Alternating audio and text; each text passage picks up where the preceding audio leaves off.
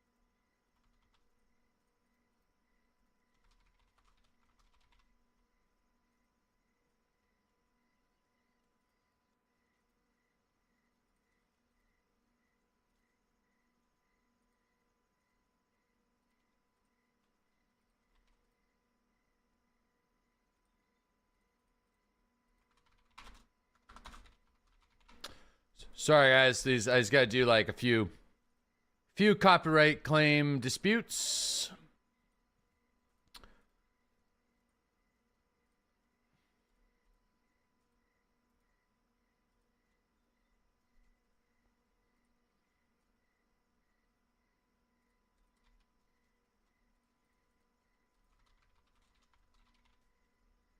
Then I got to turn off that music, dude. Sadly, the Danheim music is getting copyright claimed, which is super annoying. Because on his website, he says you can use it for gameplay streams and stuff. It's not, but it's in the game. Yeah. So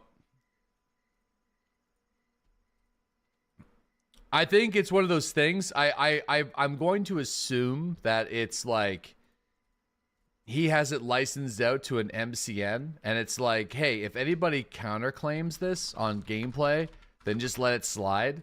But if anybody's uploading my music, just the song, then keep the claim. So, all right, that should be good. All right, everybody, good morning. Welcome back to the channel. Good to have you guys here. It's been a weird morning for me, but we're here. We're live. We're ready to go. Catch me outside. Yeah, the music is sweet. Dude, the music is awesome. The music is awesome, and unless he changed it, specifically on his website, he says, hey, like, if you're a live streamer or if you're making video game content, you are actually, like, good to go. Like, you can use my music. It's, like, fine, but, you know, YouTube differs. YouTube's like, well, or no, it's not YouTube. It's whatever multi-channel network he's with is like, well... Nah. No, thank you. So, anyway, but that's all dealt with. Dude, Danheim and the Bannerlords, the winning combo. Oh my god, dude. Absolutely. Well, you're gonna have to get ready for that because we got Wild Sales coming out in like a few weeks, and Wild Sales introduces a new faction called the Nords, which are specifically Viking Raiders. It's a whole Viking Raider faction. So, which is kind of sweet. Yeah. Yeah, it's pretty cool. Fuck the Sturgians, I guess. Yeah, I don't really know what's up with that. I think it would have been a much better choice to do like some sort of like Chinese inspired or Asian or Southeast Asian inspired. They're soon to be even less relevant. Oh my god, I know, dude. It's brutal. Yeah. It's brutal. Do do do do do do do do do do do do do. Uh DMCA sons of bitches. Yeah. Yeah. Uh who the hell is going on with this guy? Who are you? Yeah, Yo, you gotta relax. Yo, Chief O'Keefe, thanks for the 16-month resub. Welcome back. Really appreciate it. What's going on? Listen, man, it's summertime, baby. Dude's on meth. The guy's either 12 years old, huffing the galaxy gas, or a little bit of meth. For real, this guy. There you go. Huffing the galaxy gas. We got it. The clue, it's been answered. The bots get fired up. Yo, we got post show. Thanks to that 2-year sub. Text 10 seconds away from timeout.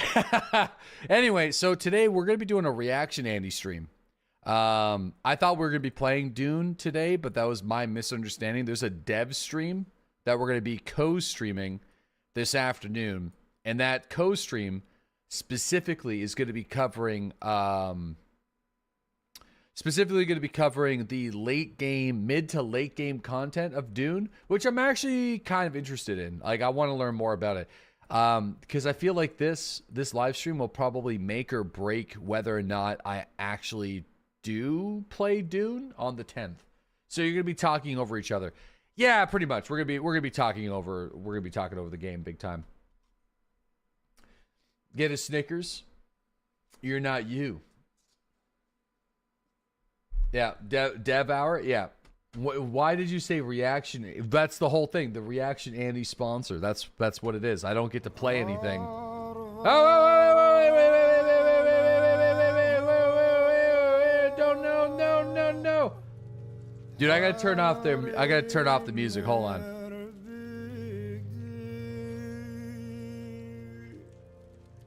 I don't really know what this guy is. Hey, listen, let's give him the hot 600,000. You can come back in a little bit.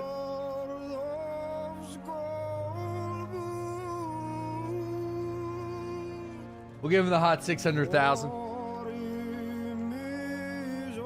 Dude, 600,000 is a good timeout. You're playing with your food? Listen, man, it's too much playtime.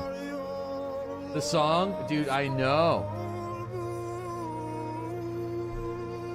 Anyway, well...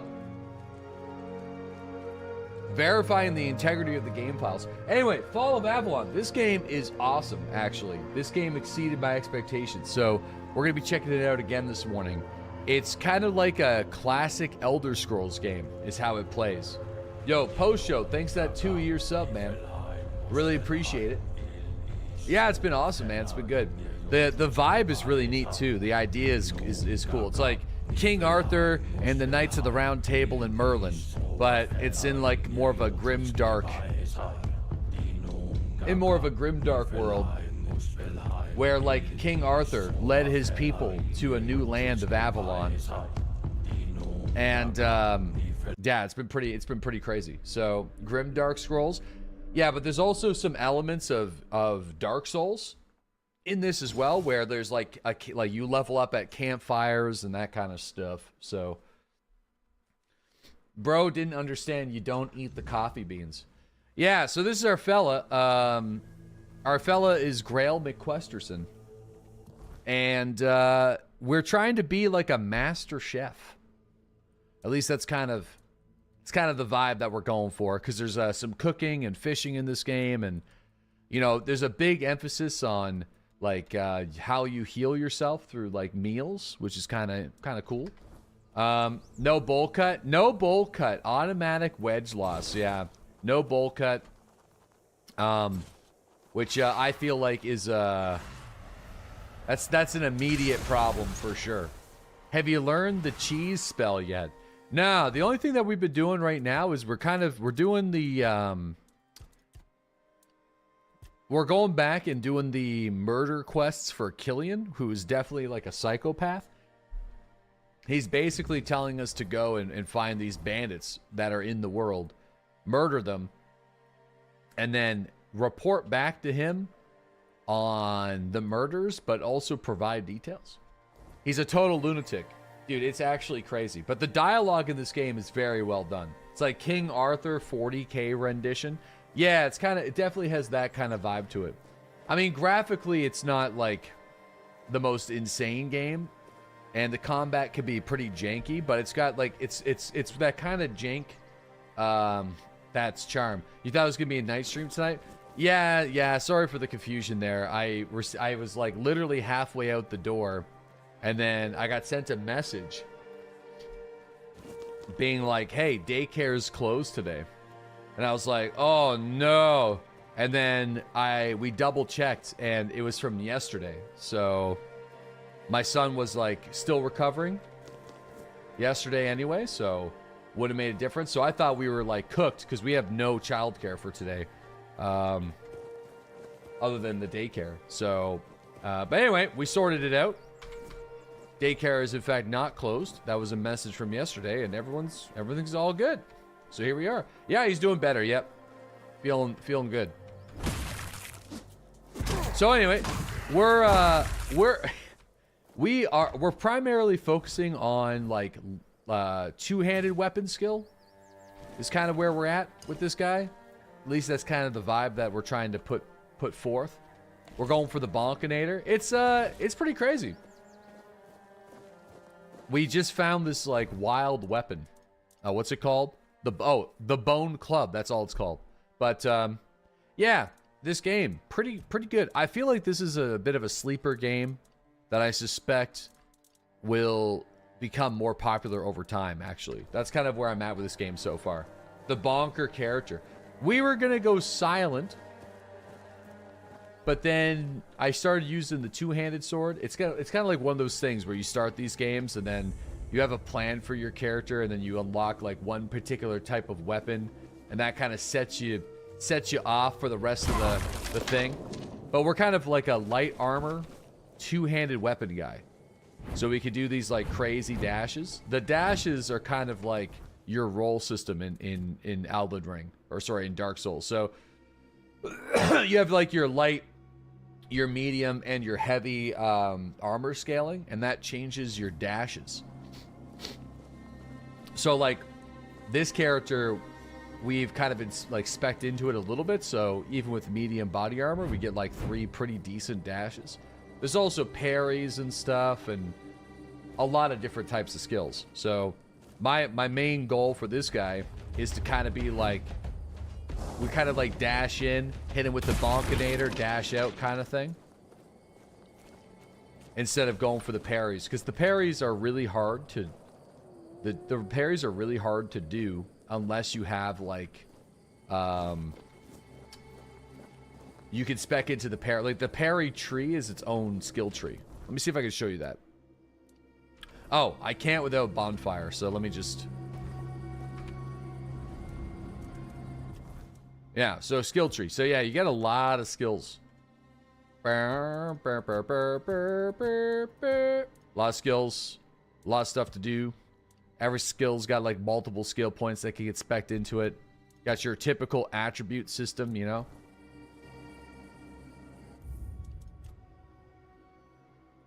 Hold on here. Sadly, I think I'm going to turn the music volume off in the game just because I got so many DMCA claims from yesterday.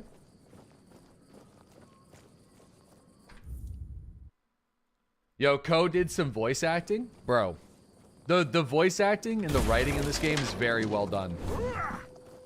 Probably one of the standout features of this game actually is the dialogue with the random NPCs that you run into. Dude, we're getting powerful, though. I feel like we were really weak, but now I feel like the power creep in this game is pretty bananas. Oh, yeah. What is this game? It's kind of like if an Elder Scrolls game meets like a Warhammer game meets like a Dark Souls game. It's kind of the vibe. Oh, God. All right, hold tight. We do got some summons. I got some summons, but we're getting absolutely killed right now, so just hold on. I can summon some wolves, and then I can use the wolves to sacrifice and... yeah, there's a third-person view, but whenever you go into it for the first time, they're like, hey, this third-person view, it's for, like, accessibility reasons. So we didn't really design the game to be played in third person, but you can play it in third person if you'd like to. But it's not really, you know, the animations are not like really smooth or anything like that. It's kind of, you know, it's kind of scuffed. But that's okay. What's down here? Forgotten Cemetery Crypt. Let's go take a walk down the crypt. You wonder what the modding scene's going to be like for this game? That's a good question. All right, fuck it. We're going to risk it. I'll just file the counterclaims at the end of it. Dark Souls Tide.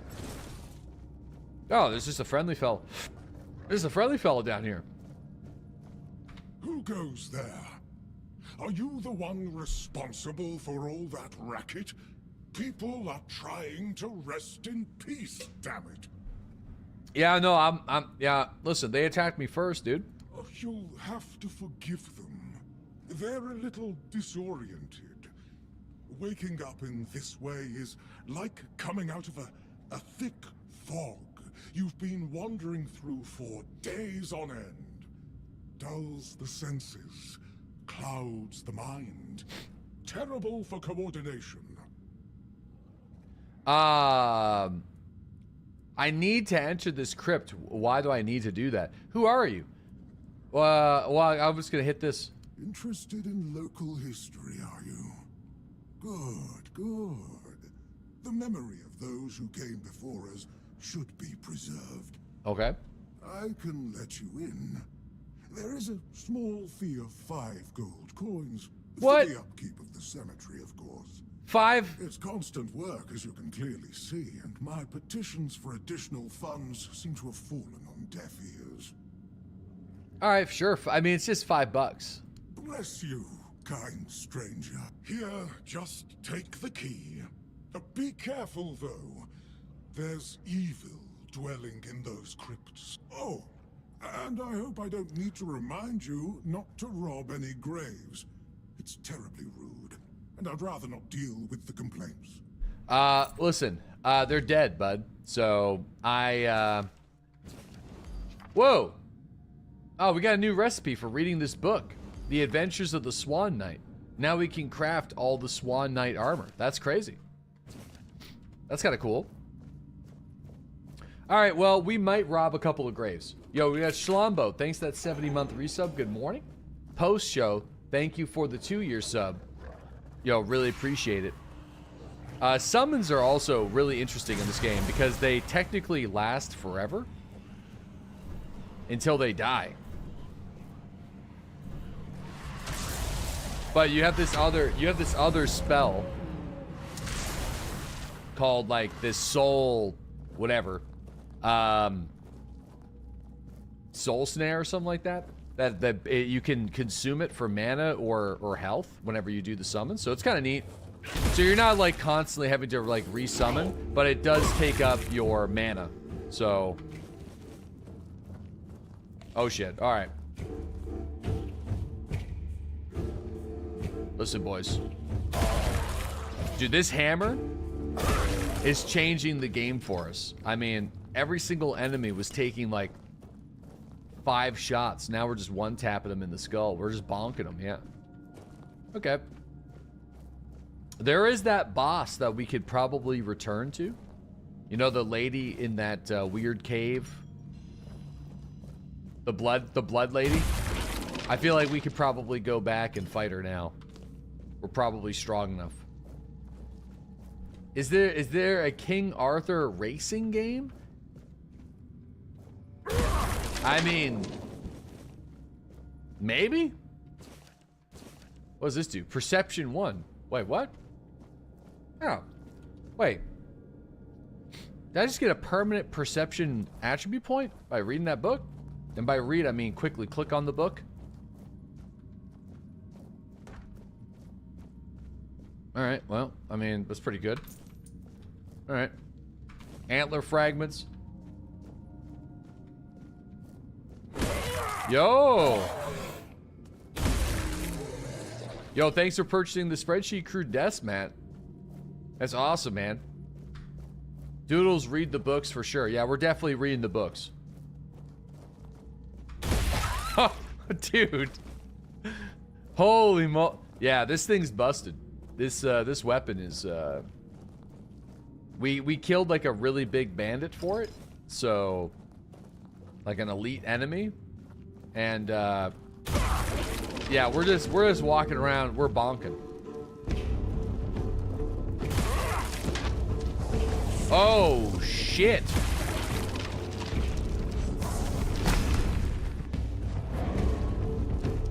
Oh damn!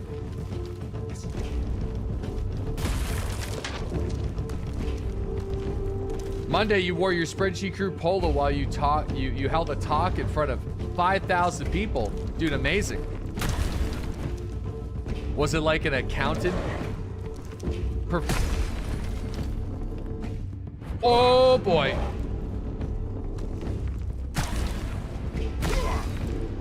Hold on. I bet you this guy one tap, so. Oh. Cracked stone sword. Oh, we do get his weapon. It weighs an absolute metric F ton and requires 10 strength and does less damage, but still kind of cool that you could just like take his weapon if you want. I mean, test how much damage he does. Nah, I'm good. This place is cool. Horseshoes. Oh, man, this guy was buried with his horse. That's pretty, I mean, you know, there's the, you know, the horse is probably in the picture.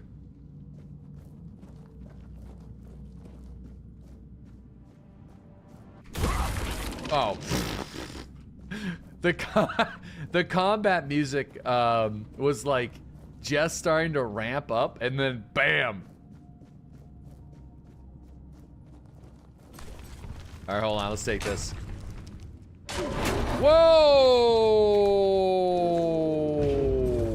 boy. Ow.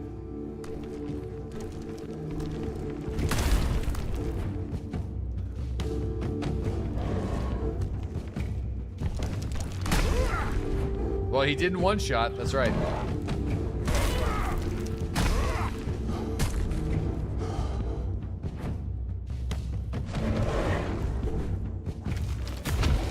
All right. No, don't keep taking these. They're too heavy. Too heavy. I am overburdened. I can't carry that. I can't carry that.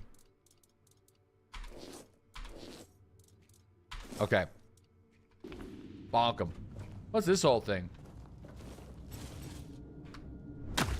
Not in town. Oh, ew. Rusty spear. I mean, I don't think the rusty spear. Yeah, no, that's probably not an up. It's not an upgrade, but that guy got impaled. I feel like there's gonna be a boss down here or something. Oh, who the fuck is that guy? Oh, he's a friend.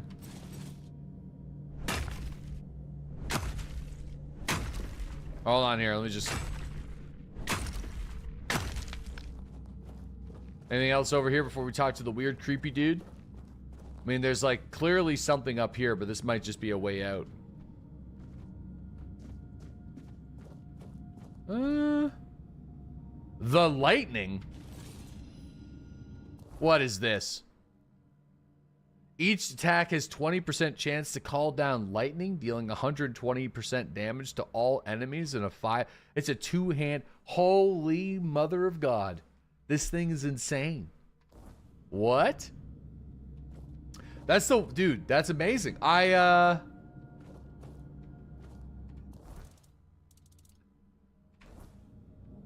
Holy... I really respect how this game rewards exploration.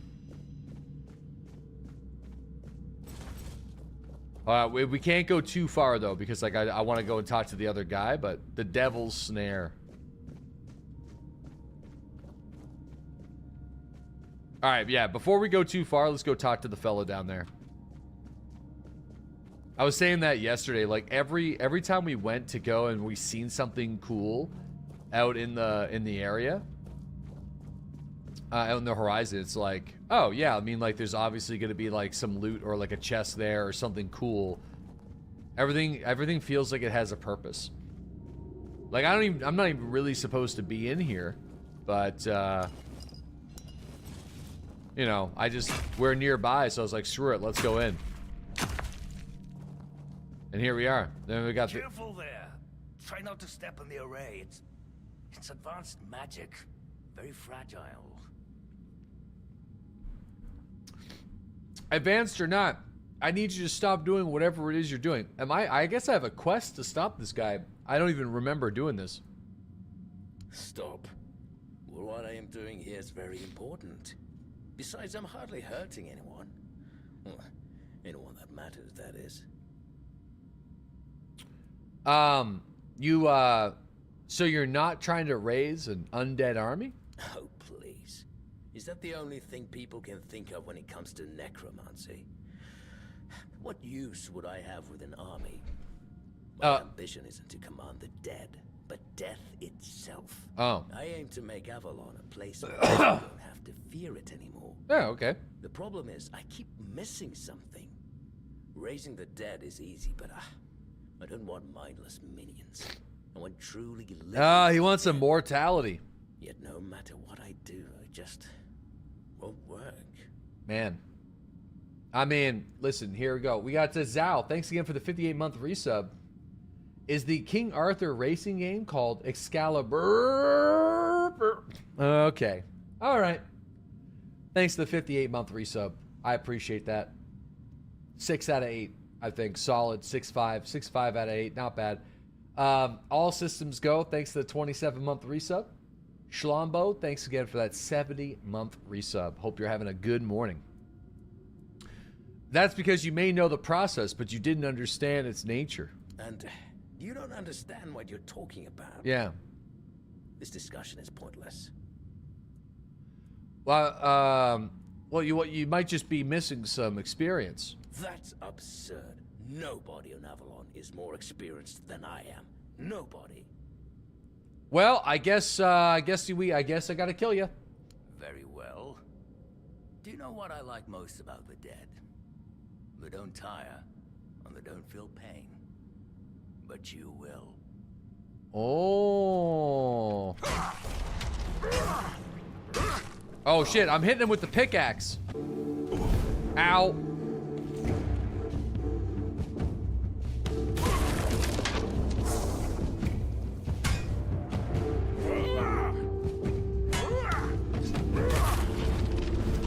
He's gonna get bonked so hard. Come here, wizard. Oh, fuck.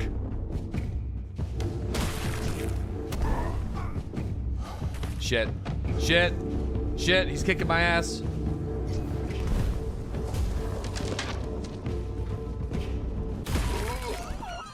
Holy shit. You know, oh my god. You know, when the Bonkinator does the... Where's my shirt? Where are my clothes? What?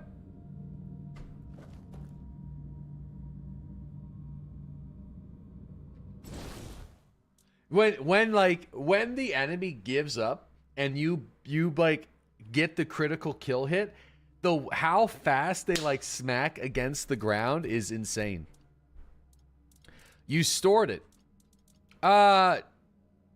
Maybe did I drop it?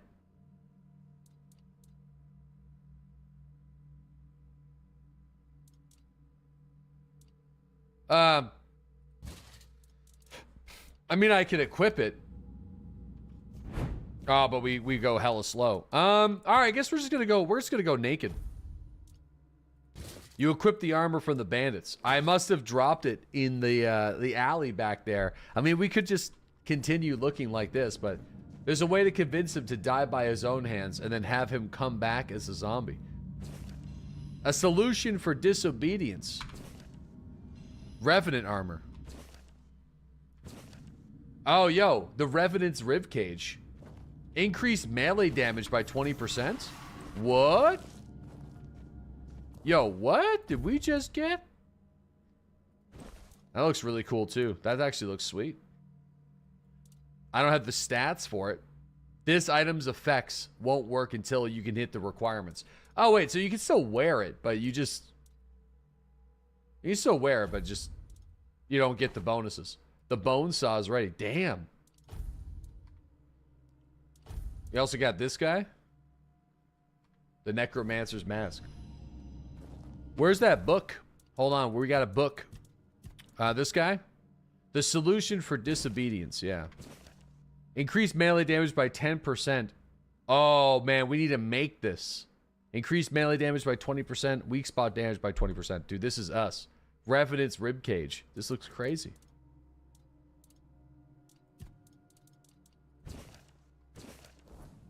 Alright, well.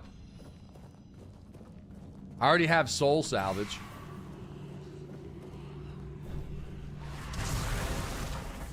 What's he doing over here? Blood clots, spoiled meats. Monster blood. I mean, we can make some stuff at the alchemy station, so we might as well. I love how, like, healing potions are just booze in this game. Fish oil. Yeah. Alright. Well, damn. We got a really sick two-handed weapon that we can't use just yet, but it's awesome. And the ability to craft some body armor that I feel like is going to work really well with this character. So I'm pretty happy. This was definitely a happy accident for sure. Get them omega 3s. You're just the wannabe? Yeah, I can summon wolves, but that's all I can summon right now. But I don't need to make a summoner. I just, oh, here's another keeper. Oh, my posture is so bad. Posture check. Oh, dude, I've been shrimping so bad lately. Posture check. A practical guide to profitable body armor. Yeah. Wow. Flayed drowners. We got some. Where's the book?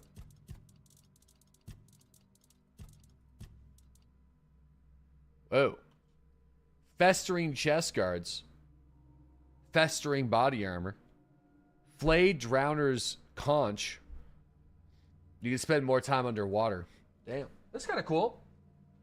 I like how there's all these different books that you could find. Oh, that was gross. Sorry, guys.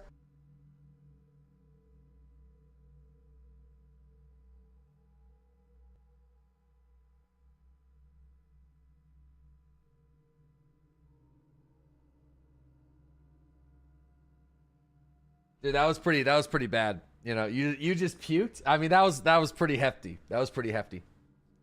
That's pretty hefty. All right, let's get out of here. I'm gonna talk to this guy. Your master is dead. Yes, I felt that. He must have been surprised. People like him tend to forget that it can happen to them too. What will happen to you now? I guess I'll do what I always do. Clean up, put everyone back to sleep, and then take a little nap myself. Someone will come along again sooner or later. We can't have them seeing such a mess, can we? What do you mean by what you always do? Well, this master wasn't the first one. I'm sure he won't be the last. This place is very popular with their kind for some reason. I mean, it is a... And they always leave it in such a state. It's not like it would hurt them to pick up a few bones and put them back in place. I guess this is goodbye. It seems so. But before you go, I have a small favor to ask. As you can see, there's quite a commotion around here. I'm afraid I won't be able to fulfill all my duties before I need to rest again. Could you take what remains of the Master and place him in a special crypt I've prepared? This feels like a trap. So inclined, a few kind words about him would be welcome. Here's the key. Okay. Well, goodbye then. And thank you for stopping by. It 'Twas truly appreciated. It's nice to be remembered, even if just for a little while. All right. Well, where do we? There's the key to the inner crypt. I mean, is it outside? Must be outside. Now I'm sad, dude. Now I am sad. I already read the book. You grabbed a chicken sandwich from Wendy's the other day, and the bread was like 1/4 of an inch thick. A 1/4 inch. Sorry, why did I say it like that? This is the other quest. So, no, I gotta go back down here. That's the quest I'm supposed to do. I like this guy, very practical. All right, where's the key to the inner crypt?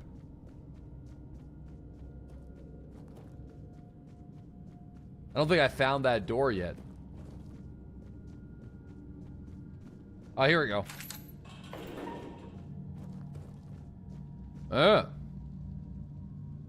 mean, there's probably something saucy down here. The first of many. Slaughtered? The first of many?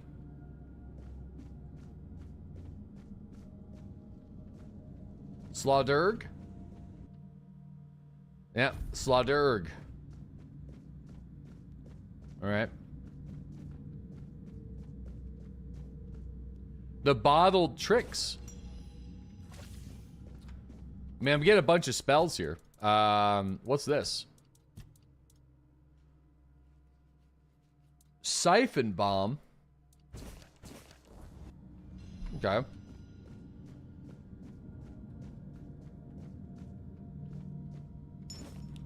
Lover's tether.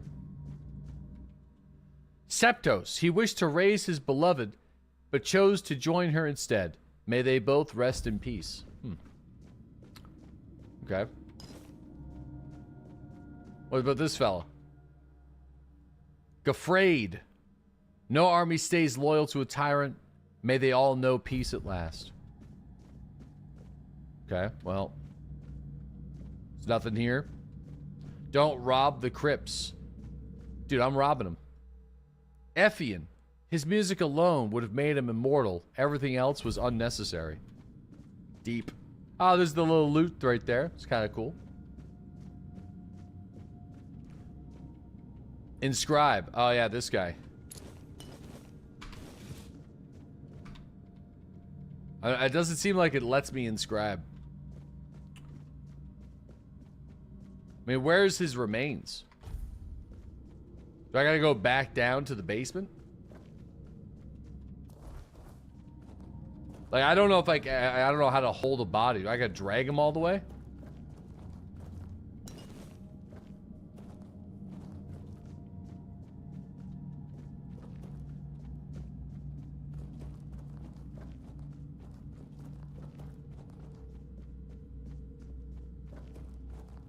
Oh, there's his remembrance.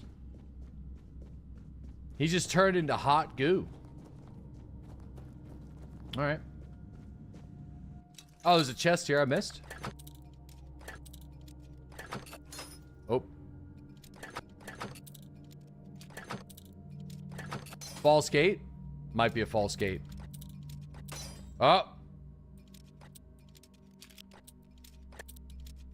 It's actually such a debase that in this game they have that, so like sometimes it feels like, you know how like you can kind of feel around in the lockpick and you can kind of get it like 80% of the way and you make a small adjustment like other games?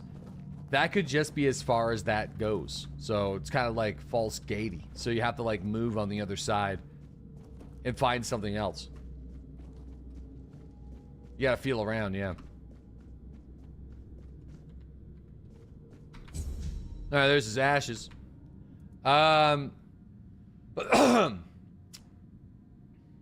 He picked a bone with the wrong person. It was a grave mistake. Despite his methods, his heart was in the right place. I mean, if he really just wanted to make life better for those that were dead, he was a fool and a maniac. Thank God he's dead now. You're all welcome.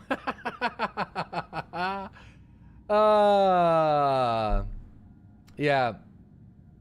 I mean, he picked a bone with the wrong person. It was a grave mistake. Kind of like that one. Because it doesn't necessarily mean that, like, he was a bad person. It just means that he made the wrong choice. All right. There we go. Where's my bag? We got more books. Okay. The dual pun. But he was a bad person. Oh, he went back to sleep. That's it. He's done.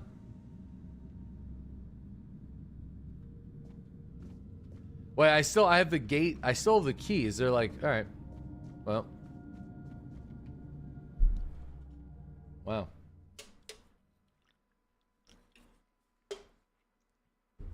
Take all his shit. Nah, man. Oh. All right. Well, I guess let's keep going.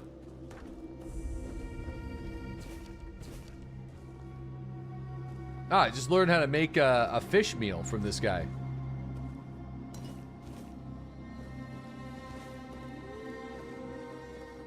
This guy just left his fish recipe. Wolf?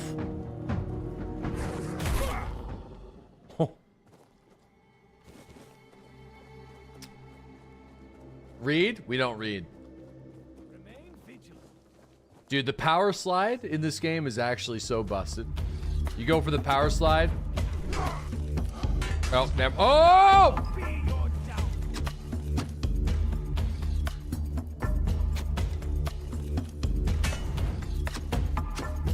Oh my god. Strike you down.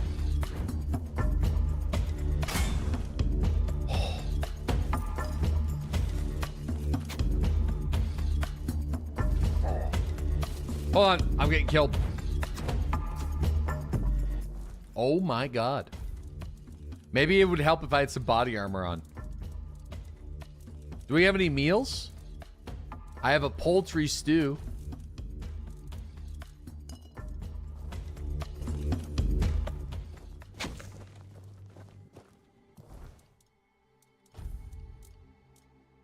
Alright, I think I can wear that.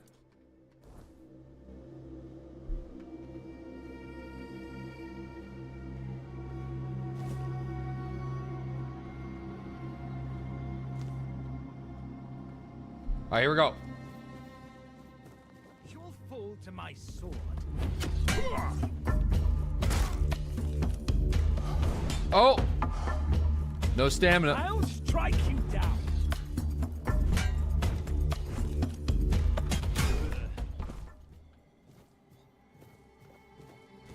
Dude. Oh yeah, copper arrows. I mean, we could start wearing some heavy armor, like, just to kind of...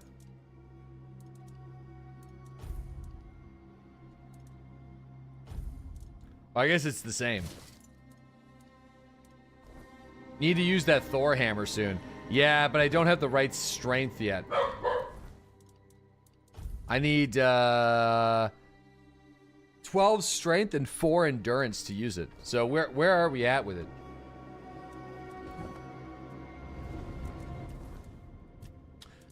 Yeah, I mean, we might as well just get the endurance.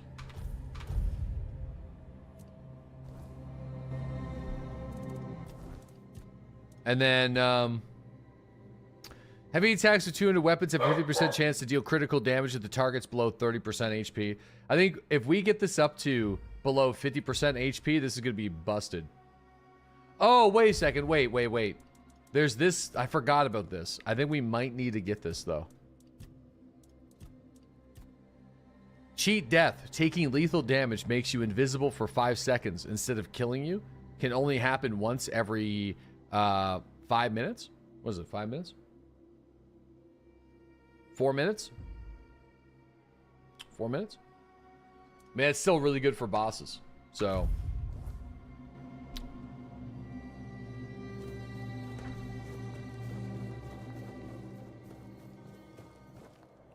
Boop, boop, boop, boop, boop, boop, boop, boop, boop. Prepare for battle. Nope. No, not necessary. Not necessary. You can just stay down there. Just chill. Yep. Don't worry about that. Did these set me over the edge? I mean, what's life like in heavy armor?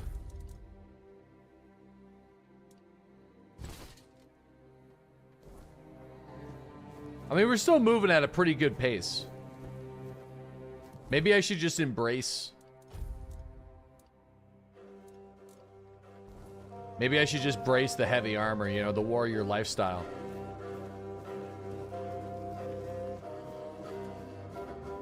Fat dodging. Yeah. Oh. Eh. We move hella slow. I don't like it. I think I'll stick with the if we could swing it, we'll stick with the mid roll.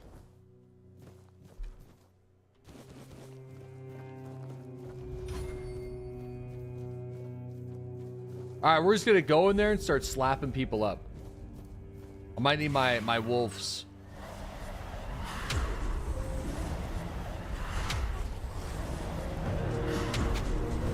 Use protection. Let's go.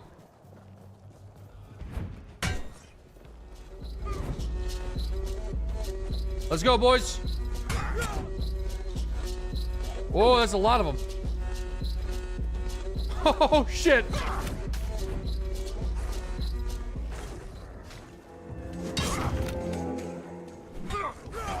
Whoa! Okay.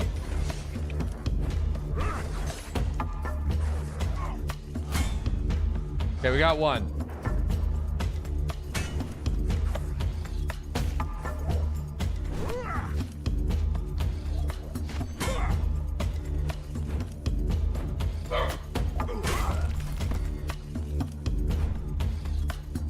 Okay, hold on. We need more wolves.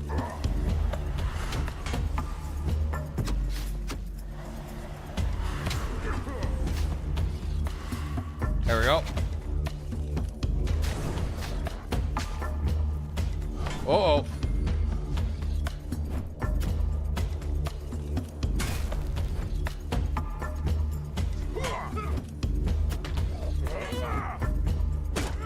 Oh.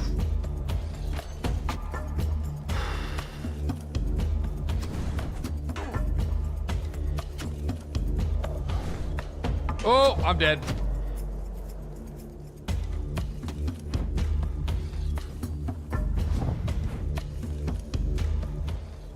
What the hell was that?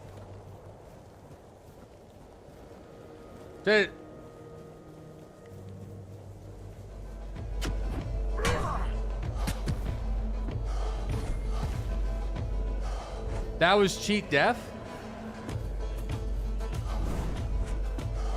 Uh-oh.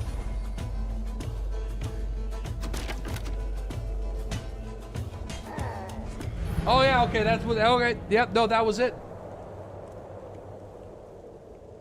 You turned invisible. It looked like I just farted. It didn't really seem like I turned invisible. It was more like you let out a massive just smoke bomb. And, man, these guys, this is hard. I think you picked up some skeleton minions. They might be better than the wolves. Stress attack? Yeah, let me see if we, what we got here. You may be right here. Explodes a random nearby corpse. We got 2 of those. Hailstorms. Oh yeah, orders. Yeah, you could summon a skeleton, but it requires 5 spirituality. I don't have it. We got blood transfusion though. That's kind of good. That's kind of cool.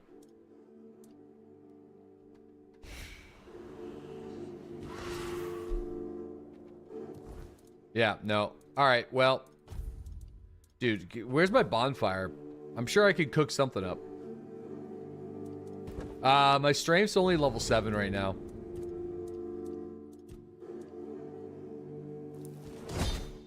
Seawall's Delight.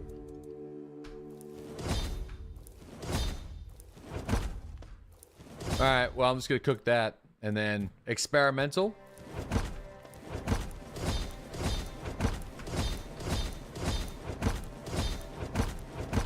Just give me some tasty food.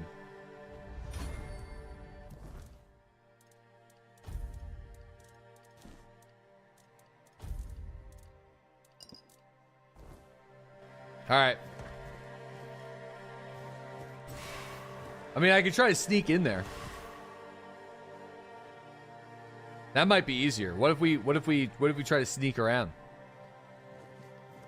Seems like a pretty big fortress. Yo, Sloppy Mess, thanks for that 10-month resub. Really appreciate that, man. Thank you very much. Hope you're having a good morning. We also got Buttleak69, thanks for that 44-month resub. We got Deco, thank you for the 5-month resub. All Systems Go, thanks for that 27-month resub as well. Good morning, guys.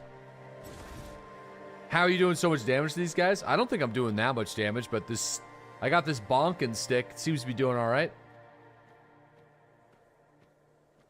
Once we get Thor's hammer, though, that's gonna be bananas. So I'm just gonna probably just rush to 12. What is it? 12 strength. Quests are definitely the best way to get experience for sure in this game too. By the way, so. At least it seems like that. We did a couple quests and, like, brought them back World of Warcraft style, you know? Just did a bulk and I got a couple levels, so.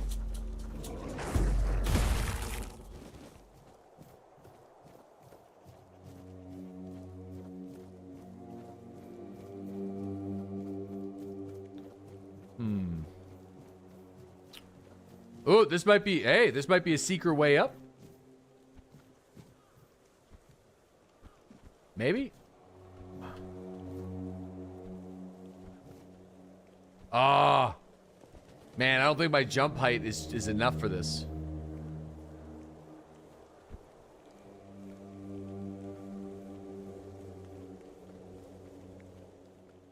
Oh. Oh, man. There must be a jumping skill.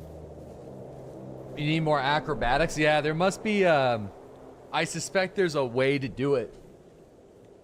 With, like, either a spell or, like, an attribute. Because that's, like, set up in a way. I guess we're just gonna have to go in.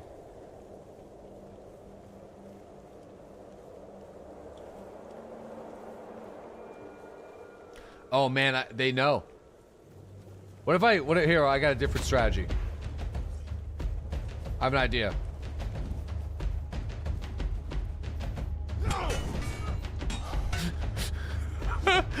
Strategy failed. Strategy failed. I was gonna try to Thermopylae it, but it didn't work that way at all. God damn it.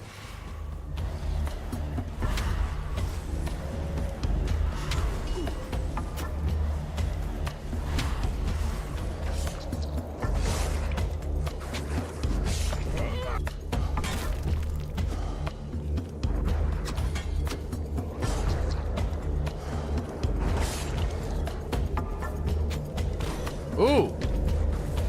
Hold on, though. What's this? Just a regular old claymore. Ooh. Ah, it's almost really good, though. That would have been an upgrade if it didn't have the bonking stick.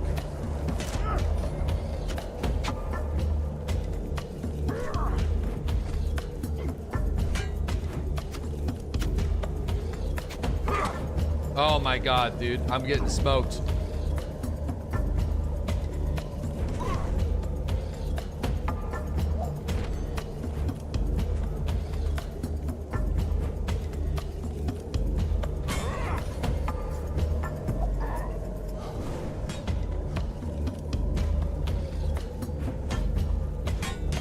Oh no!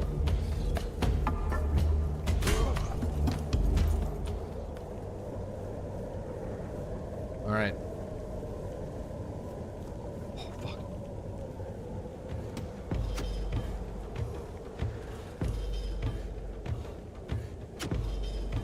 Come here, boys. Oh, nice dodge.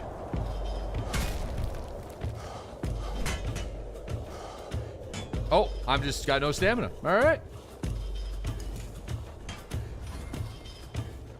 Wouldn't be so hard if you had a juiced out SA-58. Yeah, a gun would be huge right now.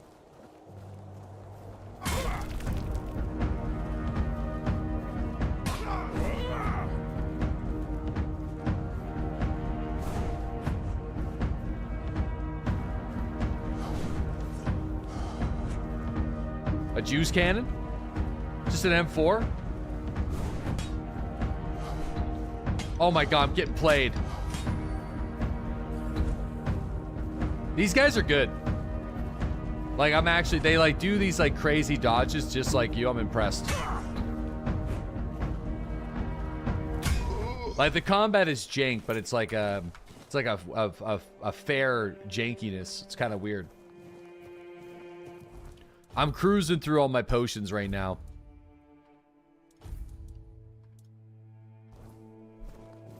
Ugh. Guess I can rock a save. At least we got a couple of them.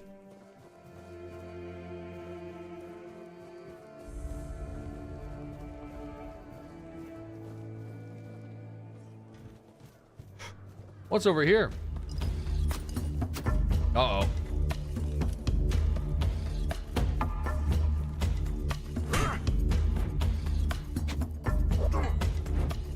Uh-oh. Oh no, I got the hiccups. Oh my god, that's a lot of guys.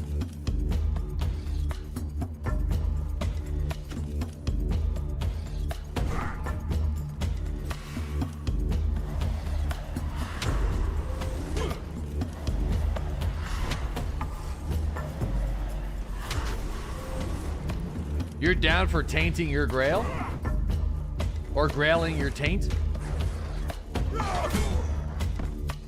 Alright.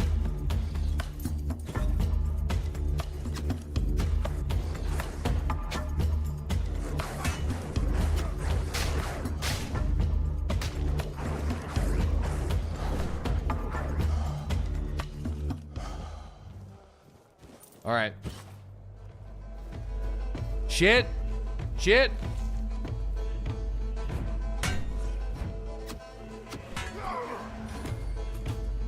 Dude.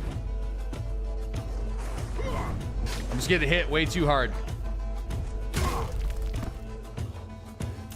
My meals, my freshly cooked meals are keeping me alive.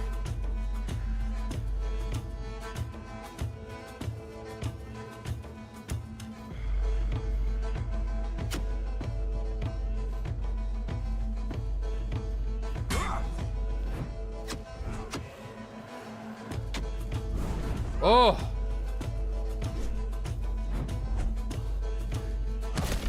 Come on, baby! Ow! No more stamina! Give me some stamina! Dude, he's so... Their dodges are impressive. Where the hell did he go, though?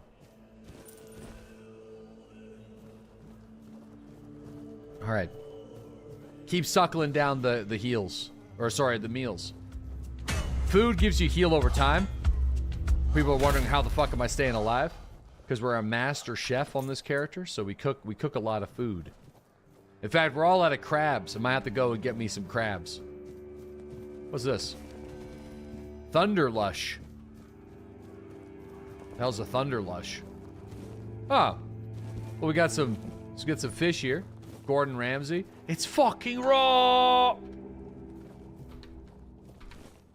Where's the lime sauce? Gordon Ramsay. Oh, look at all this food. We're cooking, boys. Hell yeah. Any more food? Oh my god. Oh man. Time to, listen, can I cook at the pot? Maybe because because I'm in combat. Doesn't let me cook. Can't be a combat chef. Hold on.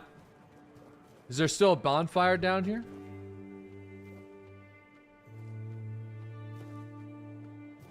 Yeah.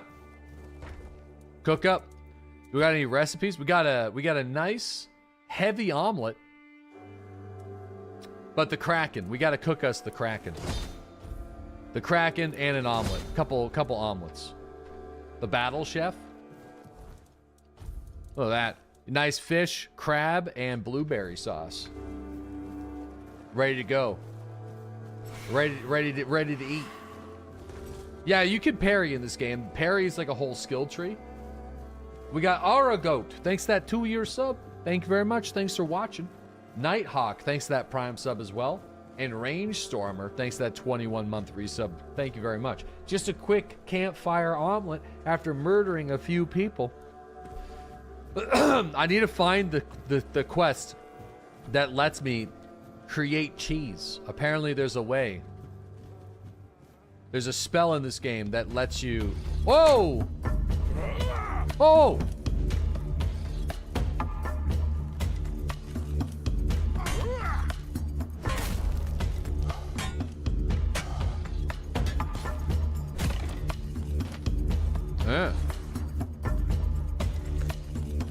Yeah. You can also apparently turn people into cheese. It's the comment that sold me on this game, actually.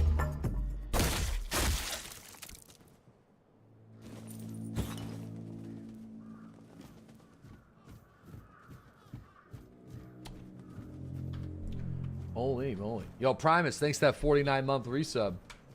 Finish him. Yeah, the finishers in this game are weird. The Tempest Alliance. Increase mana shield by 2%. Oh, this is the person I'm after. I didn't even save the game.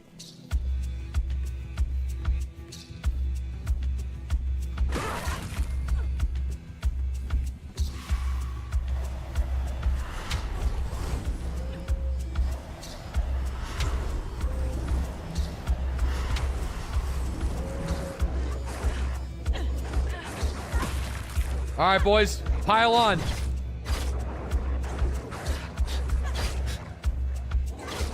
Run.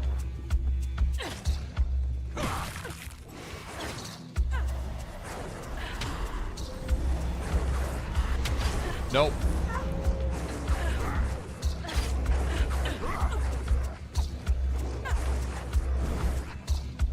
It's bonking time. Come on, lay it. There we go. All right, boys, pack her up. Good job. Back to the Nether Realm. Where'd she go? Oh.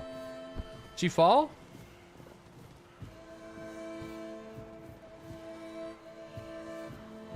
Oh. Damn. Thank God for wolves. Yeah, the wolves are... Whoa. Oh, there goes her head. I love how they're just like, you know what? We're just going to fold the texture inside of itself. Because, like, that's just easier.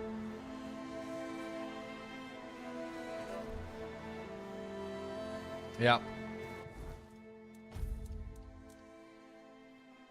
Oh, yeah. Increases sneak damage.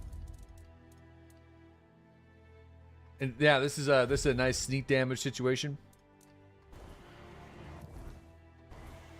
All right. Wow. This is probably the hardest little fortress yet. All right. I think we go back to the Killian guy. I think there's still one more we got to do, but I'm kind of full of loot, so...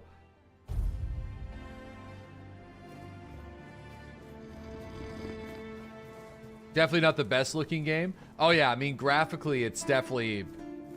from the past, but it's a pretty fun game. Please, state your business. Listen, I like to collect the bounty for the bandits. Again, you really like killing, don't you? I see that Silent Cilia has finally been shut up for good. She earned that moniker because she liked to silence travelers by slitting their throats. Well, I hope she met the same fate. I wonder what it sounds like when a blade pierces the trachea. Anyway, oh yeah, this guy's like he's like Dexter. He's really into the killing. Actually, we attacked her with 3 wolves on a canopy, hit her with a sledgehammer, and threw her down like 5 stories. You managed to kill Rusty Argo? Well, well. A few months back, he supposedly took out a high-ranking red priest. So the big shots of Camelot were eager to see him dead. But it was you who finally pulled it off. And from what I hear, He was a tough bastard, surrounded by a gang of killers. Congratulations, and here's your reward. Yeah, no problem. Do you keep bandits' fingers as trophies? I would. Yeah, I'm alright, man. Do you keep bandits? No, I don't. I don't, actually. But thanks for asking.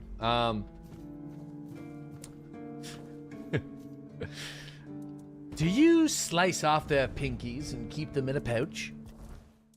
Alright, let's, the road to 8 strength is on. So we need 4 more levels before we can use that sick hammer. So, we're gonna grab, culling the herd, which increases our damage. It basically means that whenever our enemy is below 50%, we always crit. Or no, we have a 50% chance to crit on enemies below 50% HP. That's what we're going for. That seems insane. You think the giant sword needed 8 strength? Oh yeah, it does.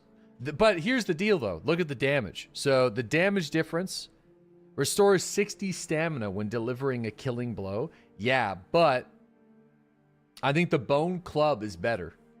After killing an enemy, attacks cost 50% less stamina for 8 seconds, and it uses up like 12 less stamina. It's got better reach than the club. Does it? I mean, oh yeah, it does have better reach. I mean, we could try it out. But I think the hammer, we can attack more with the... Whoa. Dude, I can only attack once with this thing. I mean, we'll see. We'll see how it goes. Alright, I'm gonna drop off some stuff.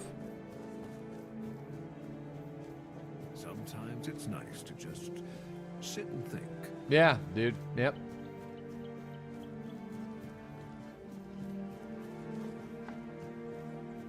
Dude, your guy went from chef to bard, and now he looks like Hannibal. I mean, I could hide the mask. That might... I feel like we might have to. We're starting to look a little too cool. Ah, there we go. We gotta let the goatee rat tail breathe. All right. Gotta let it breathe.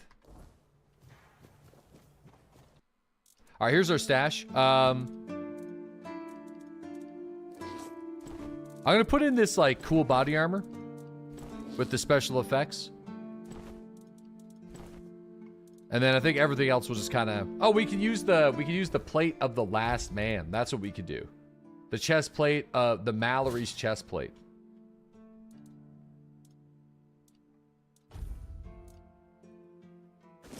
All right. So now hear me out, okay? I understand that this is not the greatest look. In fact, like it's, you know, it's really for the, it's so we don't fat roll. Okay. It's so we don't fat roll. I mean, we could wear pants and no shoes, but I feel like, yeah. Smooth legs. Dude, not a hair. Not a hair on these legs. Yeah, anyway.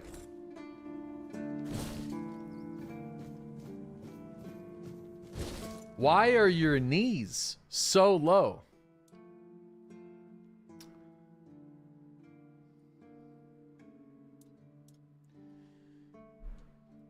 Yeah, I mean, I don't have an answer for you. I never really realized that until just now. Yeah. Long thighs run in the family. All right, I gotta sell some stuff. Afteron, thanks for that 87-month resub. Really appreciate it. Thank you. I still think we're probably gonna rock the hammer because I feel like we can get multiple attacks with the hammer, but we can only get one attack with the sword. So, oh, everyone's asleep right now.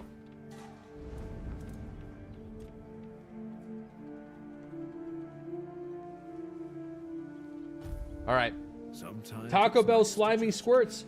Imagine living in this time period with Taco Bell, but only chamber pots. Oh, man.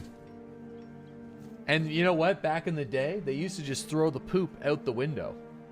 So imagine taking a shit and then just dumping your Taco Bell shit out the window onto the road. All right.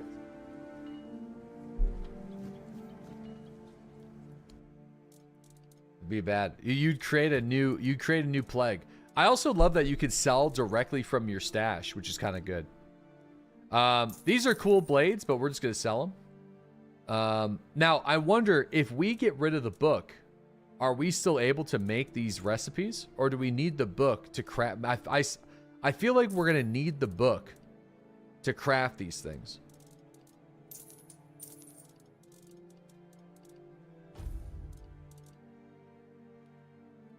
Go to the bench behind. No, as in like if I learn the recipe and then sell the book, are we still good to go? Once you learn them, you can sell the book. Okay. Dude, that's cool. The Shadow Blade's nice.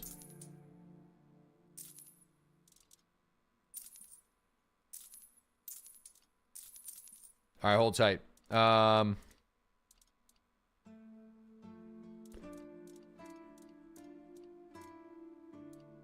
Okay. Let me see what it takes to make this body armor. Handcrafting. No shit, we can make it. We actually can make it. Oh, I need 5 perception for the Revenant's cowl, though. But we can make this bad boy. 5 perception. That's like a... I'm not going to worry about that for a little while, but that thing looks awesome. And then we got the Knight's Gauntlets. I would love to make those. Or the Knight's Boots. 1 more endurance for the Knight's Boots. Maybe we make the Knight's Boots. Since we're not wearing any pants. Vincy, what the hell are you doing, bud?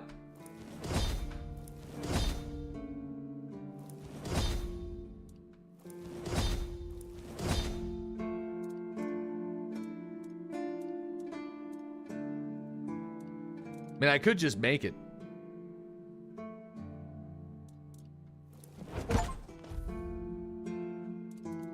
Just to have. Hold G to craft many. I wouldn't want to do that.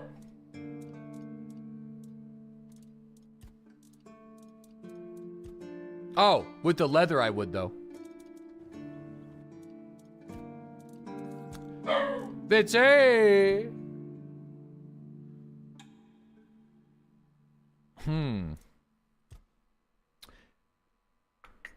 Yeah, so if we upgrade the sword, it makes it cost even more stamina. I feel like the bone club I feel like upgrading the bone club makes more sense. It's kind of where that's kind of where I'm at. I think the bone club, but I mean we could try the giant sword. Let's go try it. He would be so mad. So many broken items now.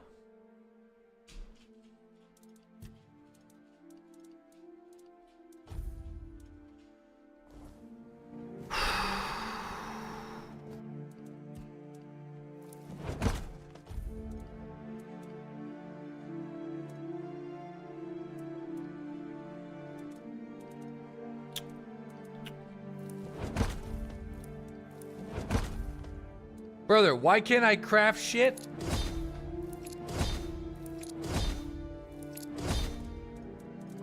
Dude, I gotta level up my handcrafting skill.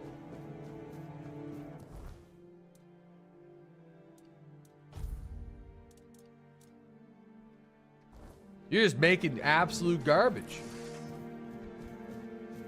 God damn, oh man. Oh. What? All right, let me see here. Map.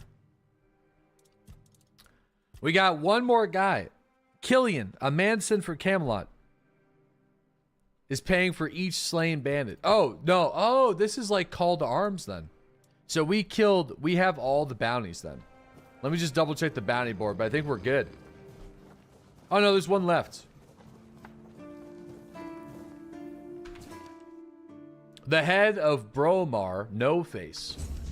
The last bandit on Killian's list seems to be... Oh. Bromar No Face. Well, I guess we're gonna go find him. He ain't got no face. I guess not. Let's go test out this sword before I upgrade it. We got Afteron. Thanks again for the 87-month resub.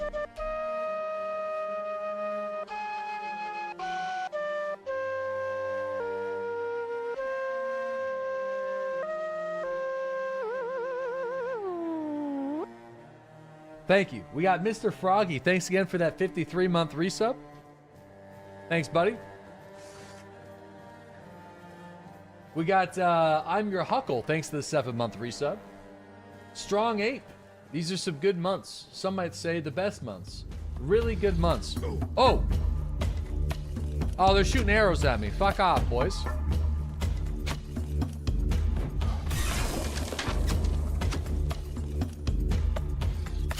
Explosive, thanks to that 10-month resub. Thanks, Explosive. Oh man. Go smack some hobos around.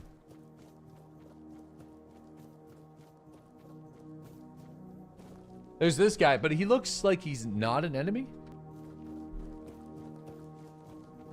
Looks like another neck. Oh, never mind.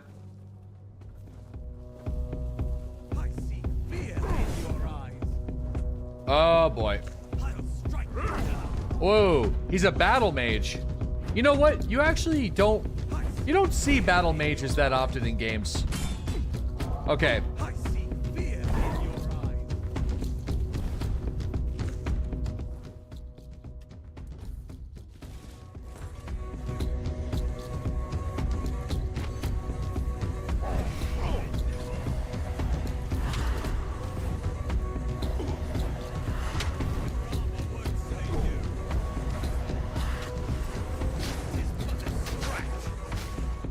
Oh yeah. No, we're gonna keep the bone club. It does more damage right now. And it has a faster swing speed. Look at all the knight's gear though. So we'll upgrade the Bonkinator. I think the sword's just a bit too... Keep bonking, folks. Yeah, the sword's just a bit too slow. These guys are just dodging everything all the time.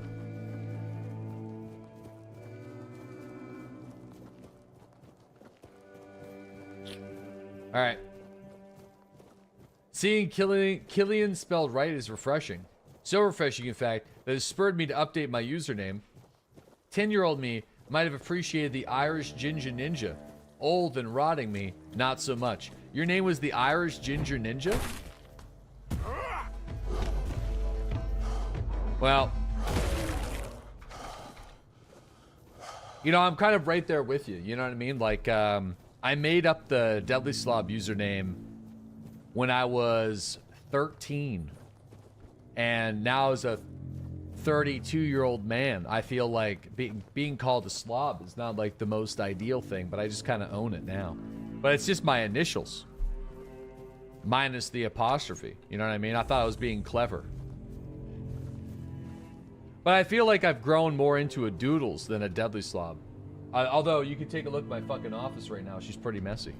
Tomb of the Good Druid. I mean... Let's just go take a look of... I mean, it looks like... My guess is the Tomb of the Good Druid. This guy healed a lot of kids, or something like that. This guy saved a bunch of children. And the only reason why I think that is because there's a bunch of teddy bears and flowers everywhere. And that's why it's the Tomb of the Good Druid.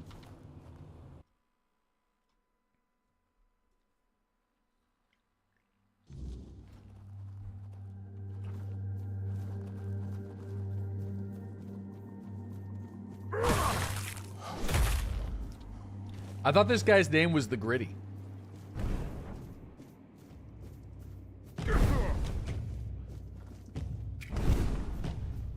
The fuck? Oh!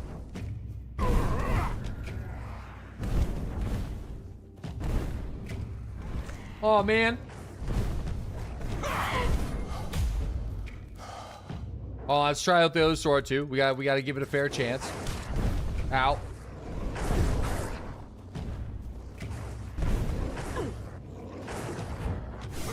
I missed. I'm getting absolutely burnt alive. Oh, these aren't my wolves. Wait, what? Wait a second. Did they turn my wolves against me?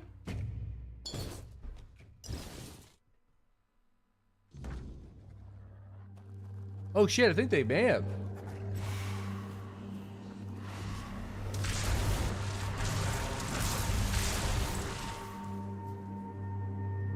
They turned on your dog.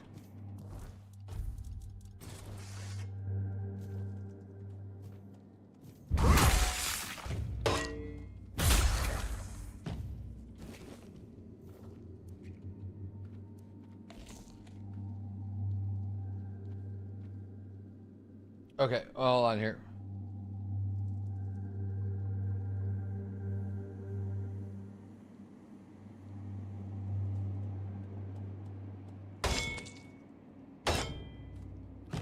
Brother, hey, I'm texting. How rude.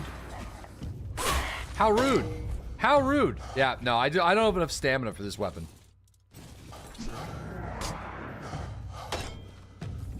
Being able to only attack once is like not ideal at all.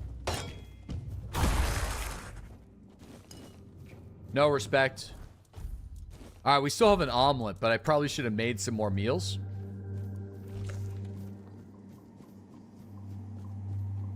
Yeah, these guys are kicking my ass, man.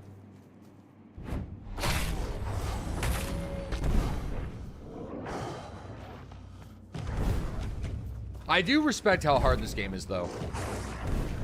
I feel like it's a weird, like, the power creep is weird, because it's like, I'm just like, I'm one-tapping some stuff a lot, but the more I move away from the fortress, the more I'm just absolutely getting obliterated, and I gotta be eating combat omelets all the time.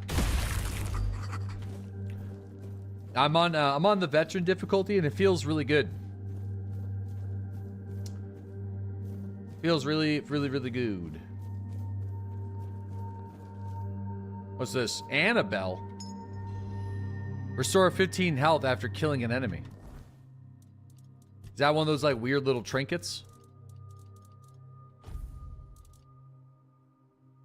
Oh, it's a jewelry. Yo, this is pretty useful. I think I would actually take that over the critical strike rating. Well, meh. Nah. I can always sacrifice my wolves and eat some omelets. 5% critical strike is 5% critical strike.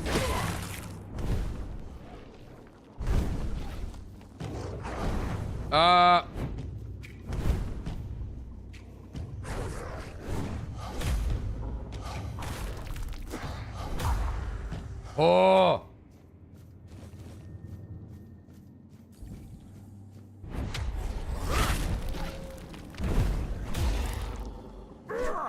Nice. Where's the hand cam? Listen, I don't think it's this type of game, but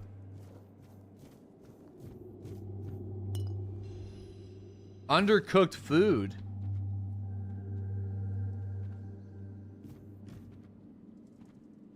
Yuck. Oh! Wait a second. Wait a minute. What was he doing with these kids?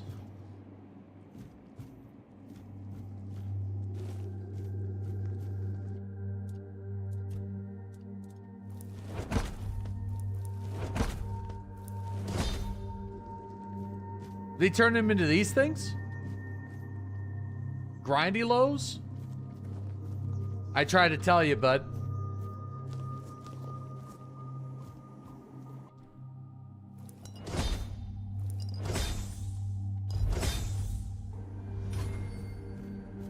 Oh no. I mean, it's It's looking like that. Lucky Charm. Those are just his kids. Here he is. The druid's friend. This is my final experiment. If it works, no other child will suffer Emmett's fate. If it fails, then only the god knows what horrors will be unleashed. Everything is ready. Now all I can do is pray. Pray with me, children. Well, it looks like he fucked up. Looks like he fucked it up. He's dead. So he definitely messed up the spell. I'm your Huckleberry. Thanks again for that 7-month resub. Thank you very much. Appreciate the support, man. Mr. Froggy, thank you for that Prime 53-month resub. And Godwin, thank you for the 4-month resub as well. Maybe the children turned into little gremlins. No, that's kind of what I think. I think they kind of.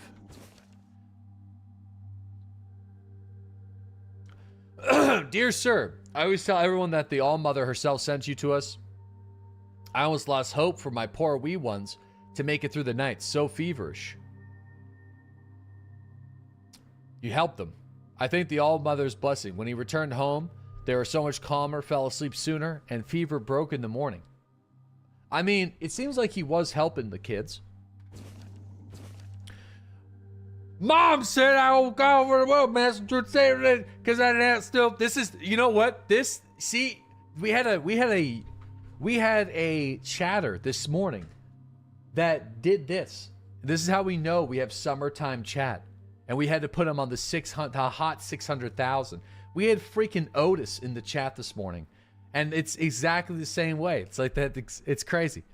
Because now I still play Knightswood without I couldn't. Very grateful. Never forget you, Master Druid. Let's be clear. I never liked druids. So please accept a few coins. Yeah, so this guy's just out here healing kids. But then I'm assuming... Wait, dear Sedegal? Yeah. I knew he did everything possible to save her son. Ah. Some of them didn't make it. So it looks like he was trying to save some kids, but maybe why is nothing working? Oh yeah, I must dive deeper into the most primal magics. So it seems like he had good intentions initially, and he was just saving kids from like fevers and flus, and then for the more difficult ones, for all the kids he kept on losing, he was kind of going, he was blaming himself. You know what I'm saying? So then he was like, I have to find a way to save these kids. So then he just kept on going deeper and deeper and deeper down the rabbit hole of dark magic, and then probably just, that was it, you know? 5 gold after killing an enemy. I mean, that's kind of cool. The battle mage's gear. I also really respect the fact that whenever you find gear sets, they just give you the whole gear set sometimes. It's like awesome. So you're not like, you find like the full set of battle mage gear. How do I reach these kids? Oh, we got a sweet bow. I don't really use bows, but the consecutive attacks deal 1 more damage. It's cool. That's a good bow. All right, I think that's probably it. I mean, this is kind of sad.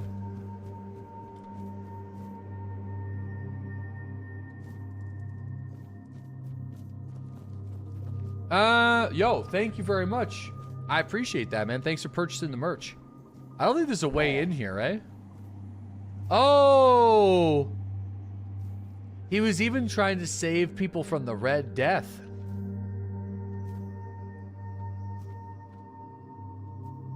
Yeah, then there they are. There's a lever. Oh, shit.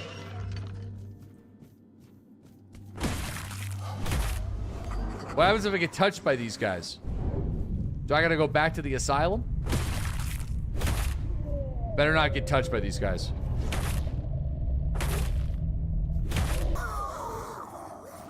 Infected skin. Okay, never mind. Instead of not wanting to get touched, I'm just gonna... Game restarts. There actually is a difficulty called Survivor difficulty, where you can only save at campfires, and then if you die, that's it. So... That's a bananas way of playing this game. I feel like I die all the time.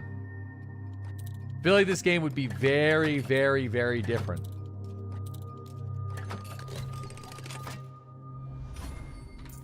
I feel like there would also be like a lot of Alt F4s.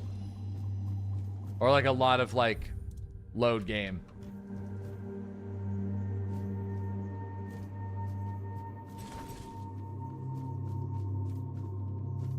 Alright.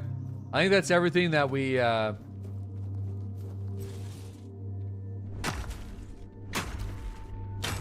think that's everything that we needed to explore in here.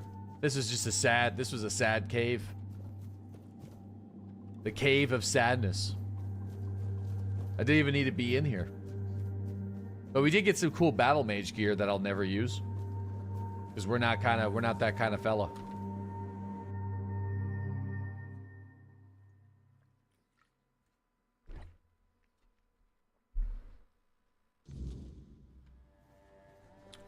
Okay. Let's go. It's a sad cave. Yeah, we gotta go kill the final bandit for Killian. Sad cave.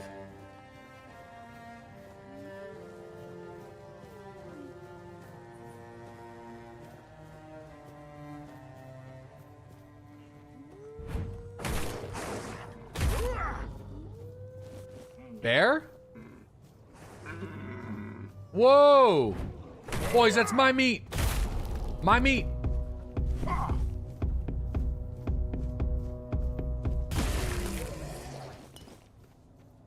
Oh, did the other wolf dip?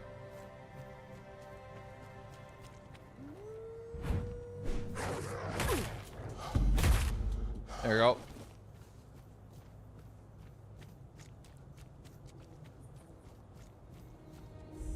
Whoa. The All-Mother's Shrine.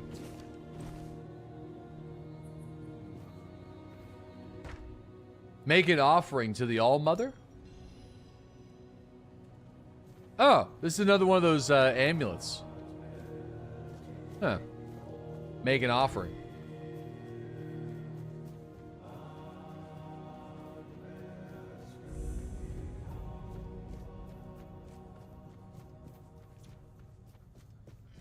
All right, let's go over here. Oh.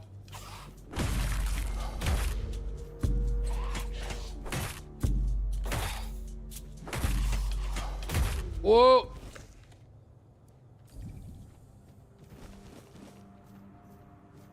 Got some red caps. Red caps are in Dungeons and Dragons, right? I feel like that's what they originate from.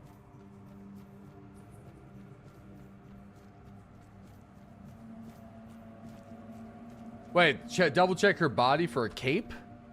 No way. I gotta go back. Dude, it looks like I'm wearing a skirt. Combat skirt.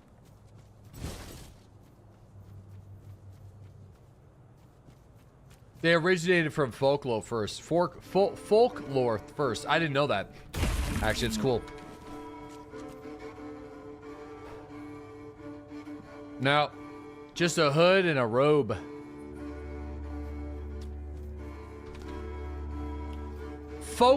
Folklore. You already grabbed the cape. No fucking way. Makes me too heavy though.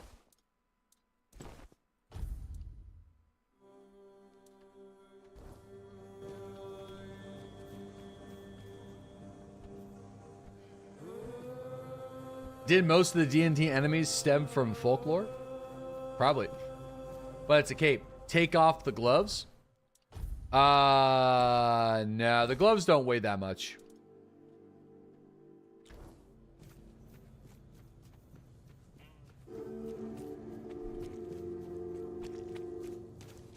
Oh.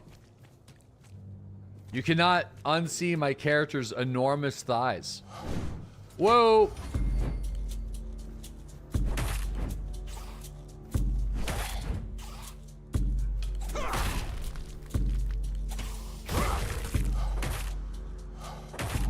Oh.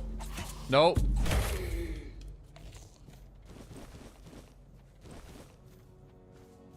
Man, these omelets are that's some good food. You want to unsee those thighs? I shave my legs for agility and speed, boys. Think of the endurance.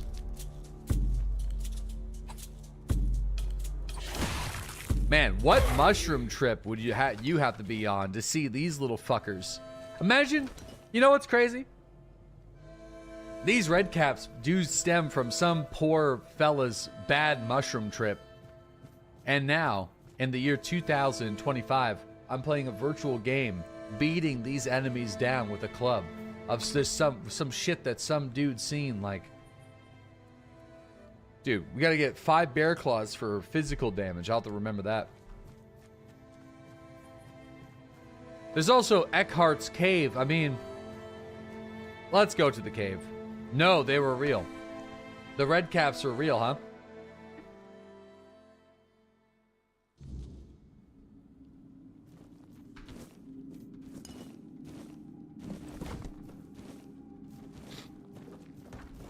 I mean, who's to say, you know, 10 grams of psychedelic Viking mushrooms doesn't transport your brain to the next dimension?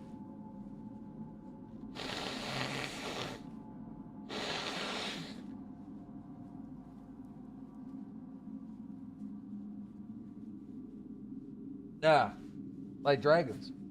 10 grams is a lot. No, I know. That's why I said 10. That's why I specifically said 10. Because I feel like you'd have to get transported. Because they're probably, back in the day, they don't know grams, dude. They're just eating around the campfire with some crazy shaman who can't see.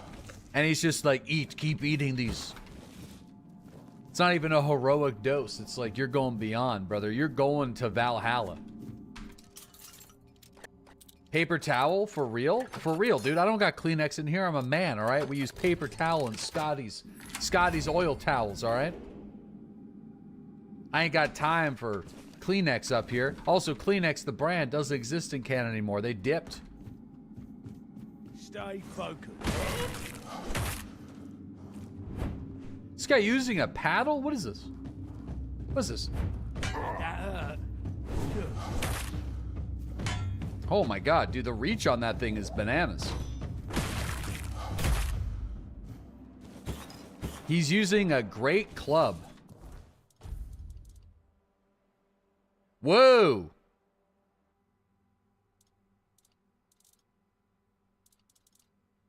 First off, how did our bone club only have 13 SP right now? What happened there? How is that possible?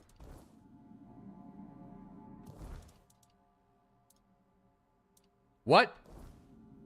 Oh, after the kill. 8 seconds after the kill, right? Old steel ring. I'm just gonna read all these books. Just in case we get something good from them. And by read, I mean just, we're gonna lightly skim. Lightly skim, really quick. I'm gonna open the book and immediately close it. Fairy tales and folk tales. These guys, yeah, these guys were having their heroic dose here. The red caps are real.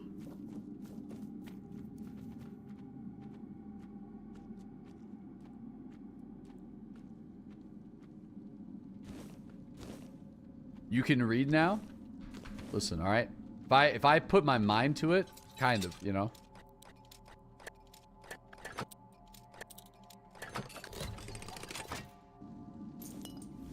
Winter's Crones. Okay. He was trained to read fast. That's right. My brain just fills in the gaps, you know? Fills in the letters. Gadwin, thank you for the 4-month resub. Wait a second. That still doesn't work. I was gonna say. Oh man, I missed Bear Joe's sub.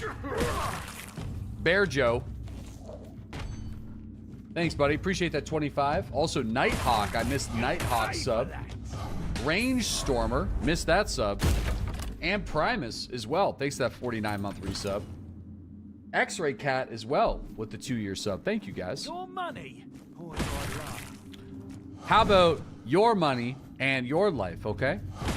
May your blade chip and shatter. Oh.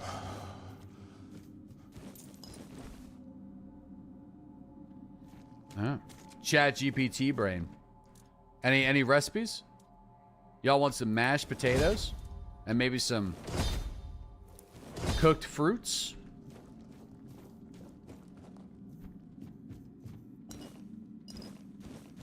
Ooh, moonshine.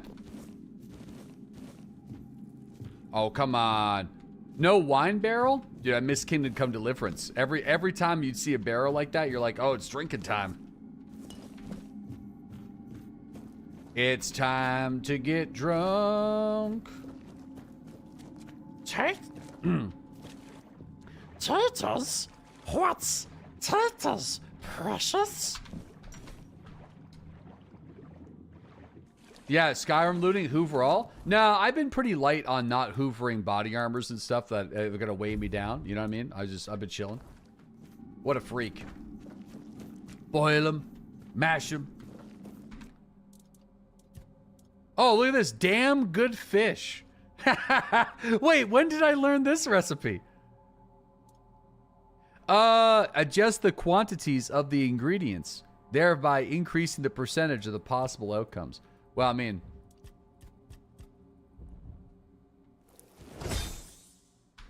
damn good fish. We also got the hunter's stew as well. Slap into fish. Where's the damn good fish? Oh, it's just fish, butter, and honey. That's actually really good. Increase max health by 15. I don't know if there's a skill. Like, I don't think there's a skill tree for cooking, right?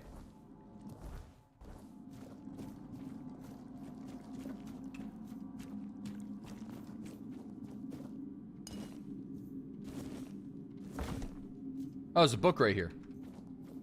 There is. Wait, how do you get access to that?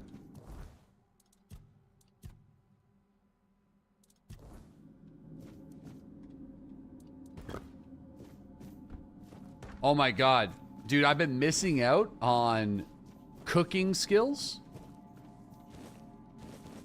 So much. We're not much of a chef. We can't be a master chef. Horns of the South. Is that all that's... I feel like we're missing something in here. Hold on. I'm just going to quickly do one more run through.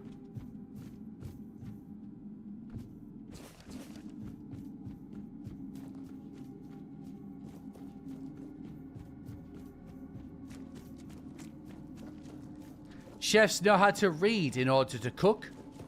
Not necessarily. Alright, we already hit that.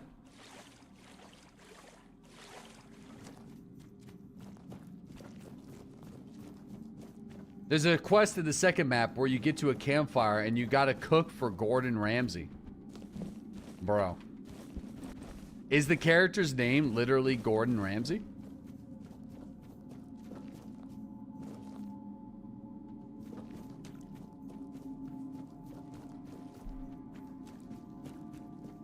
Oh, you're just kidding. Ronson Gamesy. Oh. It's made me sad. I was excited. I was like, oh, no way.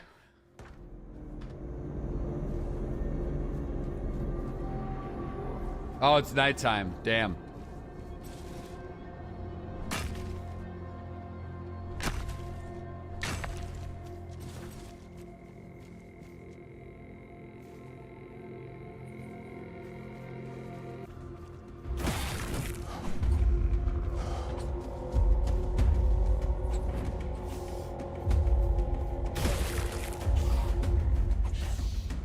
Gamesy.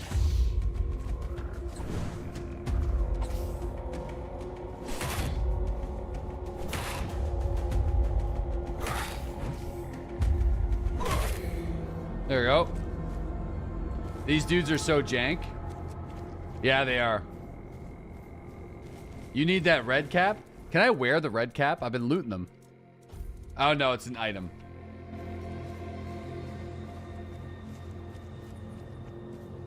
Dude, you have to find the skill tree node called the Gullible. Listen, man, I trust you guys, okay? I put my trust in you.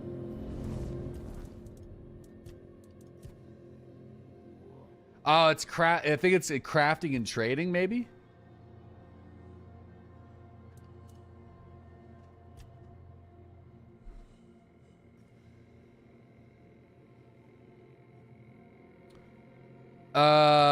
You have 10% chance to create an additional dish when crafting food. Special dishes have 50% more potent effects. Additional herbs and spices.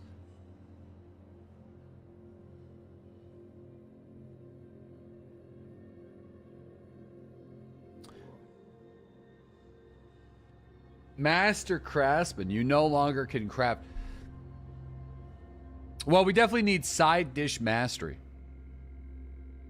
So, I mean, we got to become the master cook.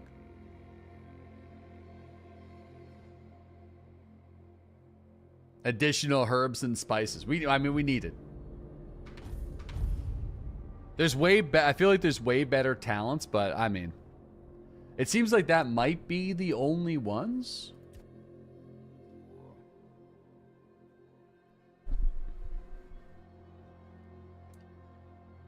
Potions are made with booze, yep. No, food regenerates 10% more health.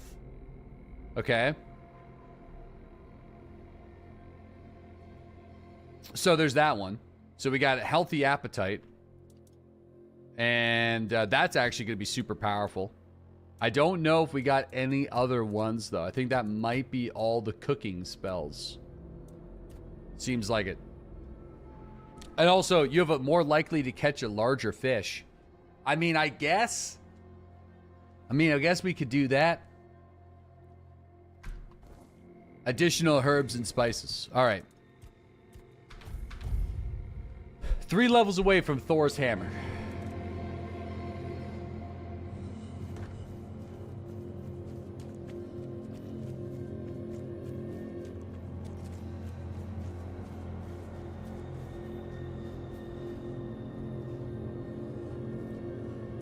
Is this literally it?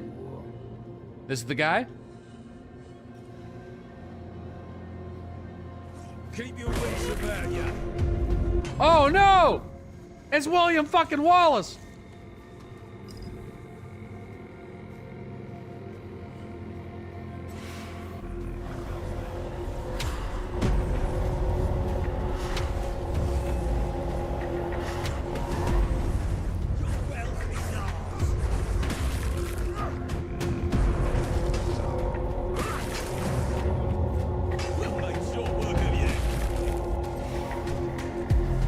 Dude, this guy hits so hard.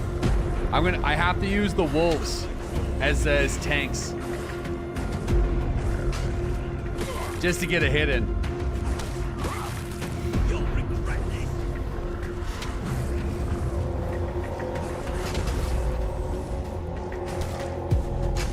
Oh. The wolves do cause some pretty serious lag though, but I have to use them.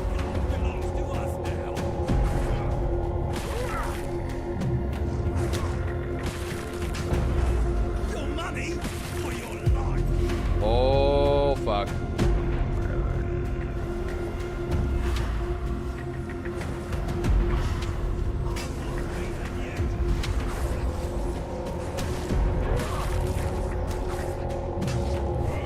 Come on, baby.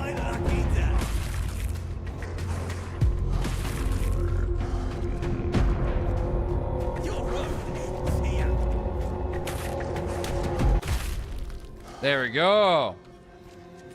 Your mummy all your life. Exquisite unidentified item.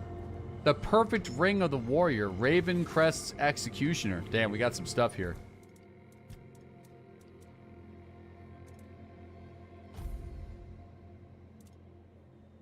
Old steel ring, maximum health by 3%, max stamp by 3%. Increases physical damage by 5%.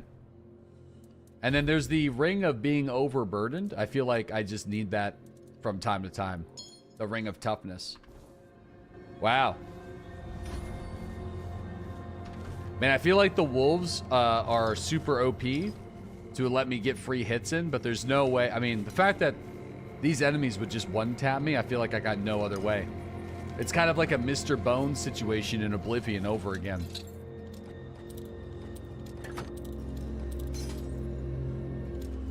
I'll take a look at the axe in just a second. It's probably going to be a one-handed axe, though. Volcanic tree bow.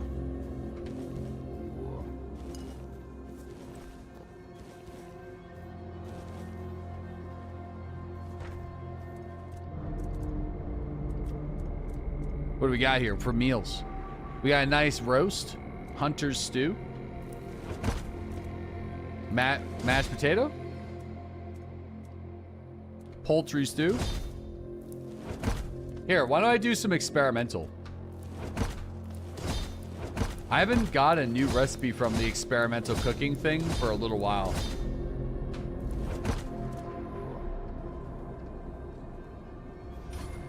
I guess it's a good way to get some experience, I guess.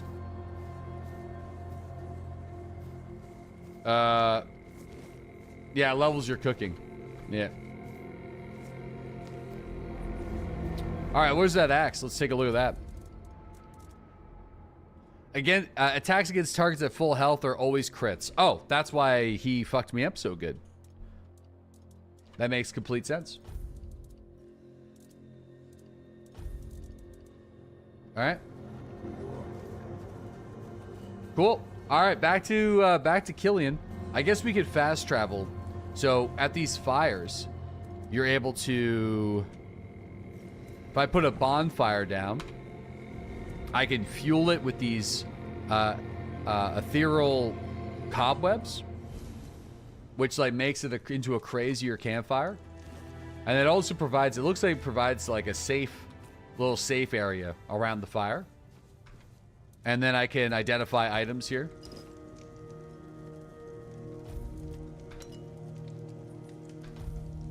And also, I can do alchemy here, which is kind of cool. But fast travel, which is also real neat. So we're gonna go back. I don't really have plans to, Lars. At least not right now, but we'll have to wait and see. You find his lack of chef hat disturbing? Dude, I know. We definitely need a chef hat. Night Rain looks like doo-doo. It never grabbed me. Doesn't look very fun to me, to be honest. Yeah, no, I'm kind of right there with you.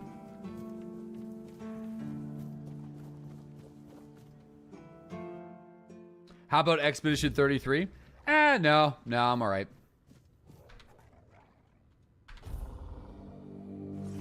I'm all right. Typical from slop. Whoa, what the hell are you talking about? Whoa, how dare? How dare? Expedition 33 is going to be Game of the Year. Now, Kingdom Come Deliverance 2, Game of the Year. Game of the Year, boys. Sorry. It's got that shit in the bag, all right? It's got that shit in the bag. Well, well. The famous Bromar. No face and no life. That savage wiped out an entire unit of Camelot's infantry. But he couldn't take you down, huh? Nope. It's like the gods themselves made you for the job. Though I'm not sure which ones. In any case, you've certainly earned the gratitude of the capital. You are truly remarkable. I've never met anyone with such an insatiable thirst for blood. I almost wish there were more bounties left. But alas, you've handled them all. Please, take this as a token of Camelot's gratitude. And keep up the good work. I hope it brings you as much satisfaction as it does me. You're my favorite. Go chop. All right. So what do we get? Camelot's ring. Ooh, increased max health by 5, increased max stamina by 5.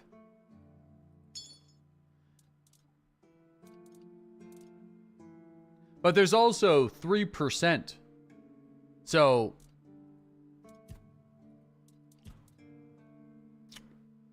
Okay, so we got health down here, 77 and 87. No. It's definitely better. It's definitely better.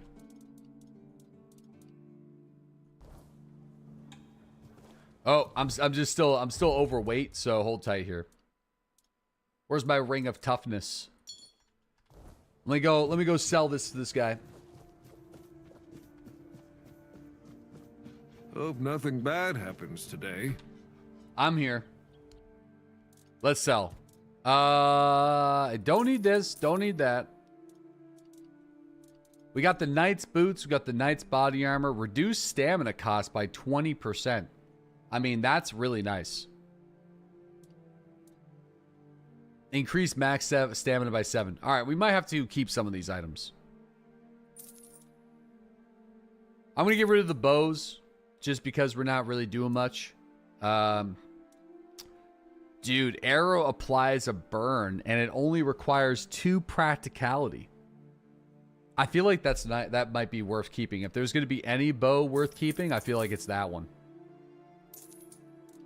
Because I feel like that one's pretty easy for us to grab.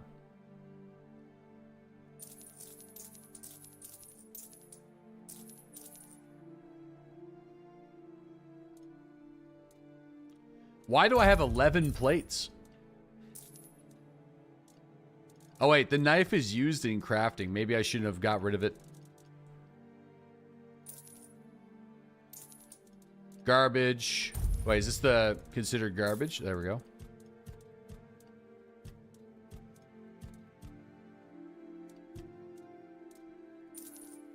Okay.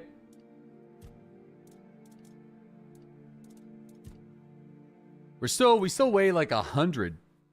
So, which is not ideal. Because you keep grabbing junk. Bone club.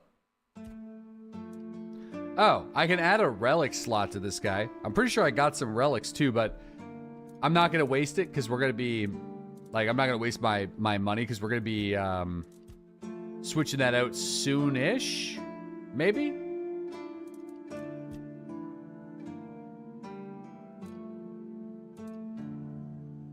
Yeah. Oh! 2 meteorite ore. I don't even know where we get that, but that's a massive upgrade. Holy shit. Look at that. That's bananas.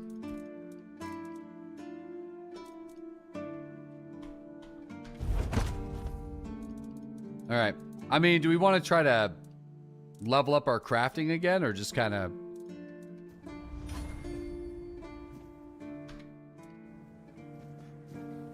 Man, oh man, oh man. All right. Well, those missions were really fun. So I think the side quests that we have to do is Orlaith asked me to find her supplies. I think it's this one. Fergus told me to speak to Marg. Oh, completed objectives. Oh, wait a second. I've already done this. I've taken care of the necromancer. I could report to Quartermaster Fergus. Oh, I skipped some steps. I already went in and dealt with him without talking to the other dude. I conveniently took care of the necromancer before needing to even... Yeah, I didn't even know. We kind of skipped a step. Hey. Yes? Did you find out what's been happening out there? Yeah, necromancer was doing some experiments, but he's not going to be a problem. Great. A necromancer. Just what we needed. It wasn't a dark druid from Legends, was it? No. Nope. Good thing you got rid of him then. We already have the Dalriada almost on our doorstep. We don't need an army of the undead to boot. You did well. Maybe it's not so bad having you here. Maybe not. I got some more tags as well. You know where to find me if you come across any more. All right, we got some more tags. Also, I would like to speak to the captain now. This guy, I got to speak to the captain to get access to Excalibur. So then King Arthur, that's stuck in my brain, can steal it. It's, you know, don't worry about it. But I want to see if he's going to let me see him now. Hmm? Listen, I solved the problem at the cemetery for you. You've done your part in proving your worth. Yes. All right. You deserve the truth. You won't find the captain at the Horns of the South. He ordered us to lock down the keep, and then he disappeared. I have my suspicions about where he might be, but I can't say for sure. He's just drunk at the Fanny Paradise? I hope I'm wrong. Okay, I'll take the risk. Tell me your suspicions. Brandon once said he wasn't We won the afraid role. to go to the Dol Riada, and the way he said it, I couldn't tell if he was joking. So maybe he went to make a deal with them? I think that's ridiculous.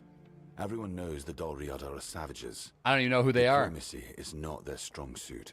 But if it's true, if the captain did go to broker peace with the Dol Riada, you'd most likely find him at the All-Mother's Temple, where One Eye and his thugs are holed up. Shit, I may have already killed these guys. Sure, I'll go. Getting into the temple won't be easy, that's for sure. And frankly, I prefer not to hear about your demise. Oh, you like Try me now, sneaking in bud. Quietly, or see if you can convince the tribe's representatives to let you through. That's the best advice I can give you. And if you do find the captain, tell him to return to the Horns of the South as soon as possible. Galahad the Pure is already on his way, and he won't be pleased to find a bunch of keepers hiding behind the walls without their commander. We'll all face consequences if that happens. All right. Cool. All right. So we gotta go. Turns out the captain isn't at the Horns. If I want to meet him, I should find him a way into the All-Mother's Temple. I think we just go in there and start bonking people. That's kind of where I'm at right now. That's kind of how I feel about the situation. So we're just gonna walk in there, and we're just gonna start slapping.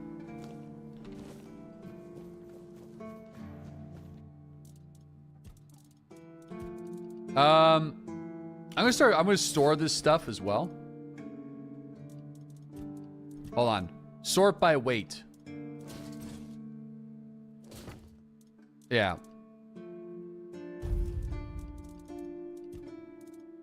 Others. Yeah, I'm just gonna store a bunch. I'm gonna store all this stuff.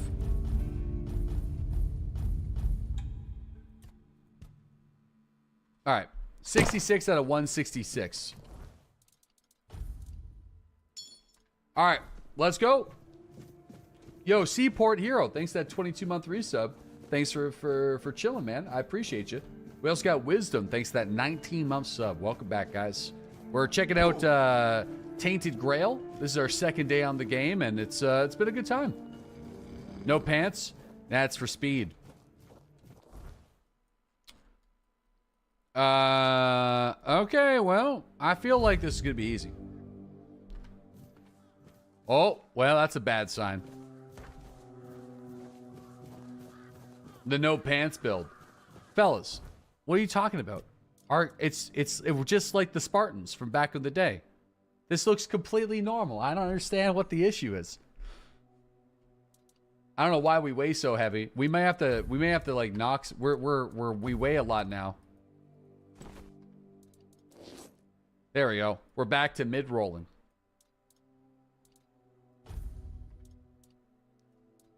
So, yeah. Everything reminds me of her. Wait, she had a goatee with a rat tail?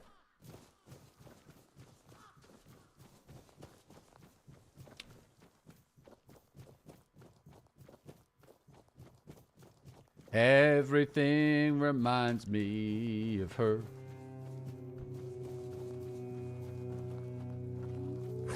Oh, shit. Oh, my God.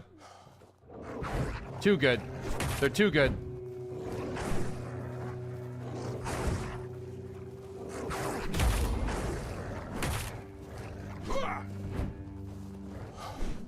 Hey! Oh, my God.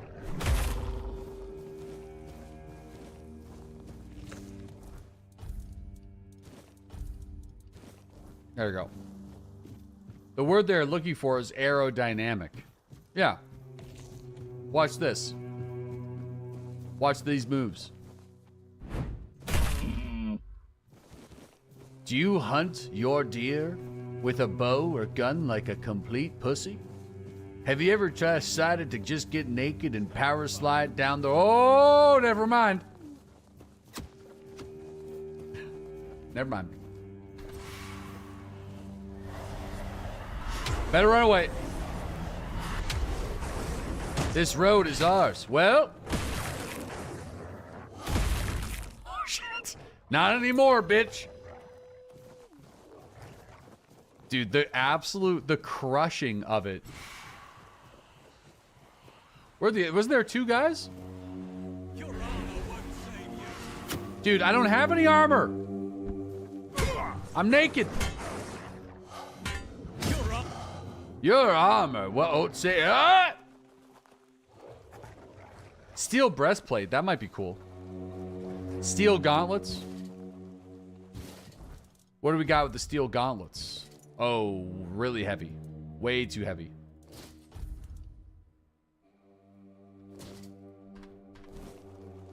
Your armor won't... Oh, boy.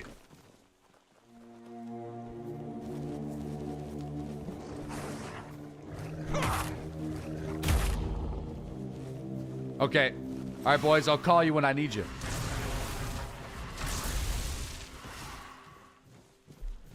Dude, this game is really sick, yeah. It exceeded my expectations for sure. I still haven't got to the quest that lets me turn people into cheese, but I'm hoping we get there at some point, because we're going to be leaning into the... we're supposed to be a chef. My primary healing is going to be different types of meals.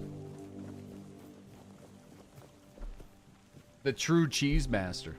I also feel like turning people into cheese would be super OP.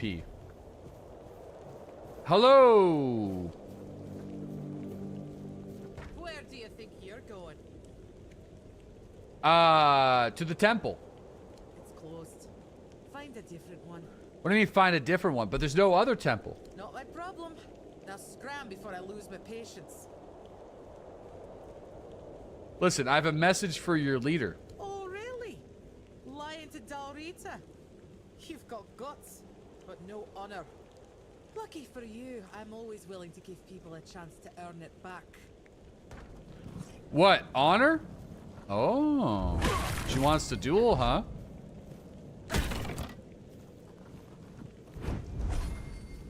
Man, she's jacked. Whoa! And hits really hard.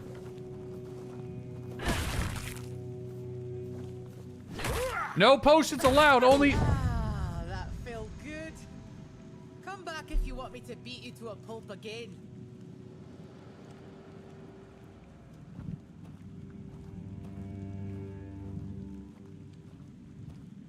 Okay. Howie, thanks for the 8-month resub. Welcome back. Hyan, thank you for the 5-month resub. She 2-tapped me. I'm back. I'm ready to go. Listen, can't you just let me go? No. Why not? Can't... Alright, let's fight.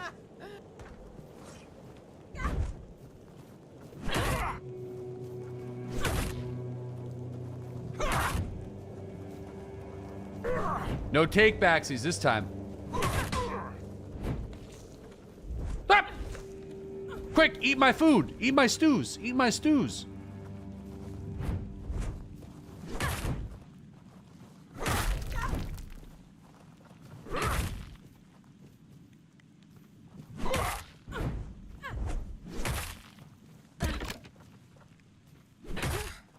It's been a while since someone bested me.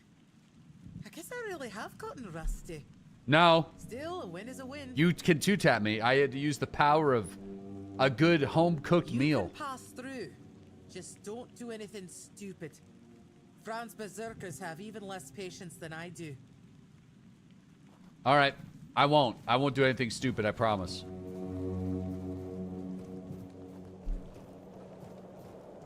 Hey, look at these guys. Whoa. Nice armor, dude. Who's this fella? Thirov? Totally not the god of war. Sobdur? Why are these guys Groder? Groder and Sobdur? You guys brothers? Also, put a jacket on. This place seems terrible. Is the stew OP? I mean, we're just a really good cook, so. The Durs. The Dur boys. Hello? Well, well. I never thought I'd see Mabin flat on her back. Especially no by the hand of an outsider.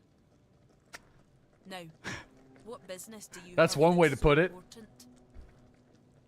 Listen, I'm looking for Captain Brendan. So, you're after that snake? Huh? I've been telling One Eye he's nothing but trouble. Sure enough, it didn't take long for another outsider to show up at my camp. Sometimes, I hate being right. Listen, you don't seem to like old Brendan very much. That man doesn't have a single honest bone in his body. He came here to make deals with us. And who knows? Maybe he'll stick to his word. But I don't trust him. Once a traitor, always a traitor. No matter who he's turning his back on. Still, I've sworn my loyalty to One Eye, and I'll stand by him to the end, whatever that may be. Anyway, he's at the temple. And before you ask, no, you can't get in unless Why? you're ready to face my berserkers. Well, can't you just let me in, dude? How am I supposed... Just let me in. And why would I? This isn't Camelot's land anywhere. The temple belongs to the Del Rida now. As for this camp, it's mine's. It's mines? And I don't trust strangers wandering around their territory. They rarely bring anything good with them. What can I do? I'm not sure yet. First, I need to see if you're really as determined as you claim. I'm not about to share our secrets. with Our somebody that's only secrets? half-committed. I am not about to share our secrets with someone so half-committed. Yo, listen, let me prove it. I've got a potion from Therov, made for my warriors. He claims his alchemy is better than what the Volker tribe has known for generations.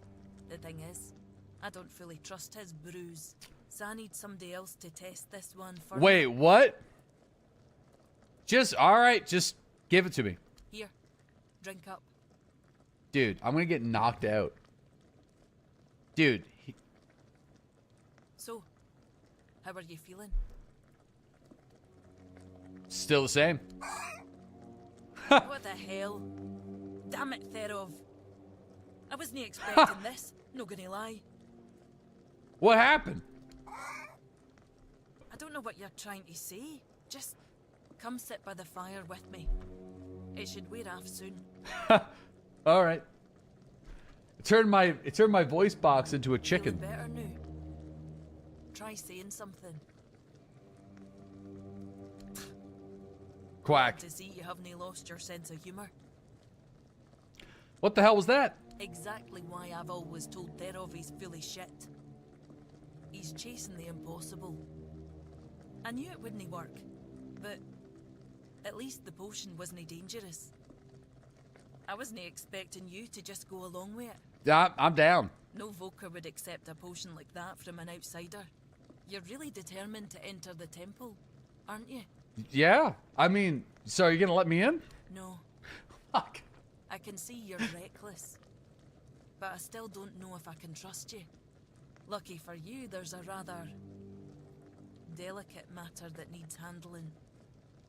Turns out, I need some help. For somebody who's no Del Rida. You want me to murder somebody? That's what you want me to do. She wants me to kill somebody. What do you need? One Eye wants to make nice with the keepers. Though if you ask me, no leveling their precious pile of rocks to the ground is nice enough already. But he says that's no enough. He's looking to make a gesture of goodwill. Show them we're not here to conquer but to forge an alliance against a common enemy. And he's put me in charge of picking out a gift to send to the Horns of the South. You got any ideas? Like maybe some flowers, like a nice charcuterie board or something? What are we talking here? Aye, I've got one. I sent some of my men to hunt down bandits and told them to collect an ear from each one they killed. I thought of Ugwi make them into a necklace. Ah. But apparently, Stringing ears on a wire is beneath his pride as an Ulfright smith. Think you could help me put it together and deliver it to the horns of this eye? Oh, I mean, gifting someone's body parts isn't exactly a well-received. You know, why can't you just do it yourself? I'm a Voker. My horns are built for wielding an axe, not threading a needle. I never knew ears were so damn delicate. I tore 5 before I gave up. At this rate, we'd run out of bandits before I ever got the hang of it. Besides, I've got my horns full running this camp and keeping everybody from tearing each other apart over old tribal grudges. I know your lot thinks we're savages, but just so you know, it's no a tradition with us either. How else would they know we've been helping? The keepers probably wouldn't notice pure bandits. They barely leave their walls if you've got a... Listen, it's a diplomatic gift, so it should represent your people, something meaningful. I could have Ugly forge an axe. Ugly? But he doesn't see because he's ugly. Difference between the Southerners and the Camlotians. Know that I blame him. As for my people, the Volkers... Tell me what I need to do! A berserker potion? The only thing we have left is the berserker potion, but that's too precious to just hand over. No. I think that'd be perfect. That'd be perfect. Teach me how to make them. Aye. As much as I hate to admit it, you might be right. If they accept it, maybe they'll accept us. If no, at least we'll be prepared for the worst. So, I'll need a few things for you. Just give me the recipe. No, I couldn't. But I could give you the recipe for a different potion if you help me out. Now go, before I change my mind. Alright. I need Iron Tooth, Moonshine, and Wolfsbane. I mean, I feel like I probably have that in my stash. But can I... Maybe this guy just sells it? Getting it. What's going on? First, you showed up here like a dimwit. Now you're walking around camp like it's nothing. I look into your eyes and I don't know whether you're made of steel or you're just a fool. But you are here. I guess that has to be enough. If you need something, talk to Vran. Go. Alright, well, I would like to get some Wolfsbane. Personally, that would be swell. Do I got access to my stat? Oh, I do. Okay, so do we have any Wolfsbane in the box?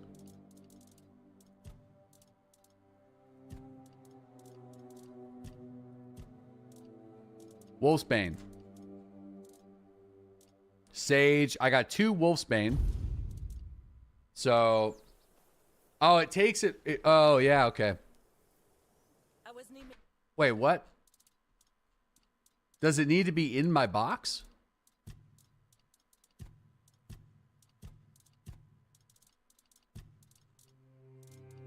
I just took it out of the box and it's like...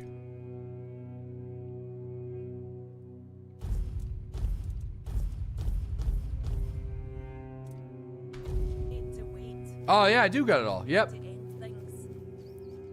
Hey. So, do you have what I asked for? Yeah, because I'm just, I loot everything like absolute goblin. So I just so happen to have everything we need. Good. Now give me a moment. Here, take this package, but handle it carefully. This potion is the essence of my tribe. It's what makes us vocal. Wait, couldn't I just like... We were once a proud people. Is there an experimental... No, I don't think there is, eh? Parting with this vial is a show of our respect. I need you to understand this. Listen, I'll make sure it reaches the horns of the south. Thank you. May Mother guide you. Ah, I almost forgot.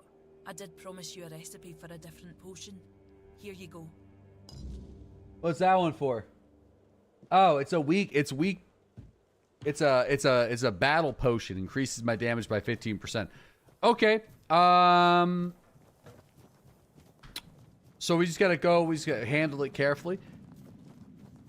Don't worry. I'm gonna touch this stone here, and it's just gonna zap me back over here. and see what they think. I think he's going to insult me. That's kind of my guess. Yo, we got Marble. What's up? Thanks for that 54-month resub. Hope you're having a good afternoon. Hello. I brought the gift from Dalrita. What in the world is this supposed to be? Some kind of potion? We already have Heber with his endless experiments. Do we really need more dubious concoctions floating around? Yes. You don't suppose they're trying to poison us? No. No, it's a berserker potion, considered to be sacred by the Volker tribe. Peaceful, you say? The Dalriada, talking about peace. I never thought I'd hear the day. What bizarre times these are. Well, pass on my thanks to them. Damn it. I don't really have anything A worthy barrel to of send back. fish. Wait a moment. How about this? Take a barrel of fish with you. It's not a sacred potion, but food is food. Not something to scoff at nowadays. I just hope they won't take offense. They might. I think they might. Go forth and take this mystical potion, this berserker potion, sent and created by generations of our tribe. Sacred and secret. I will not give you the recipe of this sacred potion. Show it as a sign of goodwill. Okay, now give them a bunch of fish. They'll give them a fucking shitload of fish. Just take this old bucket of fish, and you know, that'll be great. It's gonna be fantastic. Nice bucket of fish. Nice bucket. Okay. Well, I guess we're gonna go and take a bucket of fish down and see what she says. I feel like she's gonna be pissed. That's my I mean, I don't know. Food is food, but I still think, like, how bad are the fetch quests? Not that bad. This is like one of the first ones we got. All right, you will be blamed. Yeah, but it's okay. Why is everything always such a hassle? Well, maybe they would want the barrel of fish then. Then you don't have to hassle for food. She's gonna fucking be so mad. You're back. How did it go? The quartermaster says thank you and sends a gift in return. What is this? A barrel of salted fish? Oh. That's very generous of him. Ah, so you're happy with the outcome? Aye. What? To be honest, I wasn't expecting much. Oh? I figured the potion would just end up shattered on the stone. But he's not only took it, he's reciprocated. That's okay. Maybe I was wrong about the Southerners. Maybe there's hope for peace with One Eye's plan after all. You head to the temple. I'll bring him the good news once you're gone. Alright. I mean, okay. Leaving all that sage? What, leaving all what sage? I left all the sage? Where's the sage? Doesn't take her much. I honestly thought that would be, that went way better than I expected. But they are a bunch of warriors, and protein is protein, you know, so. Bosnian, thanks for that 5 years. Thank you very much. I appreciate that. Welcome back. Massive 5-year sub. Massive 5-year sub. Protein. Yeah, protein. Look at these fellas. Well, good thing we didn't have to fight these guys, because I feel like we definitely would have lost. I'm happy that we went down the barrel of fish route.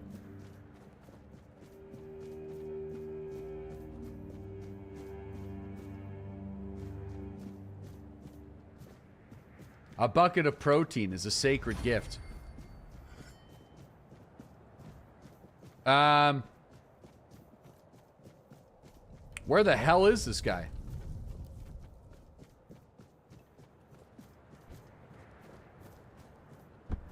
Supposed to be like in the temple or something, but...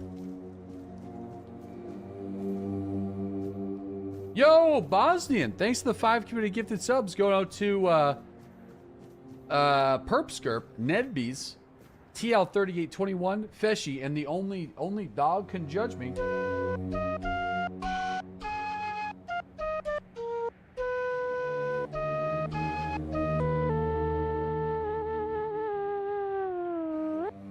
Oh, the big ass door. He's probably in the door. Yeah, that's probably it.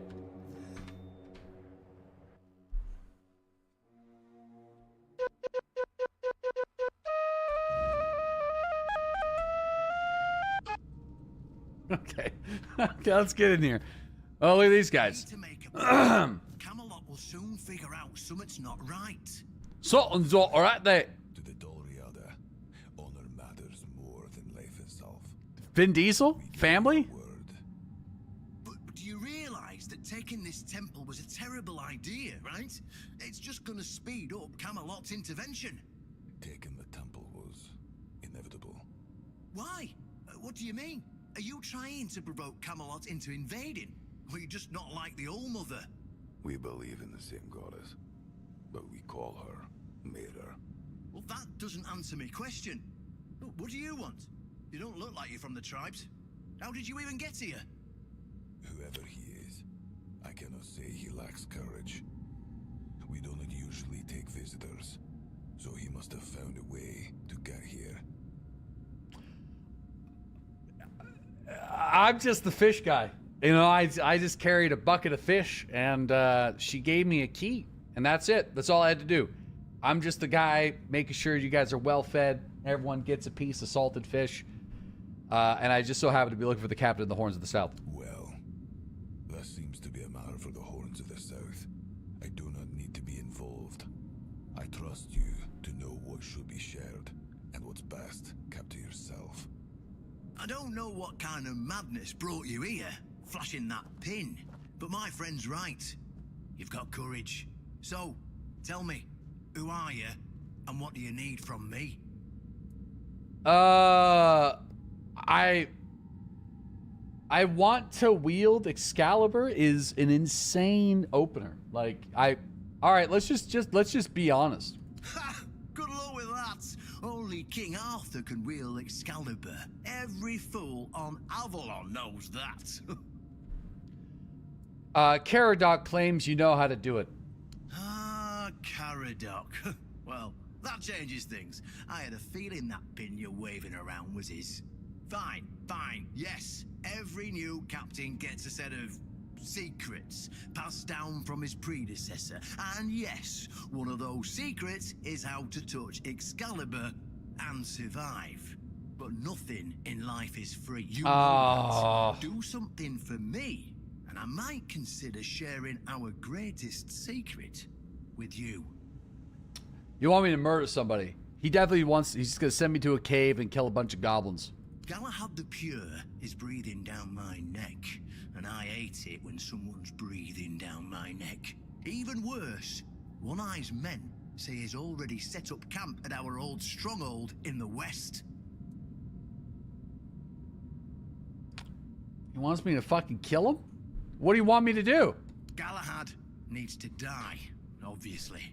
That'll solve most of our problems. We'll just say he had an unfortunate accident, you know, fell on a pitchfork or something, and sweep it under the rug. By then, we can continue our talks with the tribes, and by the time anyone from Camelot decides to act, it'll be too late.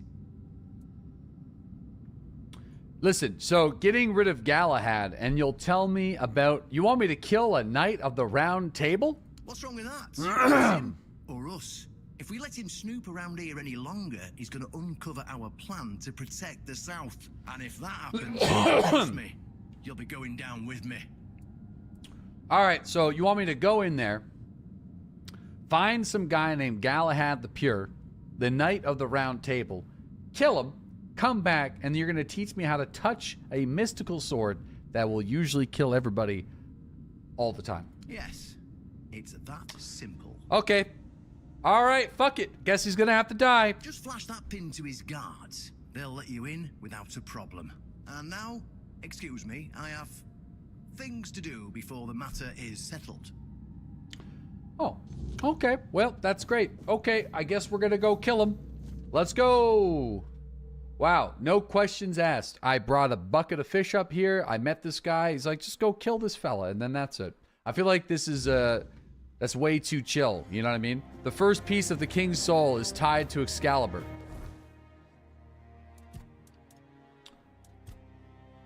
The captain asked me to kill Galahad the Pure. I feel like Galahad do you think Galahad's gonna be a complete chump? Is he gonna be kind of like what's his face there? The Declan or whatever his name is from Kingdom Come. The Chamberlain, and he just instantly gets killed. Okay, listen. We're gonna start working on our master chef. We want additional herbs and spices. So special dishes have 50% more potent effects. Okay, so we're going for herbs and spices. 2 more levels and we can wield the Thor's hammer. So where's Galahad chilling? The shadow of the sun is over here. Really? Shadow of Horns. Wait, I've already cleared out that camp though, didn't I? Unless for the sake of the quest. Yeah, it looks like I did.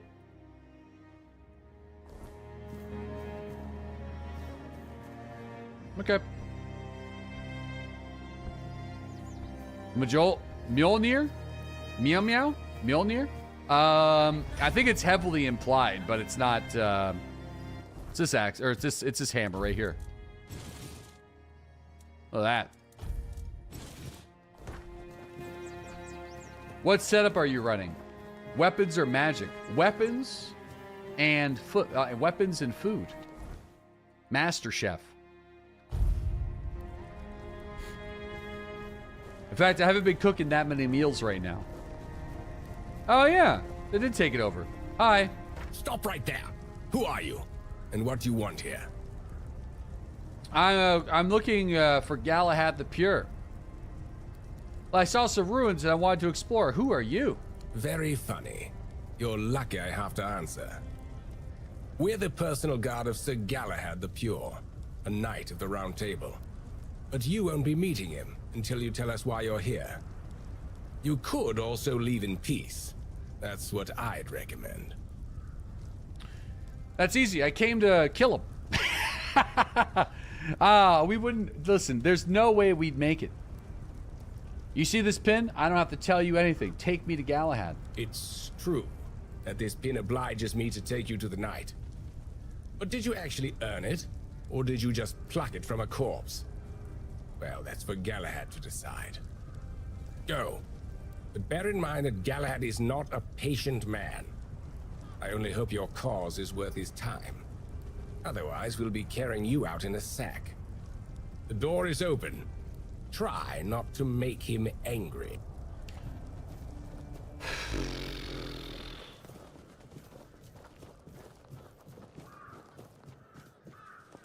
We're in, boys. Okay, now we just hit him with a hammer, and then we get out of here. Oh shit, he's like deep. He's like deep in here. It's a lot of people to kill. Yeah, but I might... Oh. Oh, man. Dude, he looks crazy. Why is his name Galahad the Pure? He doesn't really seem... What? What the fuck was that cutscene? I can hear you. Who goes there? I was told this pin would allow me to ask for help from a Camelot representative. It's shiny, sure, but you clearly have no idea what you're doing. Nope. Waving a round table pin in front of a knight of the Round Table. Not the smartest move. Normally, I'd throw you out for your arrogance and stupidity. But you're lucky. I've got a soft spot for boldness. And that pin has me curious. Where'd you get it? I got it from Caradoc. You mean you found Caradoc's tomb and robbed it? No, he actually handed it to me personally. Interesting. And when exactly did this happen? When did you last see him? He helped me on the island asylum. I see. Interesting. Oh, you're actually starting to believe me now. Interesting. All right. So what do you want then? The captain of the Horns asked me to kill you. I want to ask you something. Ask them.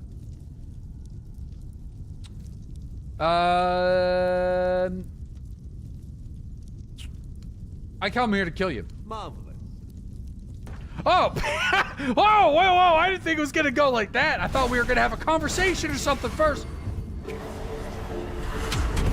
Oh, damn it. He's like, okay.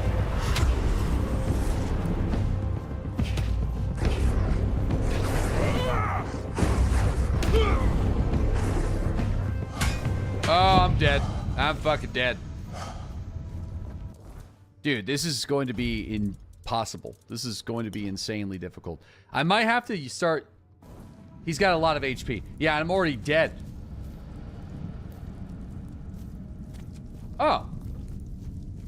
Oh, no. No, that was...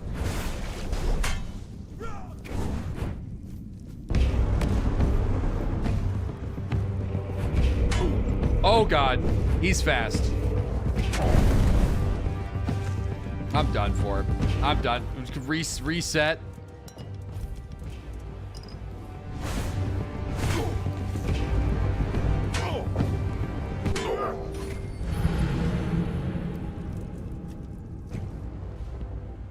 Your strategy's interesting here. Dude, I'm basically just trying to stay alive. Yeah. I can... Wait, no, what?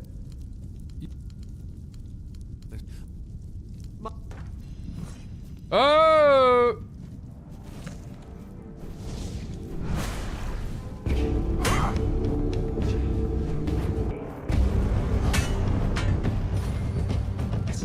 God damn it. Dude, this is the only way that we're gonna survive this is if we eat every potion we have.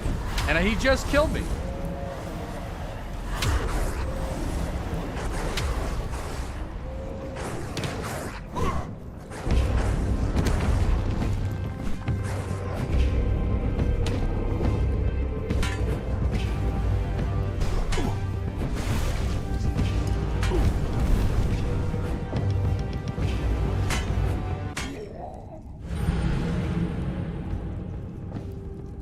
You should block. Whenever I block, those wolves do nothing. They don't, they just there to soak up some shots. You know what I mean? Like, I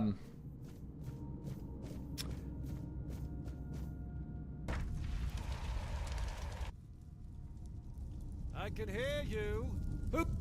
do I gotta do this every time? This is the true pain.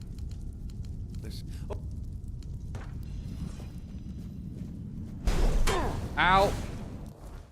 Brother.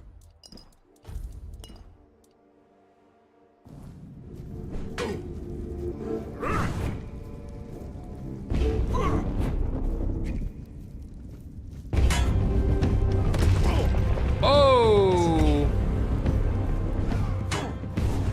Oh my God. How? How am I supposed...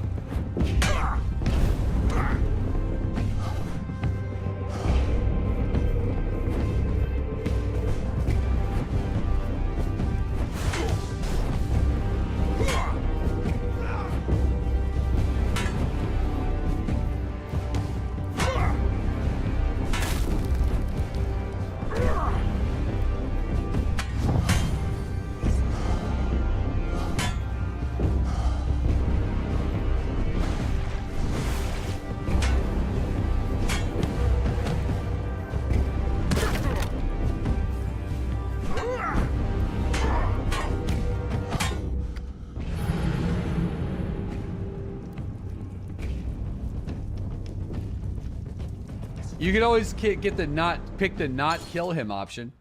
No, no, no, no, no, no, no. There's ways, okay? There's ways. There's ways. Do we got any resin? We got some fire resin. We got some bleeding resin.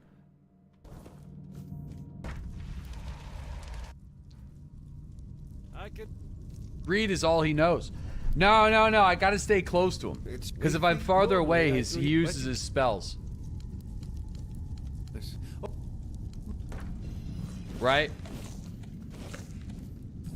Oh, why am I just... I'm spamming the wrong things.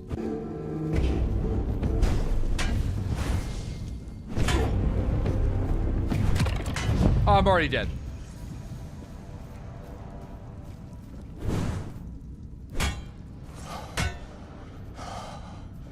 Already dead.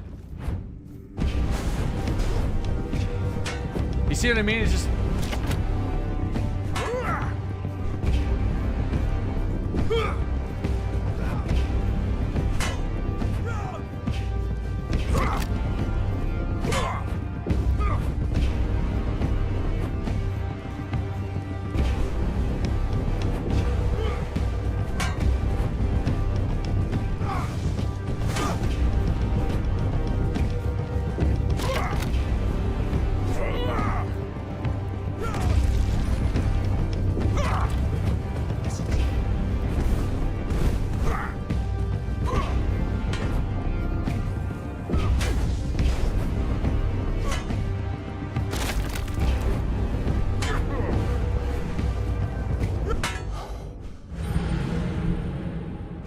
We're getting better. We're getting better. We're getting better. We're getting better.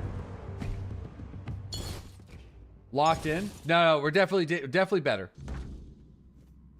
Slow time. Yeah, I do got the slow time ability. What's this now? Chill. Chill build-up might not be too bad.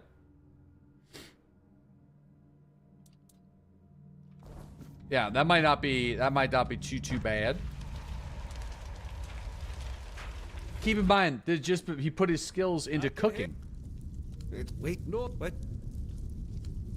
What the hell are you talking about? What's wrong with that?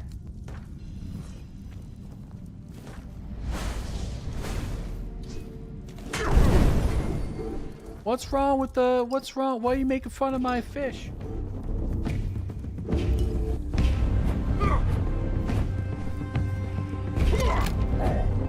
He's chill resistant. He's just too chill like that.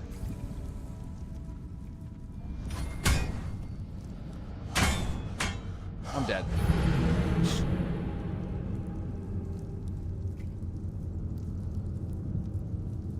It's pretty chill, dude. Okay. You wouldn't download a fish.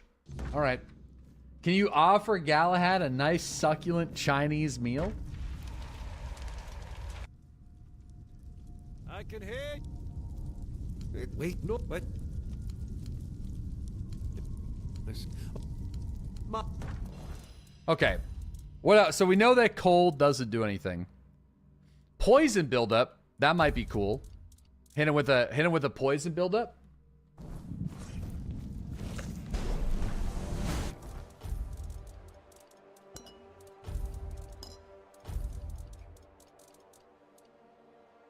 Increase movement speed for 20 seconds. Increase critical strike chance by 20% for 90 seconds. What else we got here? Increase lifesteal by 10%. What else we got here? Give me the movement speed. And I just got smoked by him.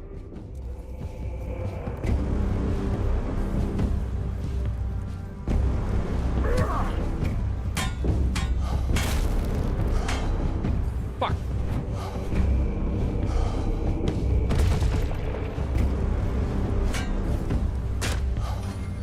See, that's what happens when I block. Dude, I'm just trading shots with this guy. Like, what the fuck am I supposed to do?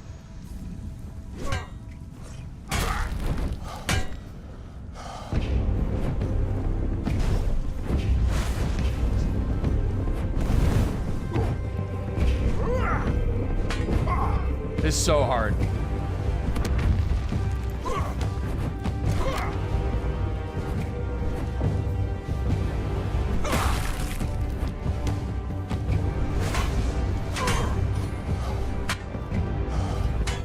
No! kill him from range, but I'm not a wizard, dude. I'm not a wizard. Fucking shit. He's a literal knight of the round table. So? Still a fucking nerd, dude.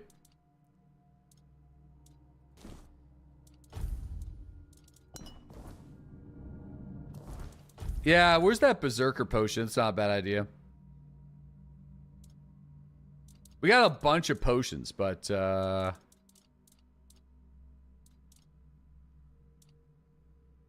I didn't make any. I was only given the recipe for it. Or you try to dodge more. Go back and get the shithead that sent you here. Wait, no, what? All right. Simple golf. Simple golf.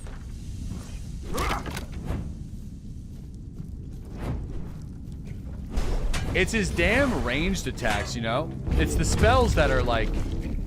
Dude, he just killed me. It's the spells that do the most damage.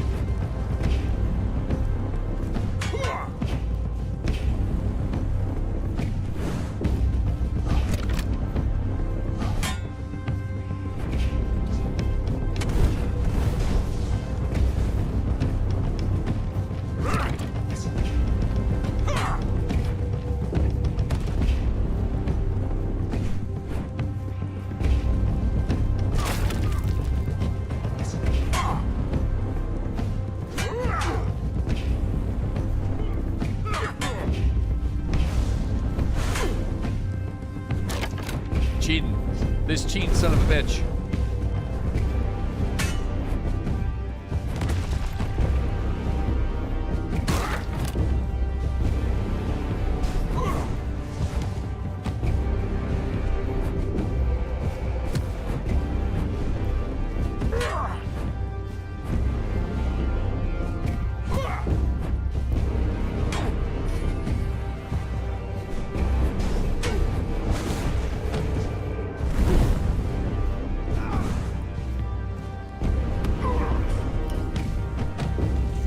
All right, you know what? Our plan is to just drink all of our potions. That's our plan.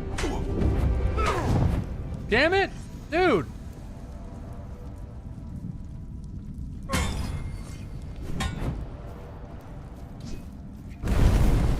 That was so lame.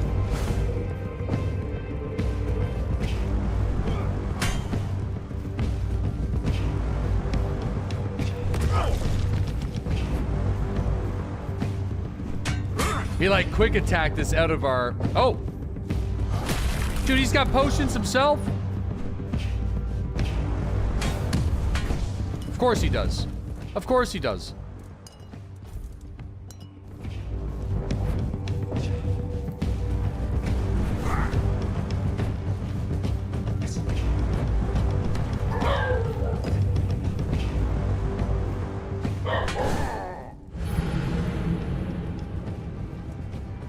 I think we could do it, though.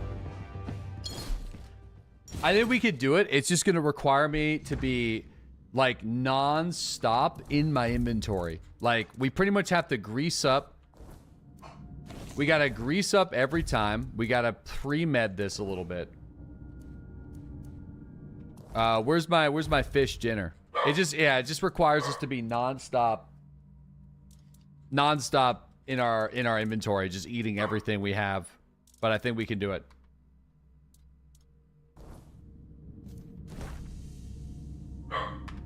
Why no pants? I want to be able to dodge more.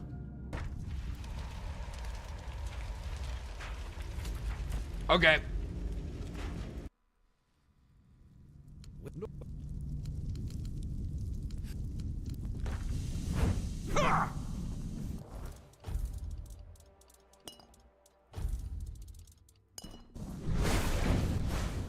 Okay, here we go.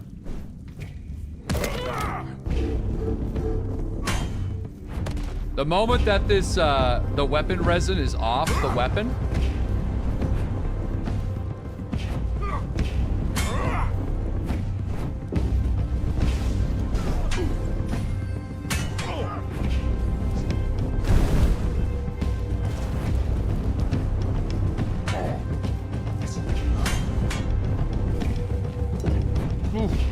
Okay, well, we're already through a shit ton of our potions. Just spamming the potions nonstop. Do you have any magic? I do, but it's fairly weak.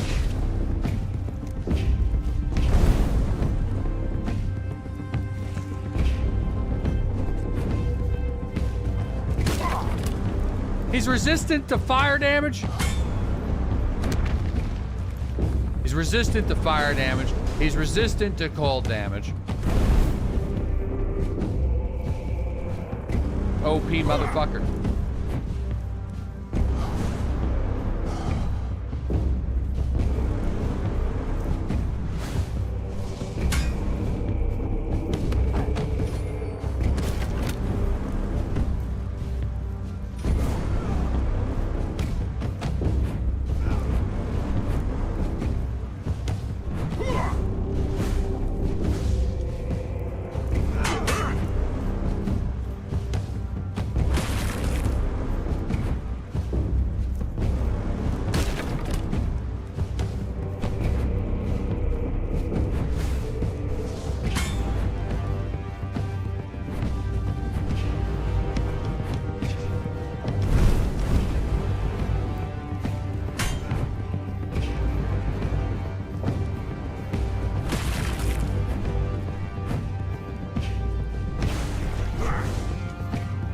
No, no, don't do that. Don't do that. What are you doing?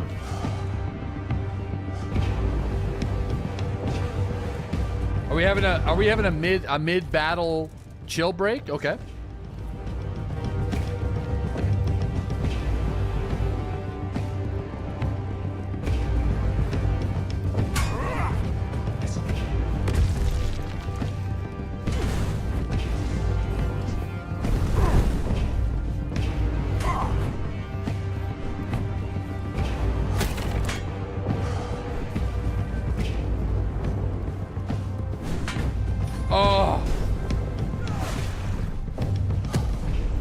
Oh my God! We were doing so well. Everything was going so well, and now everything's going so poorly.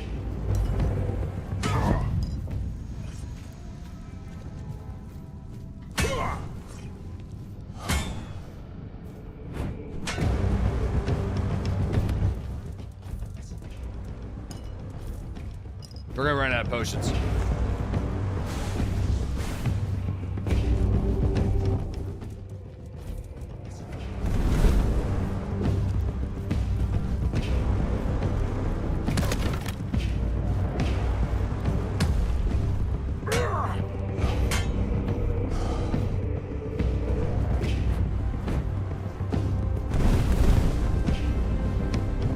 Another potion.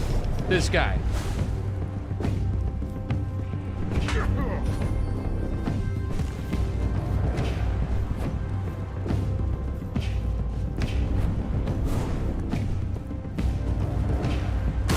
How many potions does he have?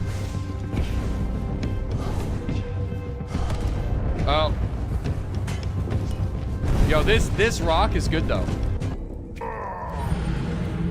Dude, I don't know if we can do this, chat. You've been chugging them the whole fight. It's the only way I can stay alive. I don't know if I can do it. The rock is good though.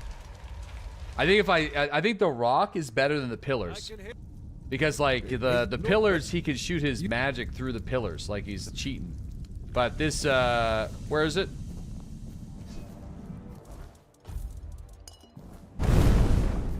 Side with him? Might have to. But I don't want to. Oh, I can't. I'm struggling to kind of like... Oh.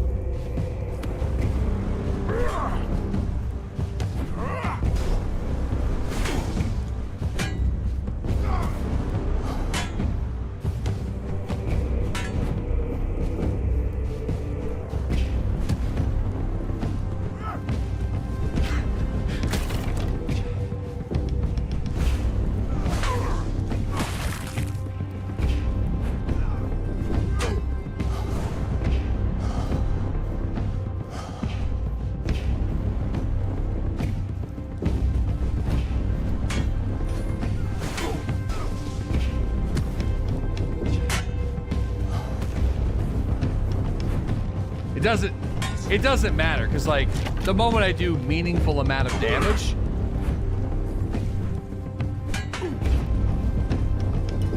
he's just gonna heal.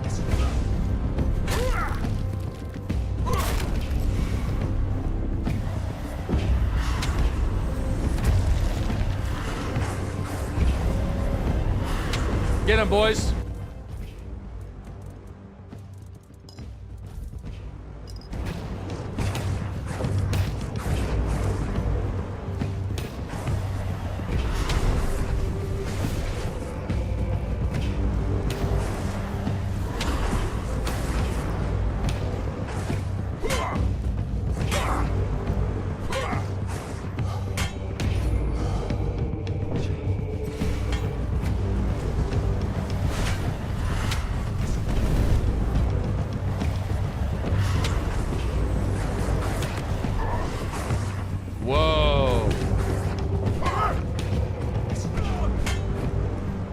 I don't even know how that hit me.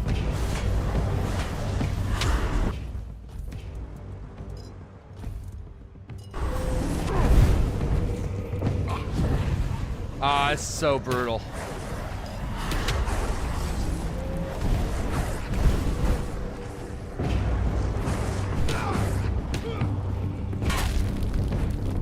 No, the magical dogs let me get more hits in.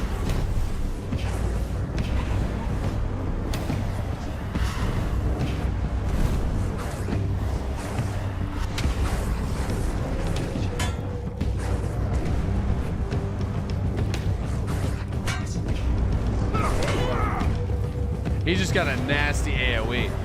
Oh no.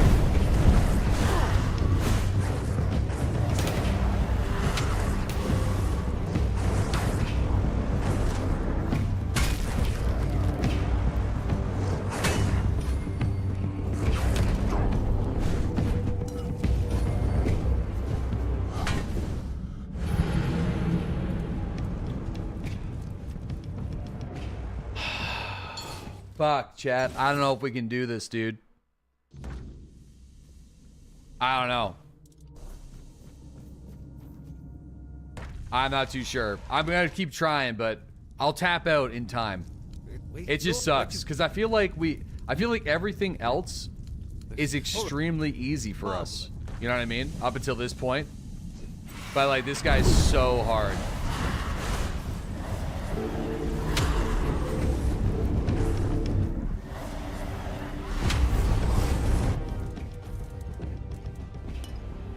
Just gonna try and take as much as I can.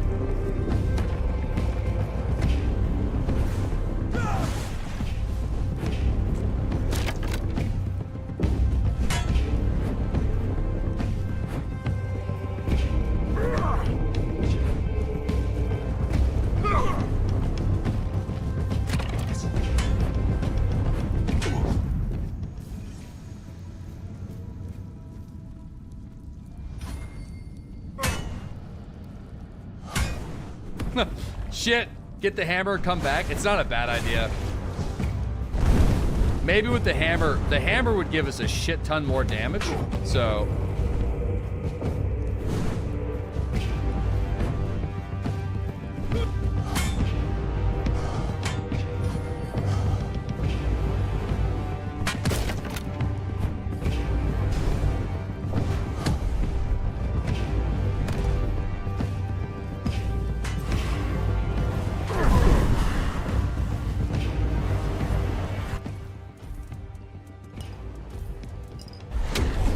Galahad the Chad.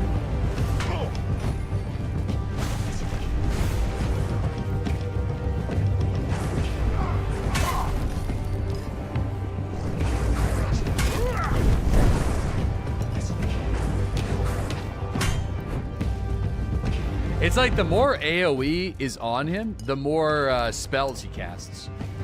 Yeah, the AoE is getting me a lot.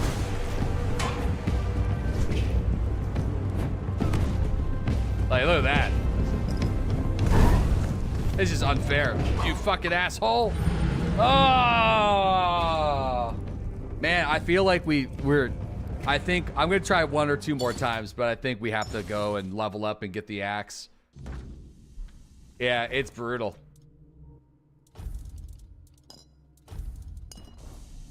You're geared like a caveman.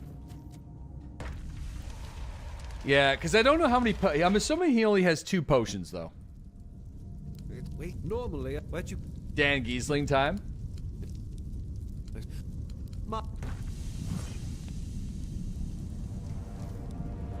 Uh-oh.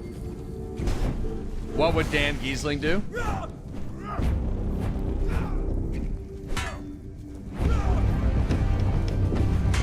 See, like... Oh, man, it's so insane. He's so insane. Like, I can't even get an attack in. You know what I mean?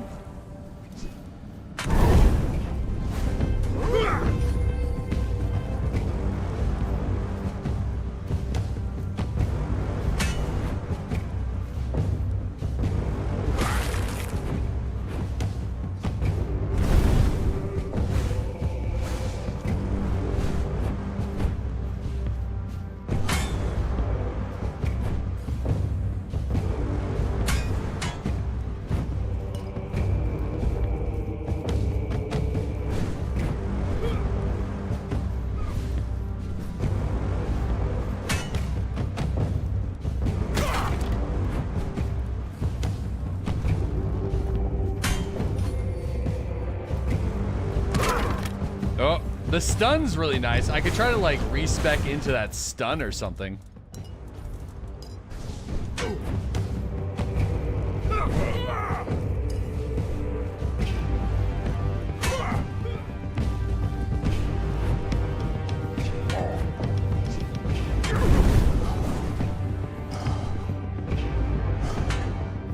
No stab.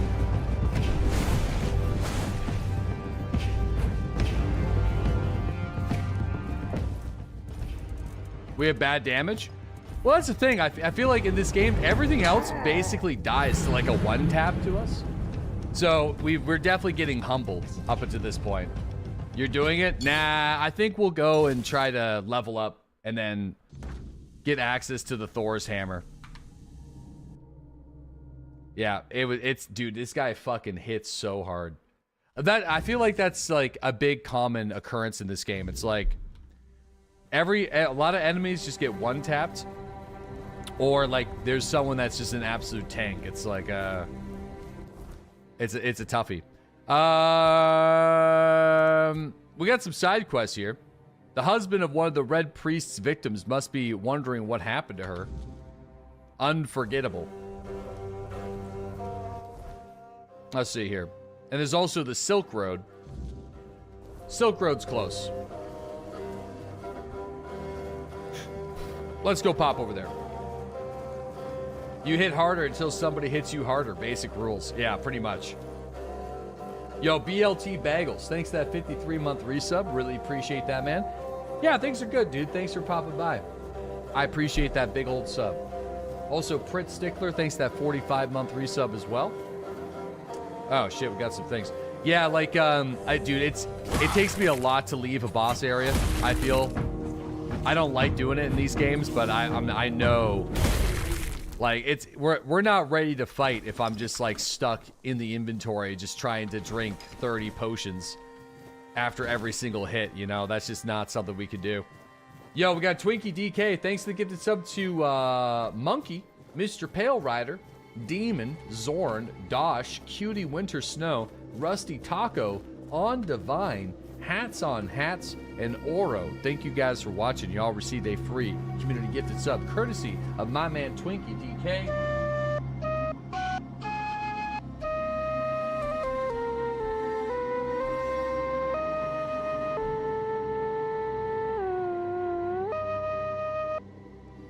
Thank you. I mean, when you're skilling points into cooking, it makes sense that you need to eat a lot.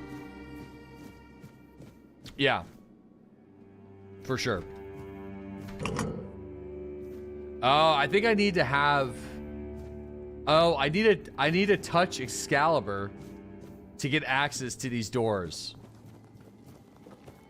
Oh.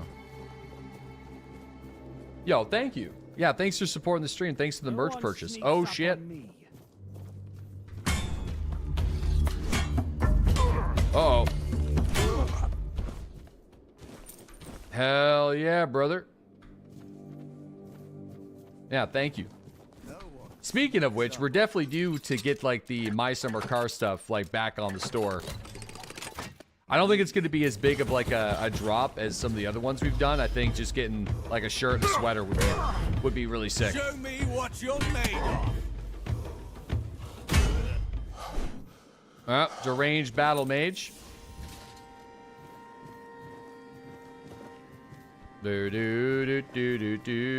When's my winter car? Mather favors me. Oh. Open this and release me. Not so fast. Tell me who you are. I'm Nest of the Ulfra clan, and that's my real name. I'm nothing like that nameless fool Bromar. I'll admit, getting caught was my mistake, but his men had the numbers. Bromar's dead. Bromar might be an oaf. Listen, Orleif wants to know about her package. That woman thinks only about business, doesn't she? Can't Yeah, say we I killed blame that her. guy, yeah.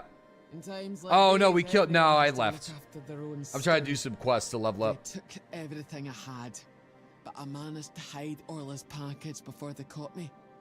You can dig it up and take it to her. She'll pay you. Okay, you're free to go. Fine, thanks. You did, bro. Mather be praised. Honestly, in my current state, I'm not sure I could have taken it. All right. Oh, yeah, we got some 500 experience there. What's in this? Some carps? Okay. Can I cook anything?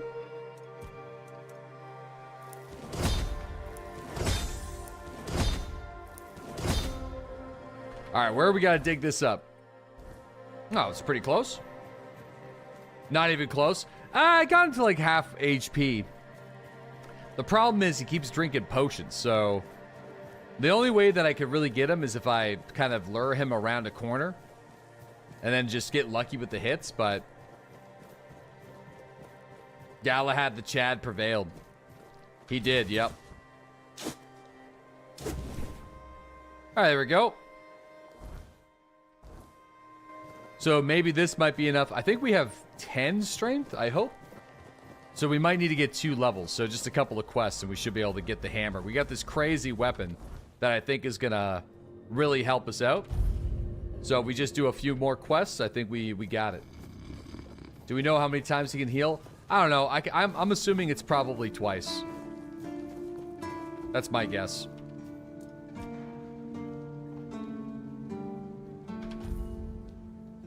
That's my guess.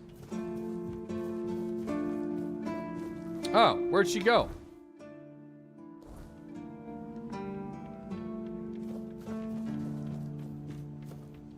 Go to the south wall and talk to the guard standing there.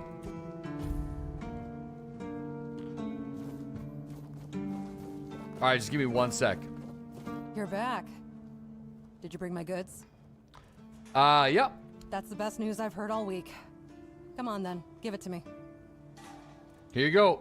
Now that I think about it, since you managed to bring that package and Ness decided to ditch me, you might as well help with the next part of the job. Okay.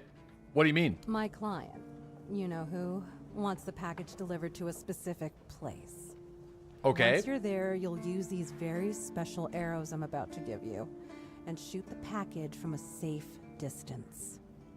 Regular arrows won't do the trick. And if you waste them before the job's done, I'll charge you for the next batch. These aren't gifts, they're tools. Okay. Oh, come on. What do you think happens when you shoot flaming arrows at a mysterious package? Think for a second. Anyway, whatever. opens up in front of you. Check it out, and then tell me all about it. If I were you... All right. I need to get a bow out, though. I don't think I have a bow on me. I might have to actually buy one? Yeah, I don't think I have a shitty bow that's capable of shooting an arrow. I mean, maybe I do in my stash, but... Alright, I gotta go to the south wall. Okay, just give me It's nice to have a break. Give me a sec here. Hold the phone.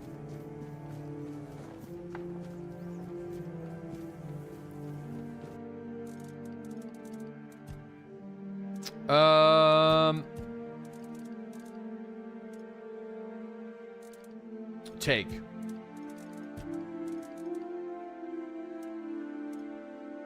Oh, here we go. Perfect. I'll have to keep that in mind, that there's quests that require me to shoot flaming arrows, so...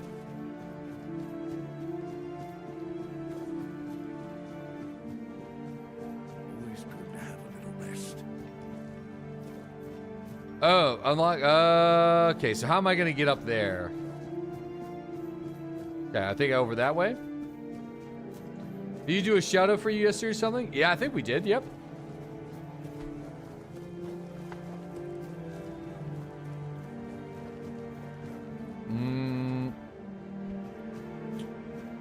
Ooh, I don't know if my acrobatics is going to be high enough to get up there. I might have to go a different way. Maybe run across the entire castle grounds?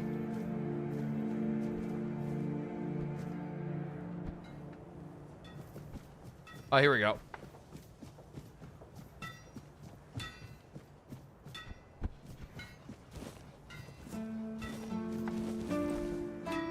Oh, it's a better condition fishing rod.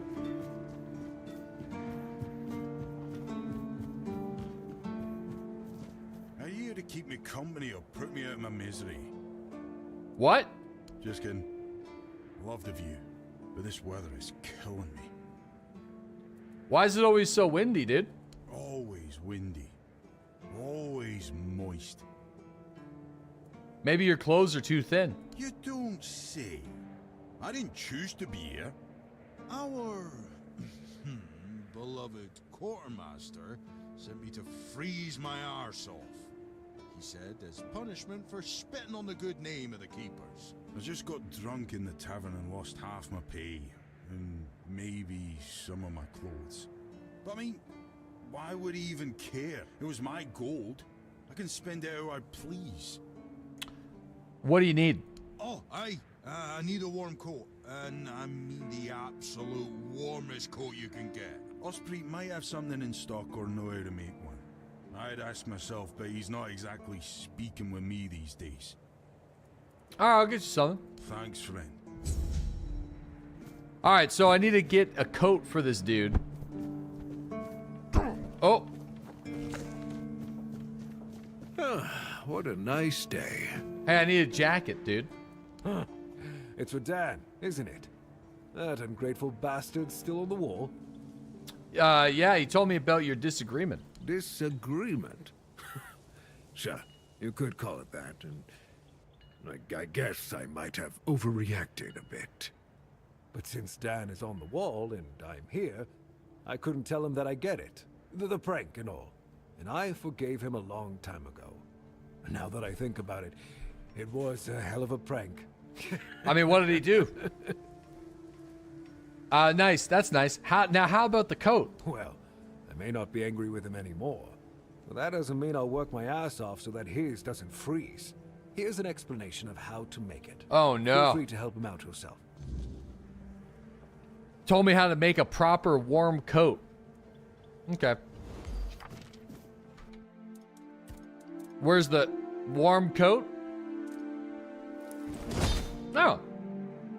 Oh, grants an additional optimal dash. Oh, wait, do I just put it... Is this just a cape? Oh, yo, Twinkie, that's awesome, man. Dude, amazing.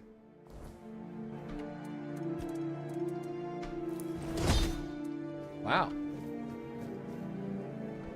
That's actually incredibly useful. Make one for yourself? Yeah, dude, nice. I never would have came up here and talked to this guy. There's no way. Oh, thank you, friend. Let me repay your kindness.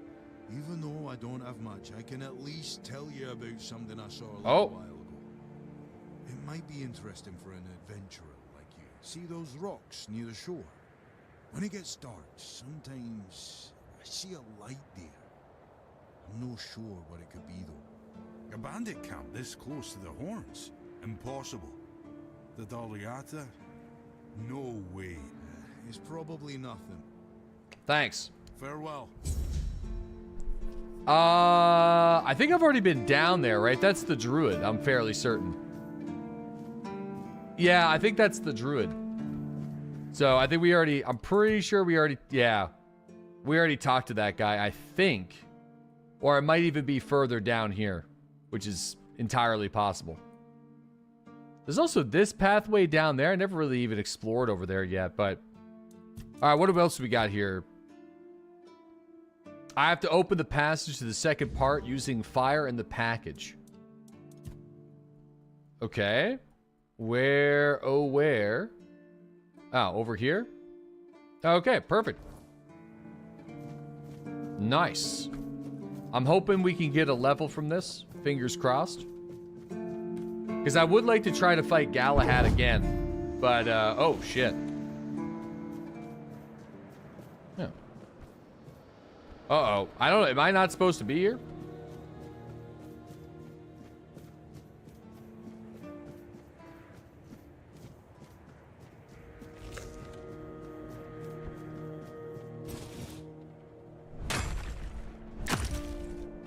No, I guess I am.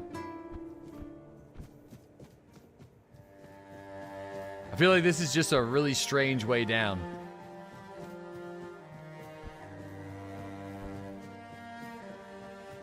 Oh yeah, that's the, I think, yeah, this is the druid. And that's the shrine. So we were already over that way.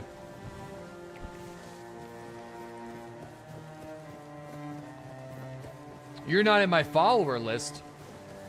Dude, I should be following you. What are you talking about?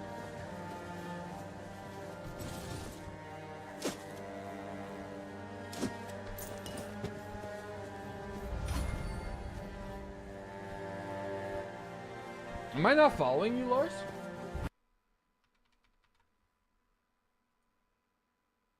Hold on, let me see.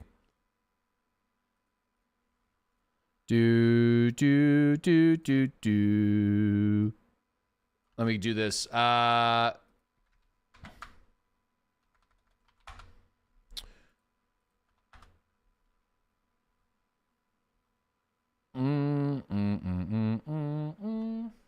Brother.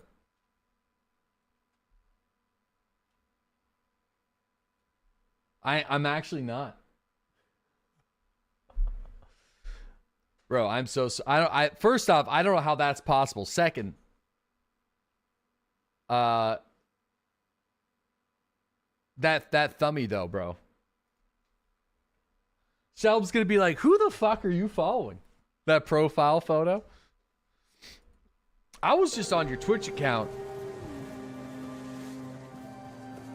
I was on your Twitch account, bro.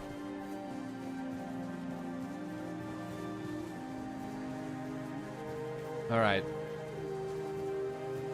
There you go. There you go. Sub to him and get the sub icon. It's worth it. Dude, whoever designed those sub icons did an A1 job, though. I'll hand it to them. I made it, boys. Oh, no. Here we go again. Oh, yeah. Look at this. I don't think I've been down here before. This is like a whole, like, just chilling. This the village. Oh, this is just a village?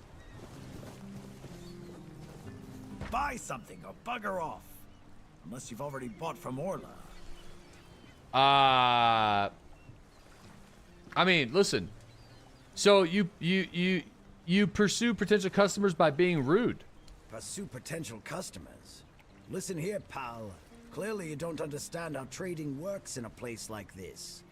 I've no idea where you come from, but here, it's the potential customer who needs to pursue the vendor.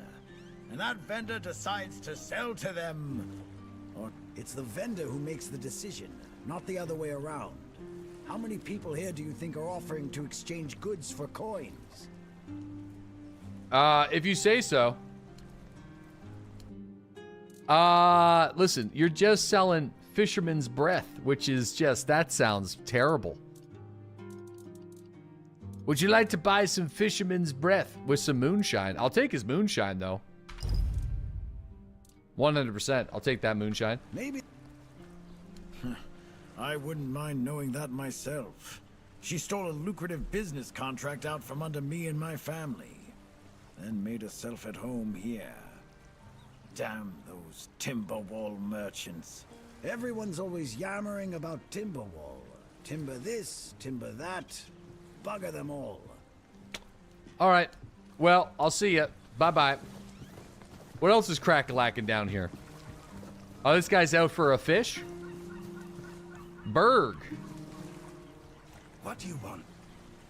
Oh, okay. Well, that's all I got for him. This guy's just out fishing. Damn it, Timberwall, Timberborn this, Timberborn that. Seeing as you're a master chef, do you get recipes from the keep cook? I think so, yep. Yep, I did, yep. That I did. Oh. Shit, I just started stealing stuff. But you know what? Who's gonna know?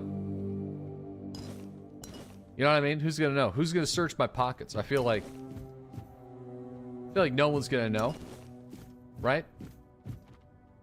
They're not. Who's gonna know? Oh, fuck.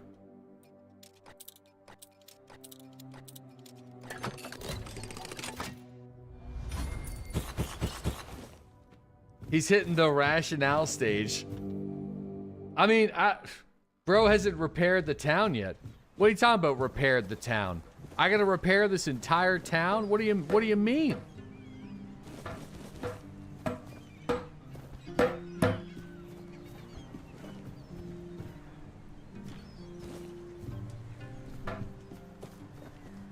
Stealing cheese from the poor people.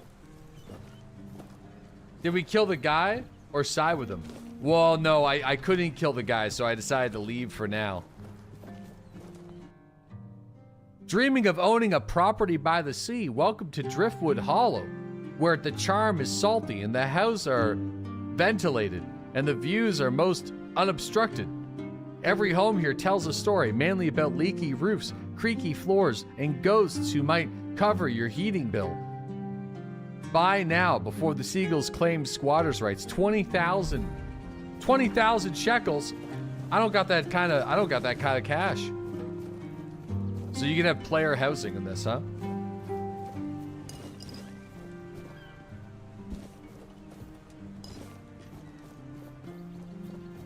All right, Ron's Tavern. Oh, absolutely, Dosh. That's like 100%. Yo, so sad I missed the Denmark-Canada hockey banter. Love from your new overlords, who promptly got destroyed again. Yo, thanks to that 32-month resub, Tops. You see that? Not one, but two noble ladies in a tavern tonight. Oh. That's a rare sight around here. Aye, I saw 'em. You don't see their kind much in places like this. Makes you wonder what brings them down here. One's Lady Elaine, a scholar from Farshire. Oh, yeah? Thought about talking to her, but I'd probably just make an ass of myself. Elaine, eh? Yeah, she's known for her smarts. Better keep your... Hello? Oh. Excuse me, could you get me a clean glass? And I mean clean, not just wiped 3 times with a dirty rag. Do I look like a bar wench to you? I'm not sure. I don't mean to say that you peasants all look the same, but you have to understand it's quite difficult for people like me to tell anyone apart in this dreariness. Especially since there seems to be so many people like you here. What? I thought the South was supposed to be more secluded.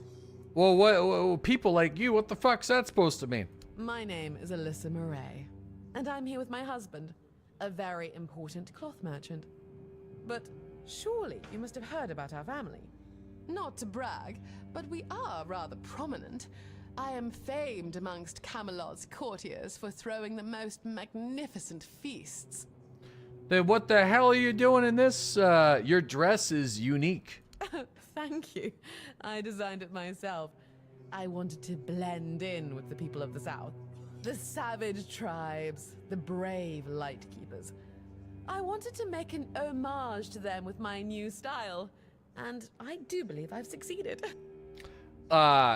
Yes, definitely. Everybody says your dress is exquisite. Give it a few weeks and everyone here will be trying to copy me. Did I win the It role? happens in Camelot all the time. It's almost insufferable. What are you doing? Well, my Duncan is here on business, of course. A very important contract with the Lightkeepers. I decided to accompany him because I have never been to the South, and I've heard so much about it. Yeah, Camelot. Wild, untamed. So far, it's turned out to be terribly dull. Pray, tell me, do you know anyone here who would run a small errand for me? Sure, why not? What you're in luck. I can run the errand for you for some dollars. Oh, of course. You know, I've always found talking about money so distasteful. But needs must, I suppose. Don't worry, you'll be handsomely rewarded. All right, just tell me what I gotta do. You see, I've had my eye on this beautiful abandoned estate overlooking the sea. It's not very far from here, but it's far enough away from all this rabble. If we stay here for a while, I need a place for myself. You understand that, right? The problem is that the manor appears to have some occupants, not legal ones, mind you, who need to be evicted. Forcibly. You'll do it for me. Maybe something nautical, to go with the sound of the waves crashing on the cliffs? What? The 1%. Alyssa asked me to check if anybody lives in the manor by the sea and evict them. All right. Well, sure. Let's do it. Were you even listening? What? What are you talking about? Yo, Fuzzy Mittens, thanks for that 46-month resub. Thank you very much. And Rob Burgundy, thanks for that 27-month resub as well. Thanks, guys. A landlord arc. Isn't it just like right here?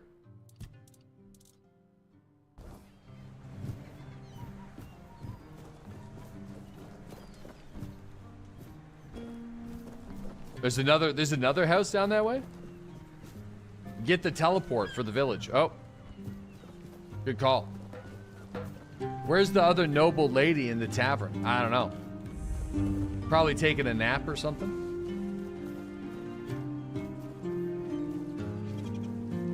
Taking a little nap. You guys gonna take that fish?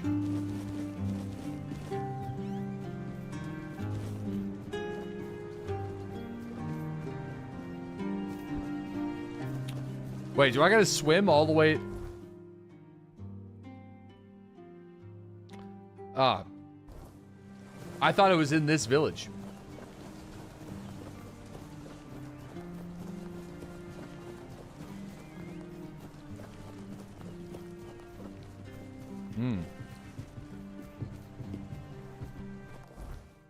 Yeah, no, the game is better than it looks for sure. Like, but it absolutely does look dated. But I don't think this is like a AAA developer game. So far, if you're a fan of like the Elder Scrolls series and you're looking for something new for while you wait for Elder Scrolls 6 for the next 10, 15 years, you may as well give this one a try because it's a really good game.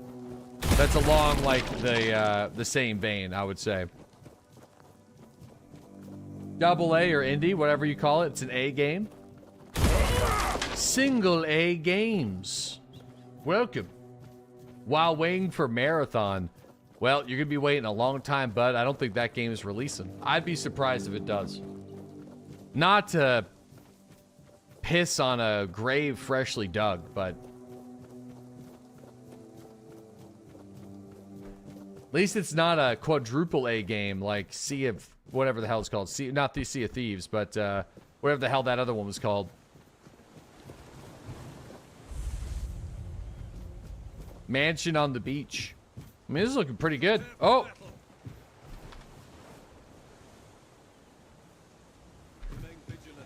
Honestly, incredible that studios can fuck it up that hard. Yeah, somebody lied. That's basically what happened.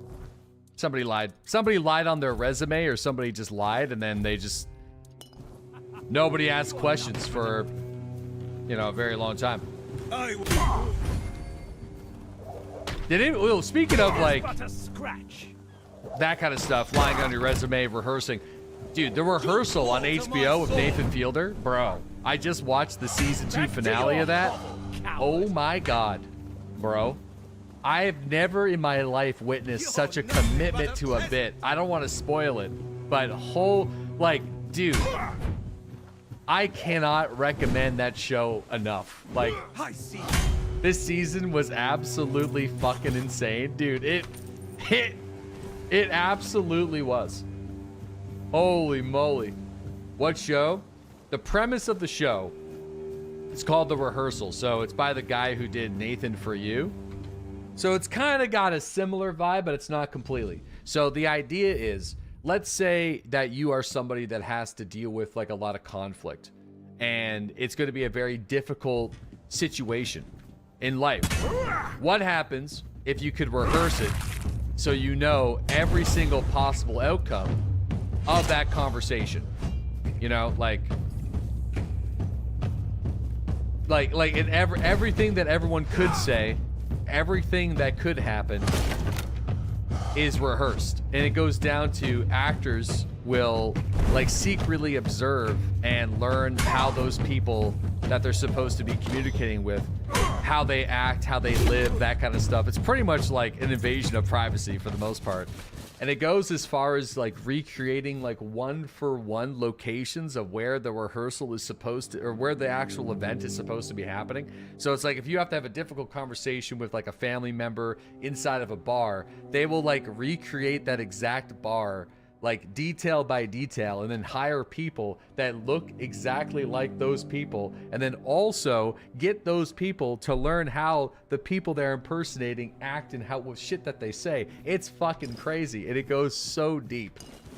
And but there's like shit just kind of goes off the rails, as you can imagine. And anyway, that's the initial premise of the show, so we'll leave it at that. Scary? Dude, it's bananas, yeah. It's, I mean, it's like an interesting psychological project, but yeah, it gets fucking wild. What show? It's called The Rehearsal. And they just finished up their season 2, and it was just, bro, it was just crazy. Nathan's brain works differently. Yeah. That's addressed without spoiling it too hard. Oh, look at all the potatoes.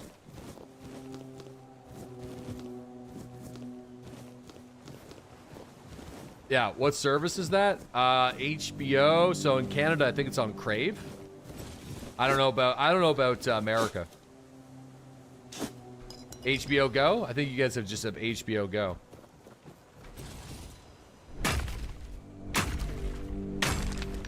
HBO Max. He's definitely on the spectrum. Oh, man. HBO Go Max? Oh, my God. Why don't they just call it HBO? I don't...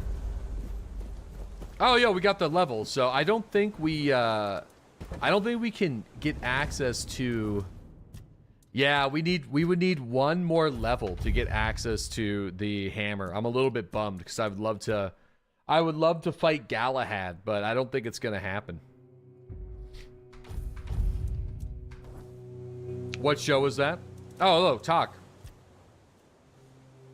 The Archspire doesn't look like something built by humans. I suppose it wasn't.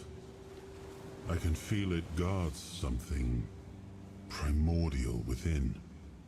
Why did you time out for Yeah, saying that's- DEI means DOA? Because that's fucking stupid, dude. That's why. No freedom of speech? No, this is a democracy, dude. I own my channel, and somebody timed you out for being fucking dumb.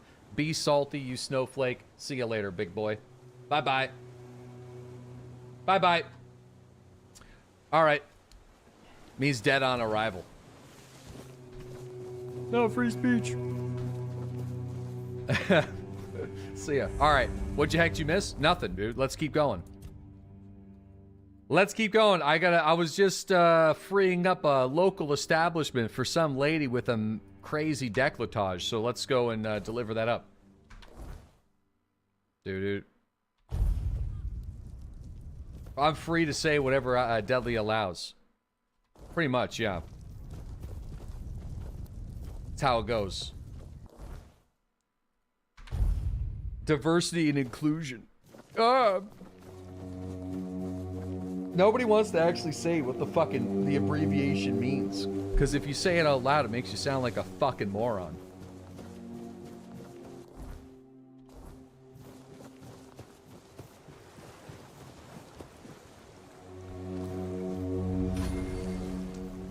Alright, let's go back to the fish lady. Yo, Slaughter, thanks for the 43-month resub. Welcome back.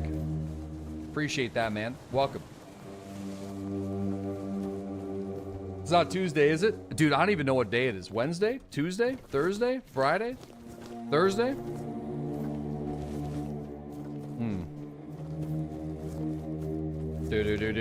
Yeah, man. Sometimes I think, like, the way I see it, like, you could be objectively critical of, like, Marathon's missteps. And, I'm going to be 100% honest. I think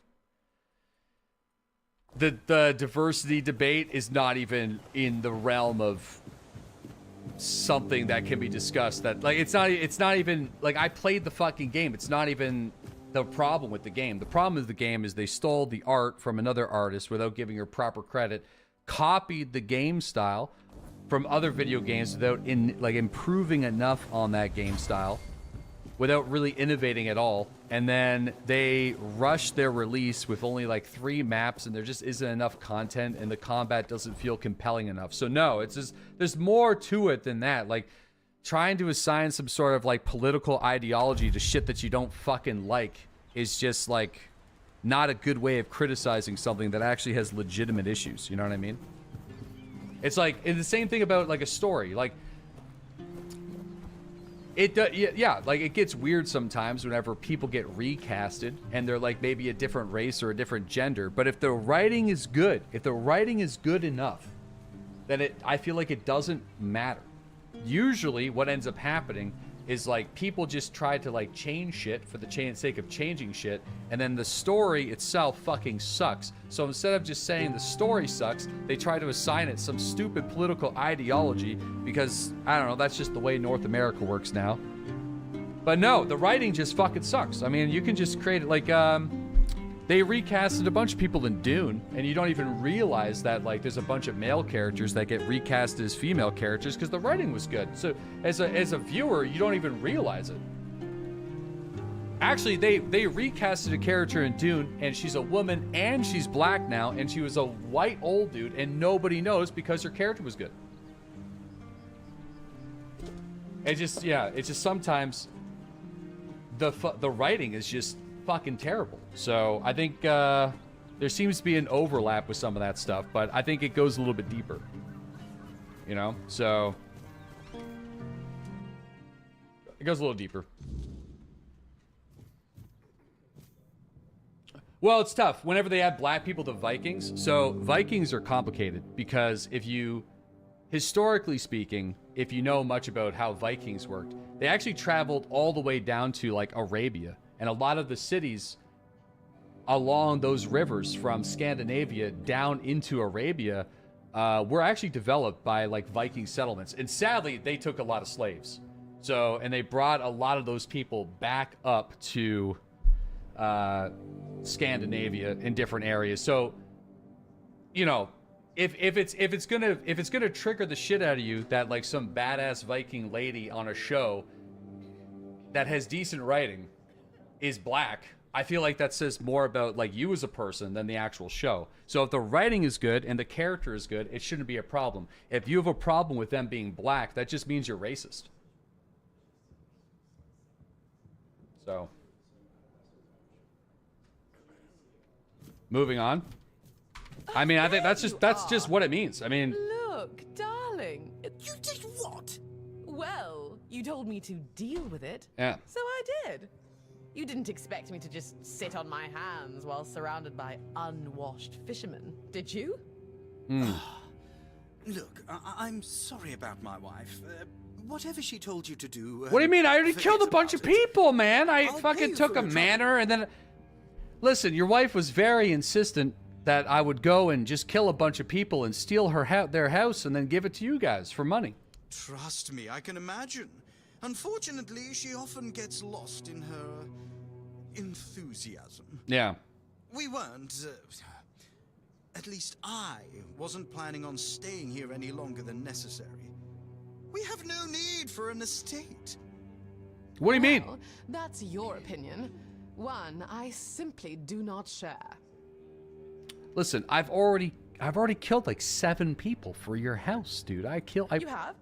Oh, that's wonderful. I can start planning the welcoming banquet. I'm thinking sea foam made of spun silver, dancers dressed as alluring sea creatures.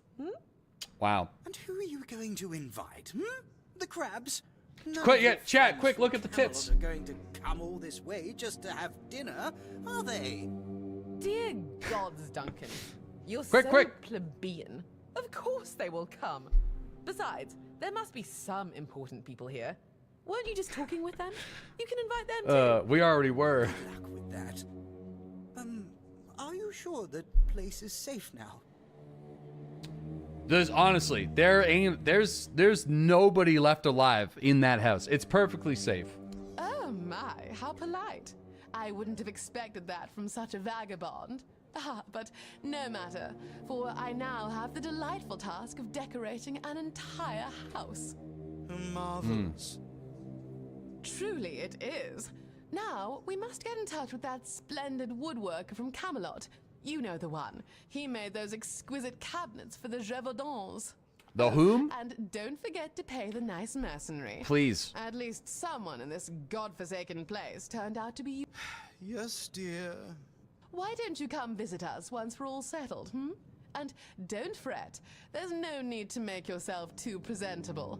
I highly doubt we'll be entertaining any important guests just yet.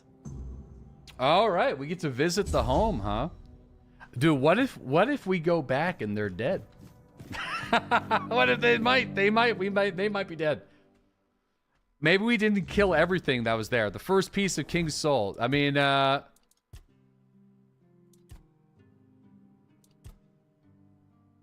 no, I think that's it. But maybe I bet you if we go up there, let me actually see. The mansion by the beach. Let me go over here and I'm going to see if she's, I have a sinking suspicion that by the time that we get up over here with the fast travel and go into the house that they're going to be croaked. But I mean, go and talk to her. I'm going.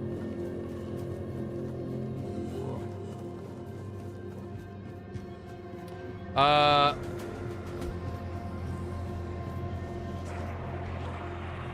mean, I see some shit in there. Yo, we got the bomb. Thanks for that 46-month resub. Really appreciate it. Oh, she's still alive. We also got Mr. ADD. Thanks for that 29-month resub. And Slaughter. Thanks for that 53-month resub. There you are, finally. I've been searching everywhere for you.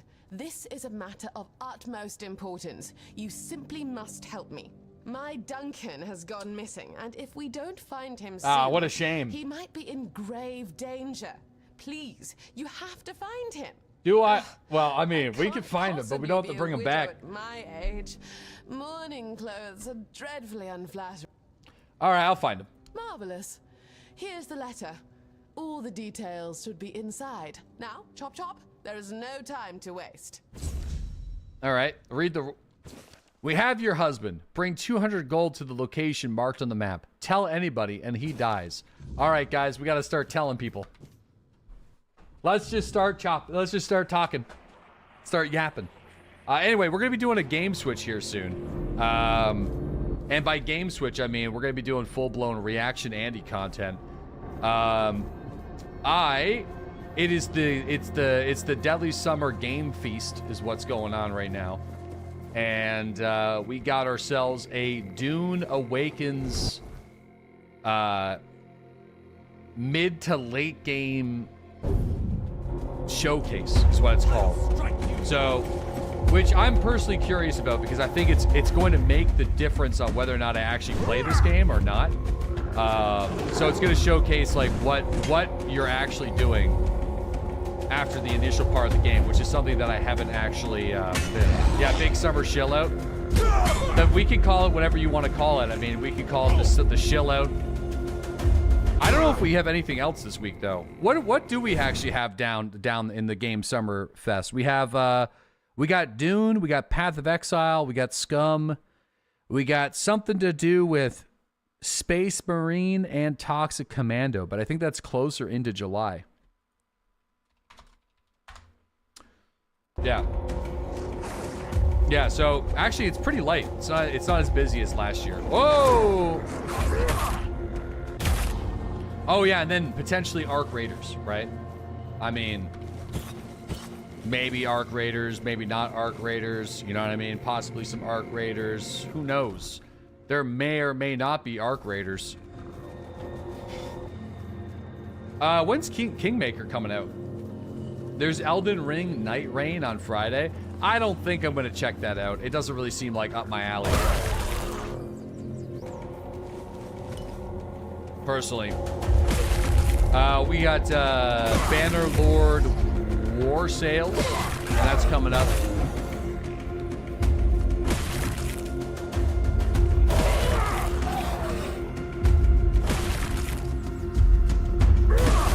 Whoop. There we go. The Shadow Drop Arc Raiders June 6th. I don't know if it's gonna be June 6th, but I'm thinking sometime in June. That's kind of what I'm feeling deep down my plums. You need to play with other folks. Doodles doesn't do friends around here. It's not like I don't do friends around here, okay? I just, I'm a big conversational person, and oh fuck, what is he doing? He's just sitting here. Damn it, I should have guessed she'd hire you. What? I was hoping she'd notify the keepers and then just forget about me after a week or two. What's going on? I gather you weren't kidnapped? Clearly. I was considering making a deal with one of the local gangs to Dude, this is literally the Big Lebowski. Kidnapping, but I thought better of it in the end. They're not exactly a trustworthy. Just in reverse. I didn't want to disappear forever. Gender swap. I swapped. was afraid they might do their job a bit too well. Listen, you seem desperate. Why do you want to disappear? Oh, please, you know my wife. She even dragged you into that entire debacle with the mansion. Now she has decided she wants to stay here, to leave Camelot, leave our entire life behind and move to the middle of nowhere. And I bet in 2 months she'll want to move again, maybe to the Forlorn Swords or somewhere equally absurd. I just can't take it anymore. I'm too old for this. I want a loving wife, a family, some damn stability at last. Dude, this guy, dude, the voice actors, I feel like he channeled some like inner emotion with that sentence. You know what I mean? Why'd you marry her? Well, when I arrived in Camelot, I had money, but I lacked useful connections. The Morays were an old and well-respected family on the edge of financial ruin. Our interests were aligned. As for Alyssa, she was young, beautiful, and, well, we barely spoke before the wedding. I thought it was their strict traditions, but really they probably didn't want her scaring me off. I hoped she'd settle down eventually, but Yeah, man, the quest dialogue in this game is done really well. All they care about is outdoing each other. Listen, you can just leave, dude. Get a divorce. Leaving a woman like Alyssa isn't that simple. Her family would ruin me. And I provided them with the means to do so. You Scientologist? Believe me, it was simpler to cut my losses, grab what money I could, and start over as far away from them as possible. Listen. What happened to your hand? I cut off my finger, just in case someone did come looking. I hoped they'd find it and bring it to Alyssa as proof that I was gone.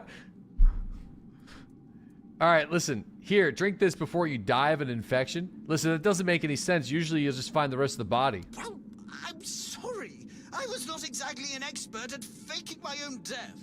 It all seemed perfectly logical in my head. Well, listen. Your wife did send me here to bring you back. Just tell her I'm dead. Say my body was eaten by bears or something. Please, if I go back, we'll just both end up miserable forever. Listen. I don't really like lying to people. I expect reimbursement for more. Listen, I'm not lying to your wife, and they just smoke him with a hammer.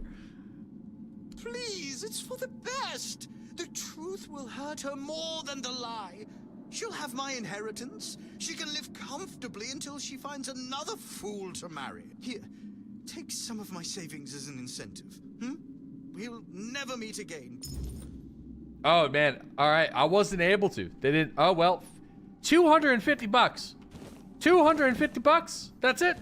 That's all you got? Dude, I don't even know if I can buy a recipe from the chef with $250. I mean, that's, oh. Wait, did he actually end up killing these guys?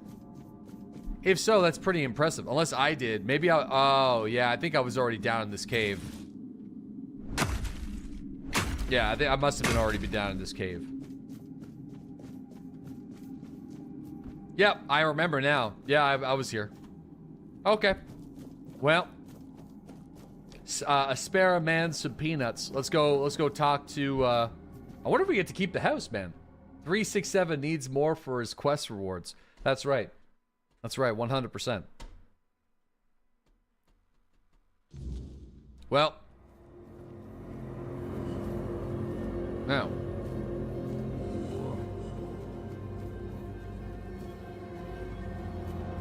I remember. Yeah, we're going to wrap up this quest, and then we're going to get ready for the switch. Summer has arrived in chat. Brother, I know. I feel like the last couple of years, though, we didn't really get, like, a lot of summertime chat, though. We had, like, 1 or 2 people today, but it wasn't, like, too bad. It's not like it was 10 years ago when it was an immediate massive vibe change. You know, like, it was a noticeable difference. Nah, I don't think so. I feel like bullshit. It's been bad for the last couple of years. No, I don't think that's been summertime chat. I just think that's the internet. I think that's just our day-to-day. That's our day-to-day situation. It needs a big Tarkov wipe, too. Yeah, no, I don't think people are going to be too interested in EFT until 1.0. Well, you're back, but I see that you're alone. Surely a few mere bandits didn't outwit you. Duncan's gone. There's no Kip. He just left you. I'm just going to be honest with her. He did what? No, you must be mistaken. Duncan would never do such a thing to me. He knows it would ruin him. Yeah, he wanted you to think he was killed. But that leaves him with nothing. No, I refuse to believe this. This must be some cruel jest. Leave. I can't bear to look at you. What? Oh, what do you mean? What? Oh yeah, you gotta give her time to mourn, and you gotta check in on her in a little bit. You should have lied. No. No, we're good. Here, listen. Let's just rest. Dude, I gotta switch categories in like a few minutes, but I feel like we need closure.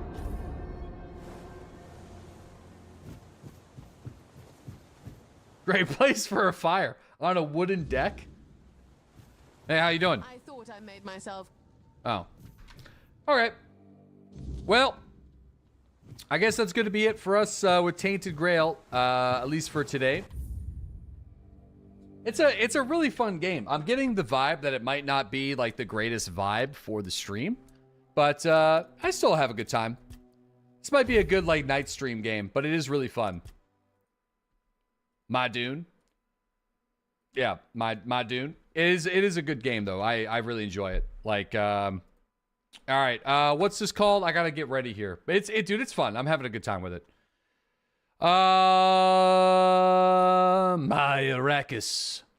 My Dune. Where's the showcase? Oh, it's on Funcom's thing. All right.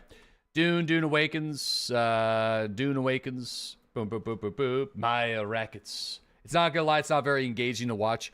Yeah, it's like one of those games where it's like, you know, I feel like it is for people that were here on the very beginning of yesterday's stream, but once we get to like day 3 or 4, it's probably gonna start losing people.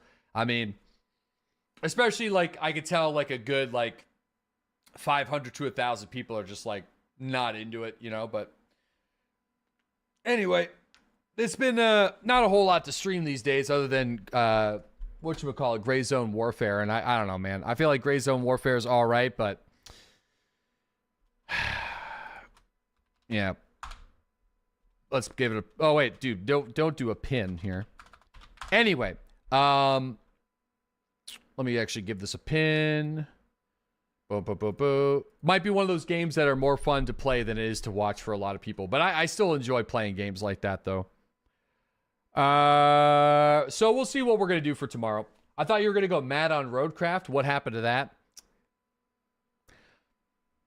Once you build a road, you kind of build them all. Is kind of what happens with that. You don't really have like the exploration that you get from SnowRunner. You're not like crafting up your vehicles as much. You're not like leveling up to get like meaningful things with your individual cars and your scouts. And there isn't enough variety, I feel like, to keep the carrot on the stick going.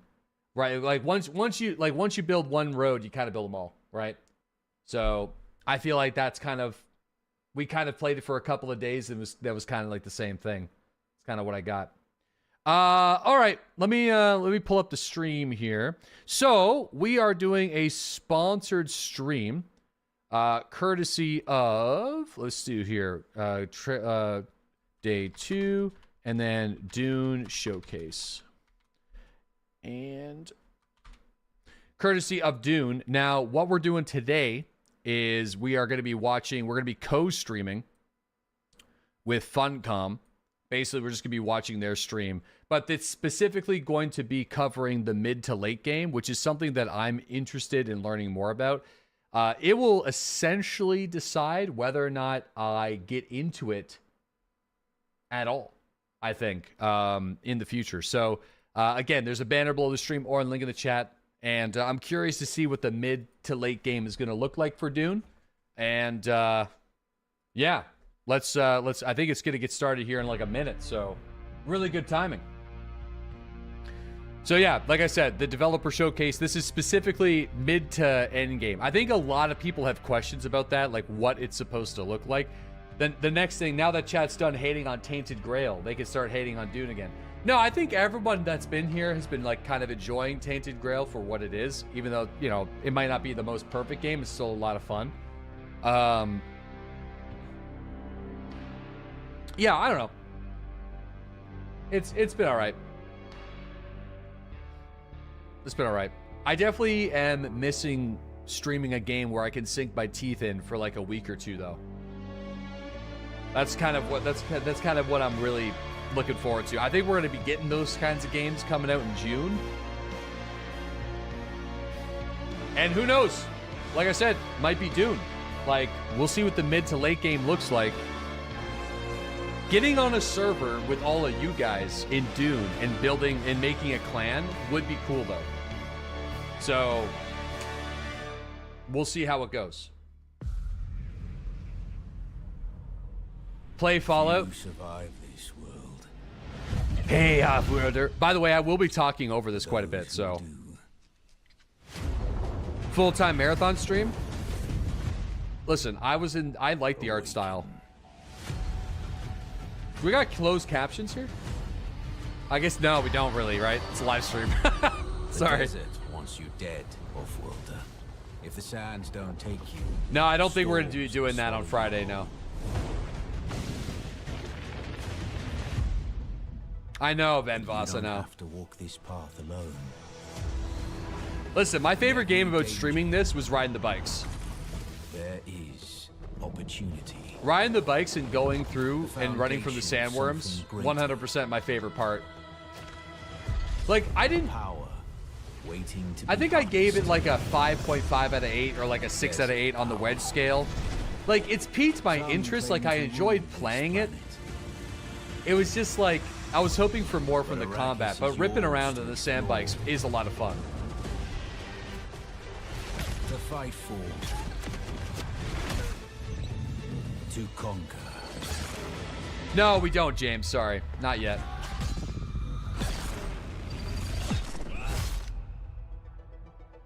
There are forces beyond even your control.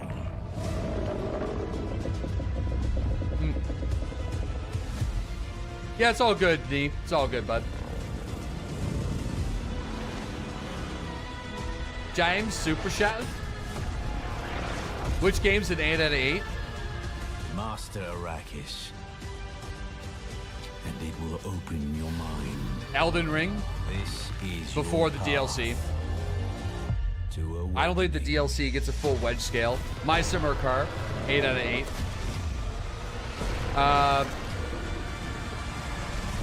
Kingdom Come Deliverance 2 on your first playthrough, in my opinion, 8 out of 8. Cyberpunk 2077 DLC, 8 out of 8. I think that's criminally underrated. What was it called? Phantom Liberty was so good. Like, it was so good.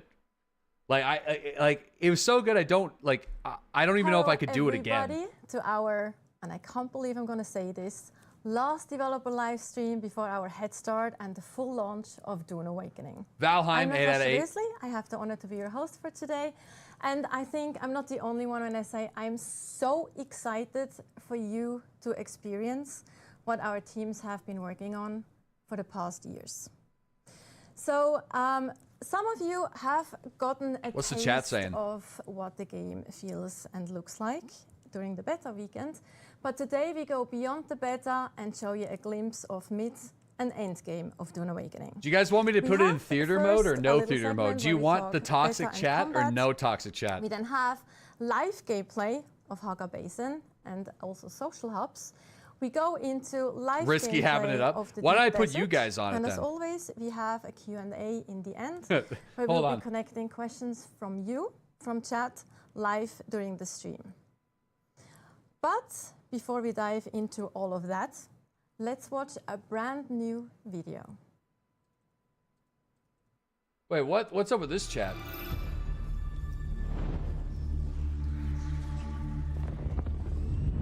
Combat in Dune Awakening is the fusion of melee, shields, ranged, abilities, and vehicles.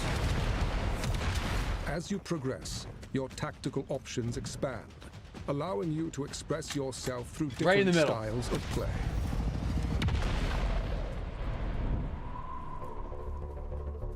In the beginning, no, it's all good. Dead center. Brutal affair.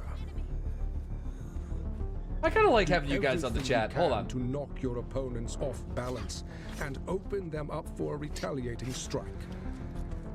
Keep an eye on your stamina, or find yourself in trouble. Early abilities change the paradigm. Use the voice to force your enemies to come to you. There you go. I like that. Shigawire Claw to stagger an enemy. Knee charge into melee range. Ranged weapons like the Mauler pistol allow you to maintain distance and take down enemies from afar.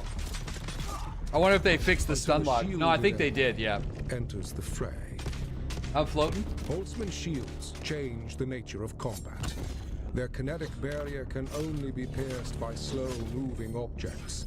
Fast on defense, slow on attack. Swords, daggers, kinjals, and rapiers are effective for dealing with shielded enemies. But without a shield of your own, you will quickly be overwhelmed by enemy fire.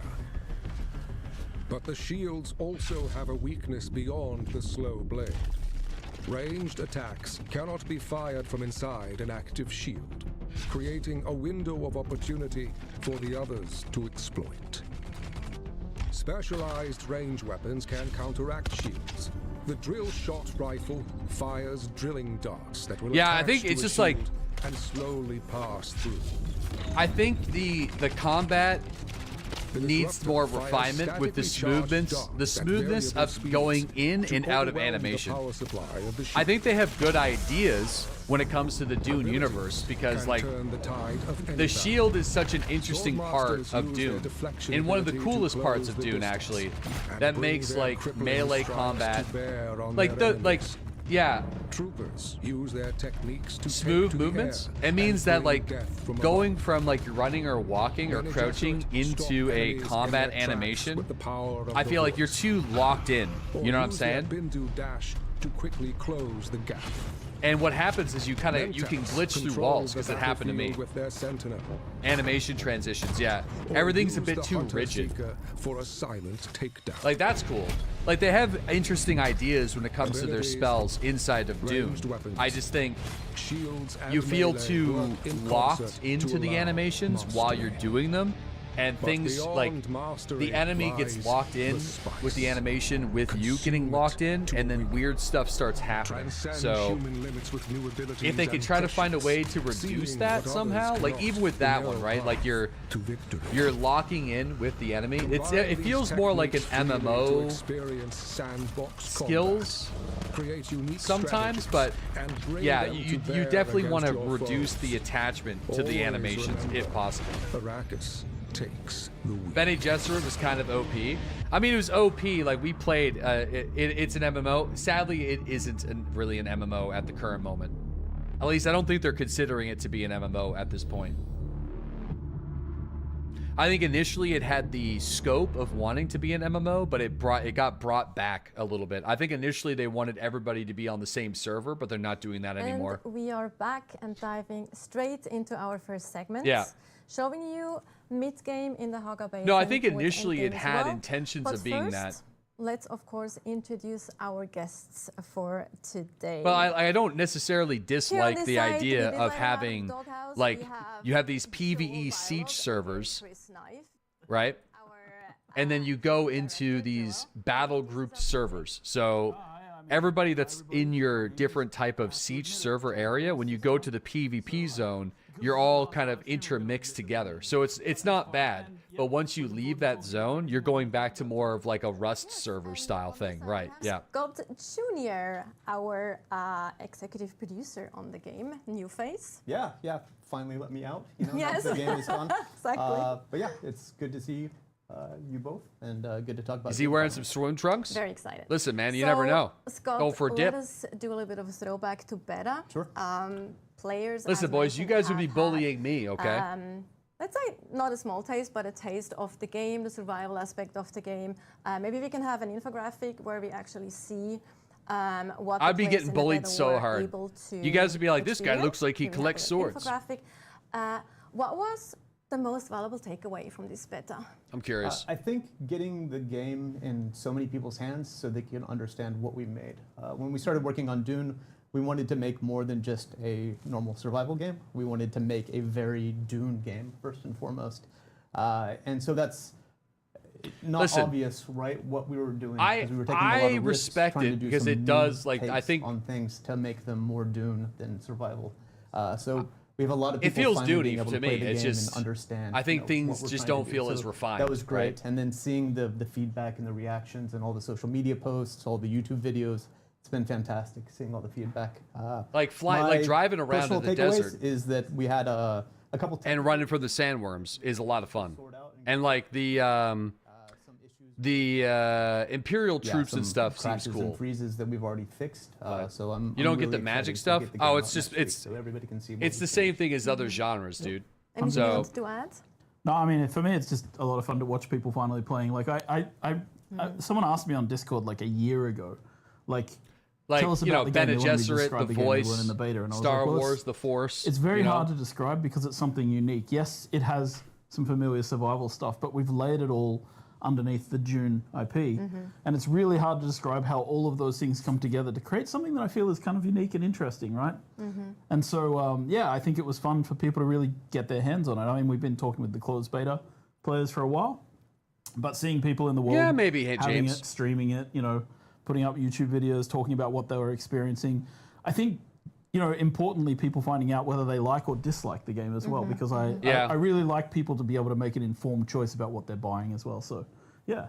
100%. I think one thing I can add to this as well is, like, for me, having a little bit more of a bird's eye view of how the developers and the teams were reacting to this, because me too, we have been so close to the game for such a long time. You I mean, can't really I don't judge it think anymore, from a normal gamer perspective. My You're seeing all state, those my amazing takeaway kinda, with the betas is I feel like there's a lot of people that were in the closed beta tests that already have hundreds of hours. So I feel like that's a redeeming quality.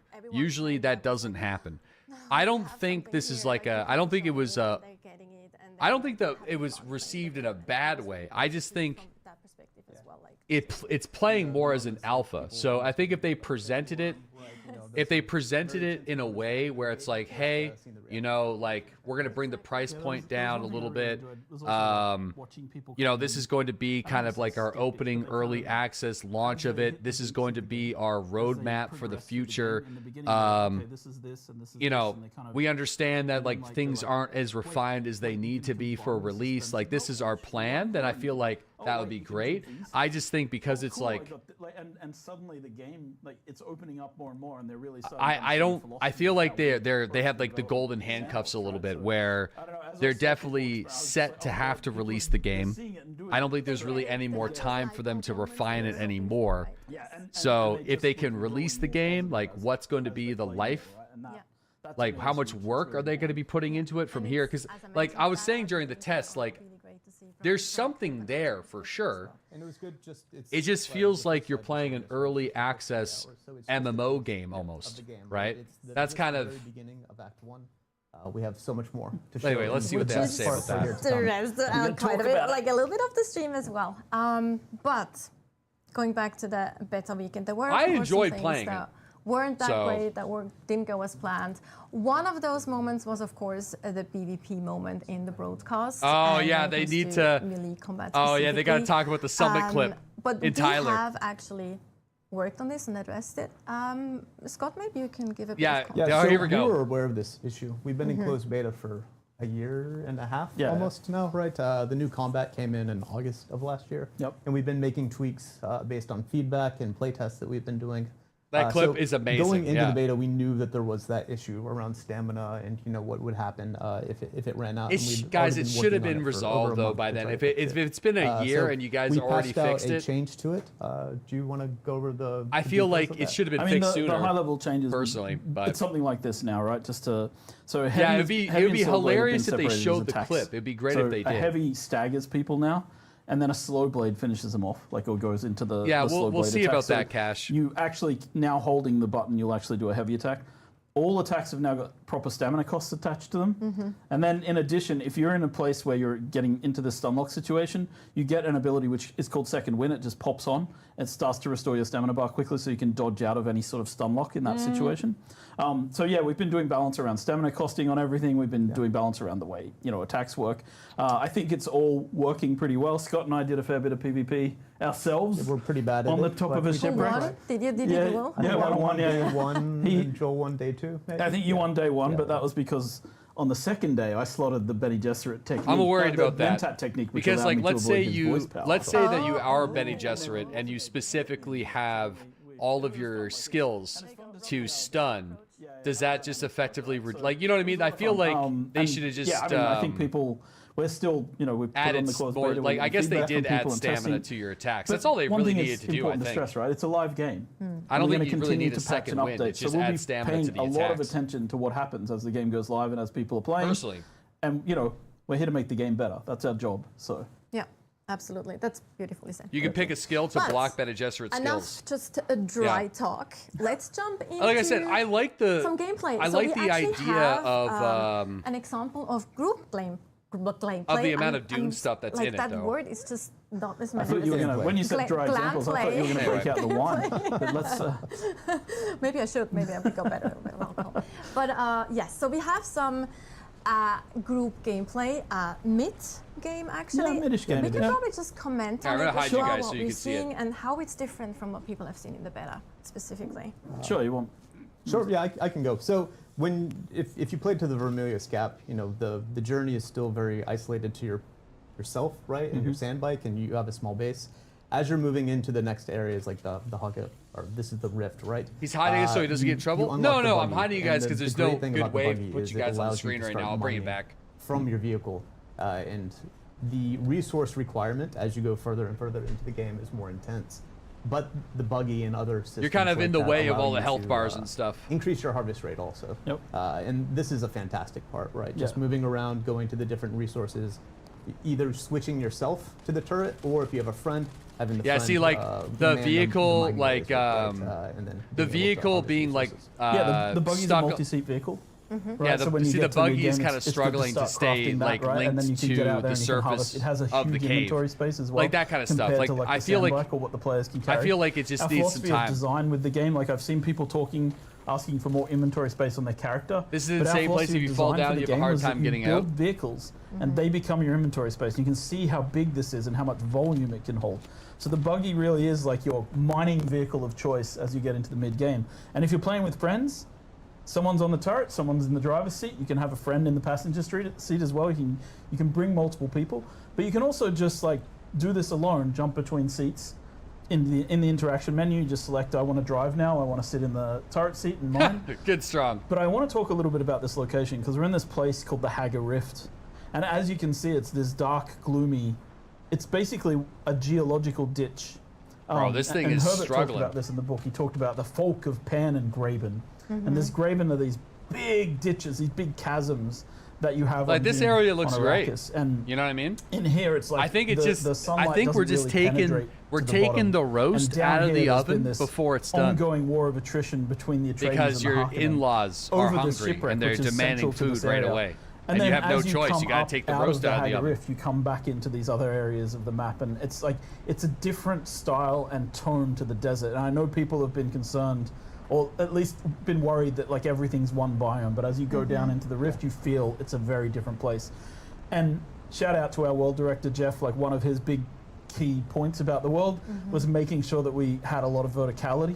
And I think Haggar Rift is like an absolutely perfect example of how you can just keep going down and down through these galleries, and there's bases built up through the entire side of it. It's just this really fun place to be. It's like, make it deeper, make it deeper. Exactly. I remember he mentioned that. And this is where all the lights come into play. So headlights on vehicles, personal lights on players come in. At this point, this is where you start bringing things, and yeah, it's fun. And it's so huge because then you fly in an ornithopter too. It's like wide and yeah. Oh yeah, do we get to see the Omnithopters? I wonder. The music and the setting and the atmosphere when you're down, right? You've been in the harsh desert and the Vermilius Gap with like the bright lights on you the entire time, going like from shadow to shadow to preserve water. When you get down there, like the music team's done a very good job of just setting the atmosphere. It feels almost cool. Are we gonna be playing the game That's today? our base Nope. in the distance set too, Yeah, I think, where we're heading. So you can see the wreckage of like the wall. You can see that's a deserter base. Like Yeah, I because don't of know. the I war feel of like, attrition that's been happening here. Some of the I don't Atreides and know. Harkonnen At the have very deserted, least, I feel like it'd and they be set up really little camps fun around here, and they create like to do a community they're day obviously hazardous with but this now we're going game to a base when that it releases we created and pick a for server this. and see this what is that's the, like. But Atreides base building set. And this kind of this is cool. This is a great example of what you can do outside of the square blocks that everybody was seeing in beta because they only had access to the first couple of sets. Yeah, and what's important as you get into the mid game, you start building up your infrastructure, and that's just as important as your equipment or your vehicles. So even if you lose a vehicle, right, like you make your buggy and you get unlucky enough to get eaten by a sandworm, like the infrastructure will allow you to get back on your feet way quicker than that first. Can we stop for a second and show a pro tip here? I really want to pro tip something. So, can someone go and use a chest? Yes. Oh, you want to mention my favorite thing? So if you go to the wait, is that a chest? Yeah. Okay. Yeah. So if you're in a chest in the game and you have a vehicle anywhere on your land claim, you can go to the top of the inventory on the left there where it says backpack. Oh yeah. Where it says backpack on the He left doesn't hand even side. see it. It's Whoever's there you go. driving. No, above. Yeah, you click the drop down and you can select the vehicle you got storage. it. This is a massive quality of life for getting things in and out of your vehicles. Yes. Because we know it's a little bit hidden. It's not the easiest thing to find. But once you know about this, it ups your quality of life in the game immensely because you can just drive in with a buggy full of stuff, go into your base, click any chest, click on the storage drop down, I wonder. No, you probably could. You You could have people in the base that are just like chilling to offload. You could have your own pocket Mossy that just this was something people were asking for during offloads the all the close stuff, beta. and you guys keep driving out there. Another thing that I mentioned before, which is such a small quality of life thing, but we have that too, is you don't have to empty your chests before you can move them. Oh, exactly. This is like, that's Here we go. complete mind-blowing quality of life change to me. That's like so nice. Yeah. Pocket Mossy. The game You got a works little in pocket these Mossy in there? phases of like, in the beginning, you need a sandbike to get off walking around, right? Then you move to the phase where you want a buggy to help you to harvest and gather resources. And then you move to the phase where you want to start building your first ornithopter. And so we have an example of this here. And the vehicle building in the game is very cooperative, right? You can see that these different, we're now adding permissions to allow people to help us to work on this ornithopter. So this, these guys are all in a group. And so people can cooperatively build. And of course, I think this is the medium, the assault ornithopter, as we call it. So it's the medium tier. But the largest ornithopter, the transport ornithopter, also requires, a lot of parts and a lot of people. So it's kind of part of the way we designed this was to make sure that we had this collaborative building system in the game, both for buildings and for vehicles. This is my favorite part of the game, just the building the vehicles actually physically in the world, right? Putting the pieces there, working with your friends to make all the parts of them, and then like mixing and matching the different modules to make the vehicle, fit the role that you want to use the vehicle with for that moment. Yeah, and vehicles come with different module sets, right? So you can put inventories on some. You can, like we talked about the buggy. You can actually have a rocket turret on top of the buggy, which I think you saw in the combat trailer earlier. Yeah. You saw the buggy firing rockets. So you can have different types of things on the different vehicles, and we'll continue to expand that post-launch as well, making the vehicles are definitely like utility. From my experience playing the game, the vehicles were the most fun part. And then I guess the other side of this is that we can start talking about variants and swatches, which is our customization system. But I'm not a builder. We'll actually see that. There we go. Yeah. Doodles' face tells it all. Ornithopter. I want to see like end game content when it comes to we just switched out combat. Personally, and a variant. Like I want to know like what you're working towards. I would like to see them fly the ornithopter though. But a variant allows you to change the physical visual. So this is the shape of the Atreides. It's got the hawk-like lines. That's it's got cool. the sharp angles. I like that. And the Harkonnen have more of an insectile kind of feel to them. Yeah. And so this is and you earn these variants in this case by leveling up in the factions, which is a part of the mid game. We aren't really showing a ton of that today. See, I would love. I think that's the stuff people want to see, man. Access to these kind of variants and things like that.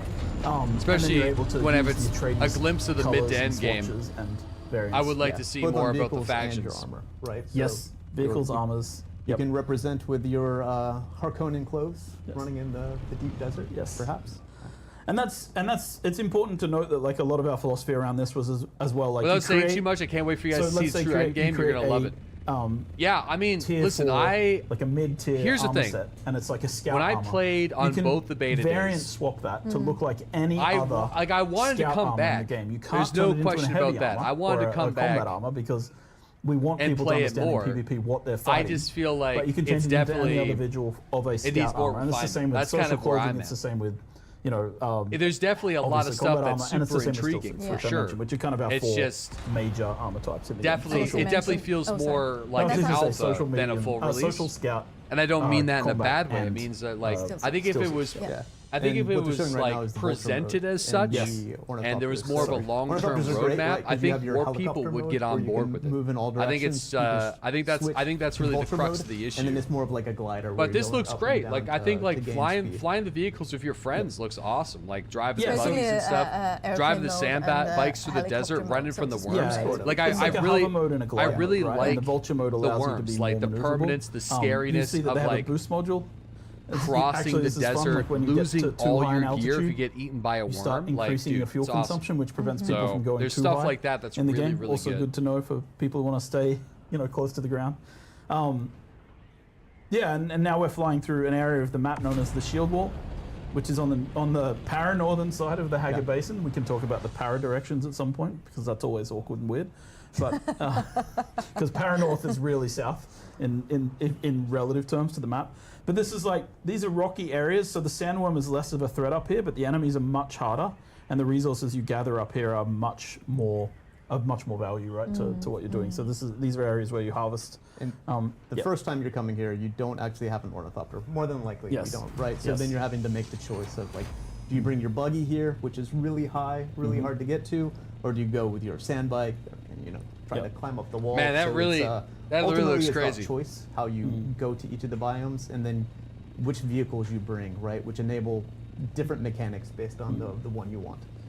Yeah, and No, this that's how area it's we're in supposed now to is be, known I as the think. I'm Uldum pretty as sure it's well, and supposed the to Uldum look has like a little that. more plant growth and a little more greenery, and that's because the Uldum is an area where they were doing experiments. It just doesn't on look some the of way you some want, of the like land. And we won't your talk too brain much thinks about it, it's but, supposed to. But We're yeah, gonna it's fly supposed to look over- like this. I guess this is our second base. This is our yes. second base on the shield wall. Yeah, so this is the Lots of guild shields. base. So this is further into the game. People have progressed a bit. They're probably so we divide the game into 4 phases: survive, protect, expand, and control. So this would be here. You're either on the expand or the control part of the game. The sort of last 2 phases, right? So you've got a bigger guild. You're working with a larger group of people potentially. You can still play the game solo at this point. Everything just takes a little longer and is a little harder to do on your own, right? And that's you can still do it. You can craft these ornithopters. There's no problem. But we Damn. encourage people to play. I together mean, and it would work be together really in a difficult to multiplayer game. control as a solo, but you could probably shown live in before. this world as a Yes. solo. The Twitch drops. These are yes, Twitch drops. Yeah. exactly. So the one this is actually the Chome, that one's Chome building set, but those round This place looks windows cool. and the ceiling, This base looks bananas. Pieces, pretty much everything that's more metal than white stone, those are actually going to be Twitch drops that you will get. So they kind of expand on the existing Chome tier set, which I love them. I think they're very maybe cool. you know what? They're Maybe they could have done for the sake Yeah, of and the you can beta. see what, They should have what we'd given expect us a these guild build base to look sets. like, I right? think. Lots of production going on. I love.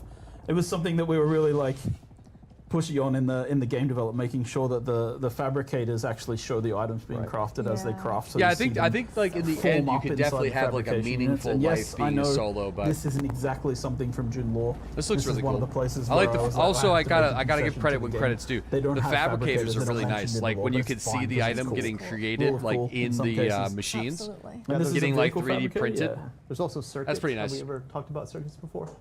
Nope, not actively. You can please feel free. They're pretty neat. It's not like as intense as like Factorio, right? Making blue science or anything like that. But you are able to set up different circuits in your base, so you can have some containers feeding into some fabricators feeding into others. Oh yeah, You'll this never is a have stream of a 100% stream, automation so like you would get in a whoops. But it does enable you as you get to mid game. Let me amp it up a little bit. I think I was at 720p. That's my bad, when boys. you're playing, because water and electricity become quite a burden if you don't start upgrading your gear and the infrastructure like we were talking about before. So Yeah, you sorry, introduce yeah. passive ways to get water, which is a huge help, because water in the mid and to the end game even is really important through all aspects, not just survival but also crafting. For my fellow lore nerds out there, we call the passive water generation wind traps. I was just about to say there are actually some wind traps on this, and we've seen some while we walked by them as well. And yeah, it's just like you also see here how much bigger those refineries are. We also saw a spice refinery. Oh as yeah, well, Cass, actually. you were like there not was on spice board refineries with there, ARC yeah. at all. I remember Yeah, that. and we just saw a room with some decorations in it as well. Yeah, like we just to you can. Yeah, like I'm pimp up your thinking, area dude, in a I'm sense, like, thinking put out holograms. we It's choose quite one funny server. because- Here's a We fun pack anecdote as from many development. community members The in there as artist made a bunch possible. the artist We made a bunch of assign plot points permissions based off of Oh, for people to put in trustworthiness, their bases, and I was based like, guys, off it's of what June. I feel in the There's no plums. water to water And just up. we have make a a lot of guild, at holograms. least for a Yeah. couple of Yeah. days, Yeah. to I was see like, how we it can have goes. that. Like I would be keep down saying with the word that. holograms.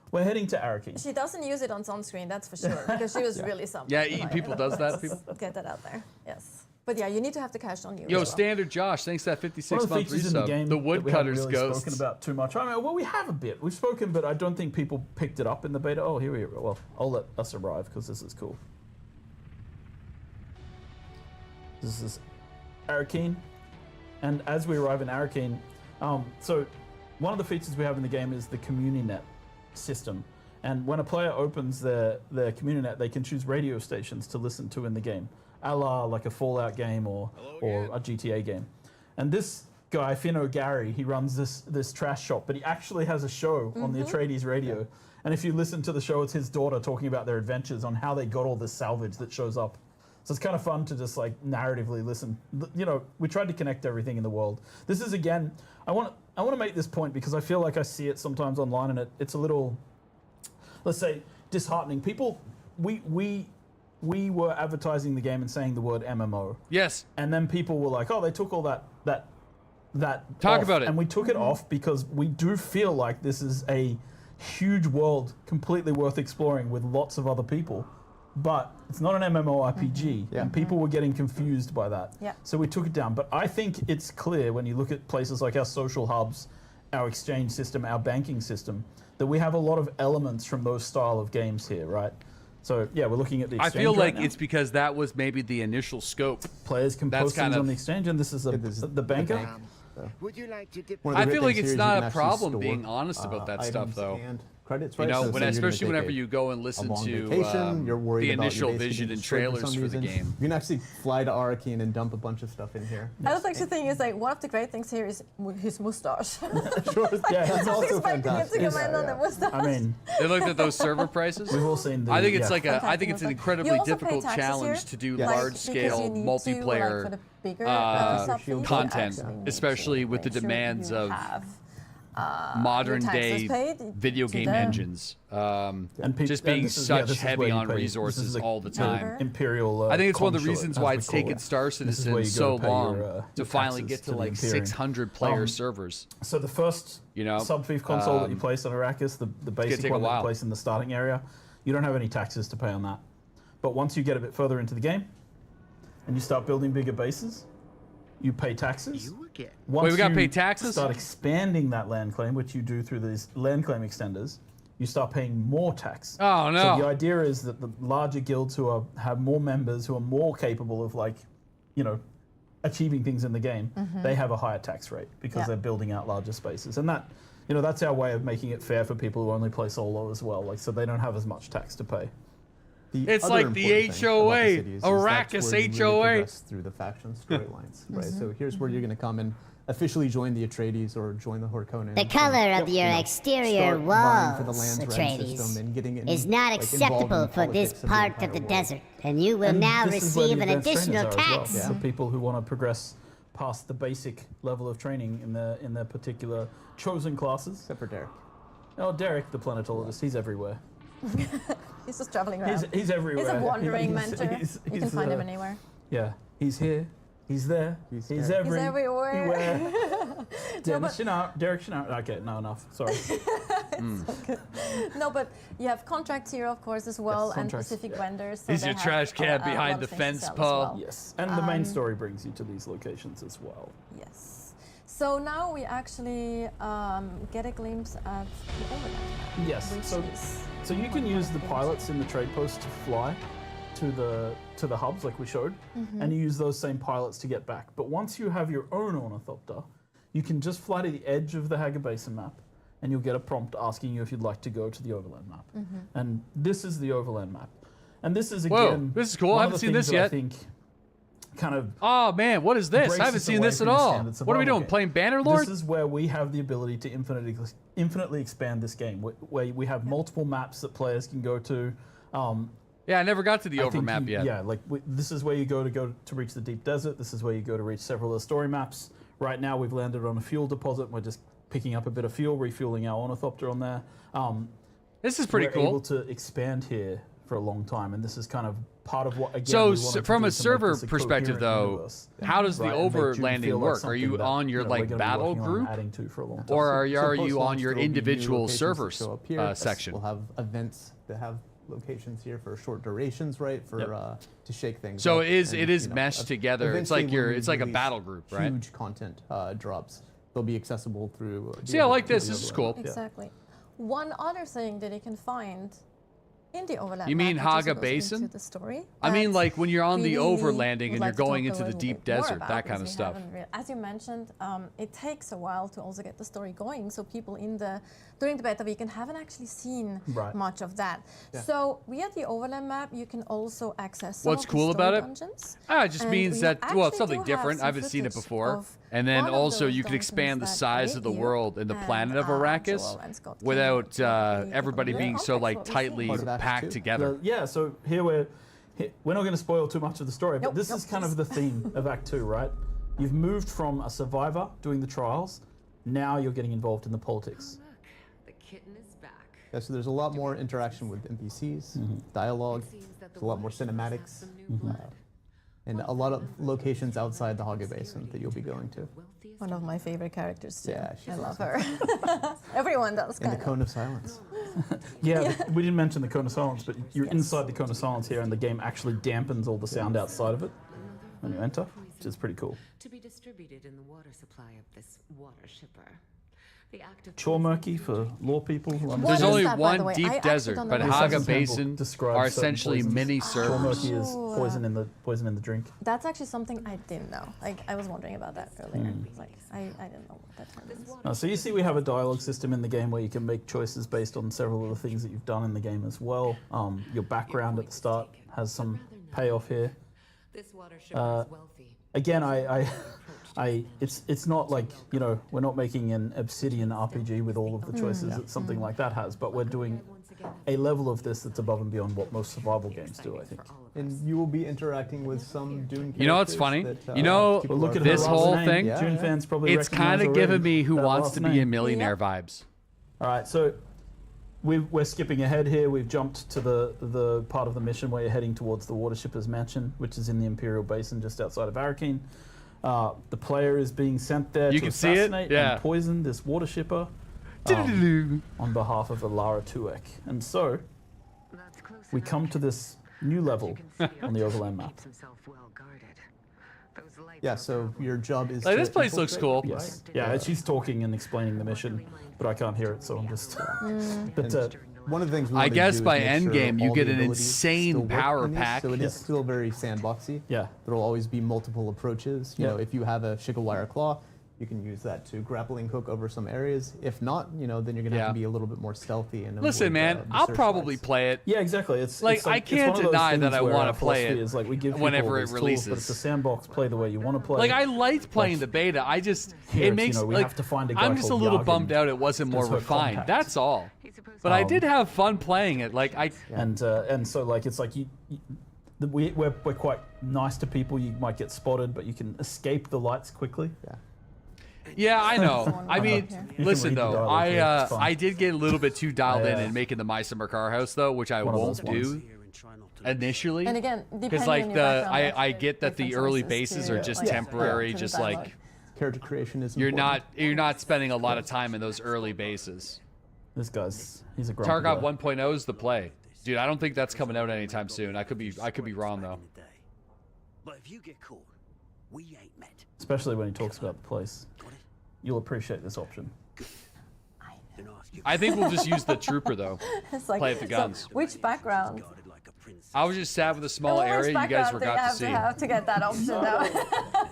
Yeah, it That may one's have been for better everyone. for them to For set everyone, everybody a that's the little thing. bit Okay, later there we into go. the game for I one of love the that beta we have tests. it too.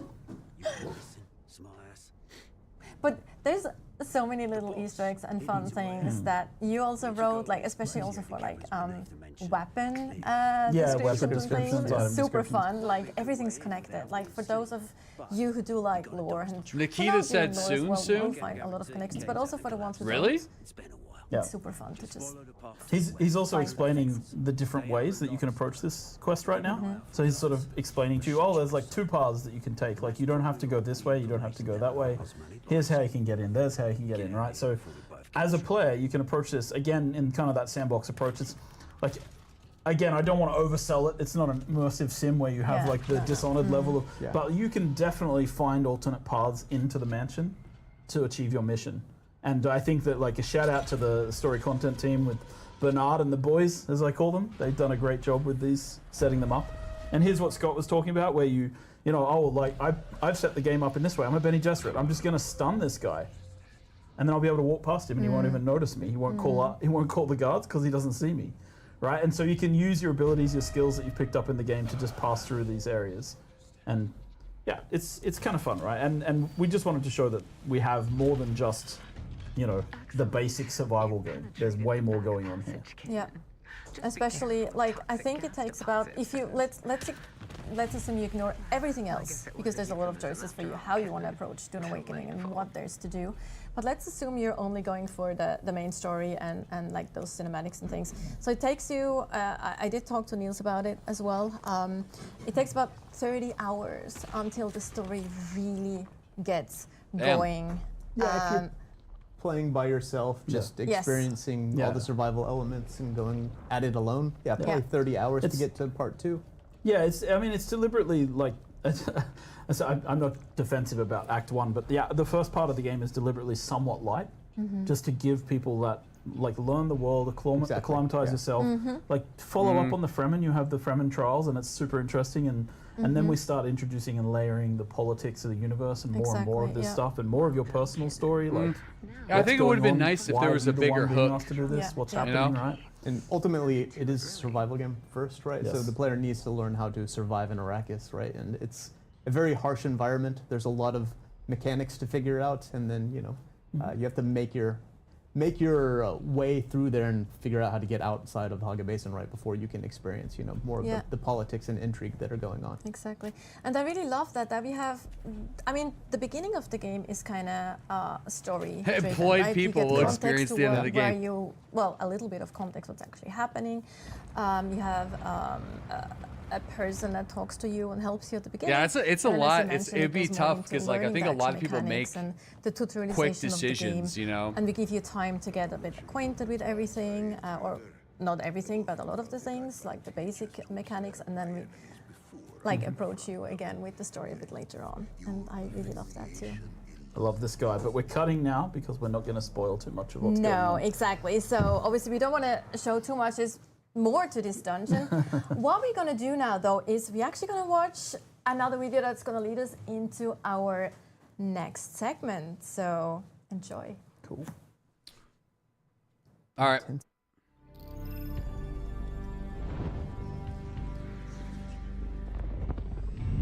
Power. Given the right lever, you can move a planet. In Dune Awakening, your path to power leads you through the great houses.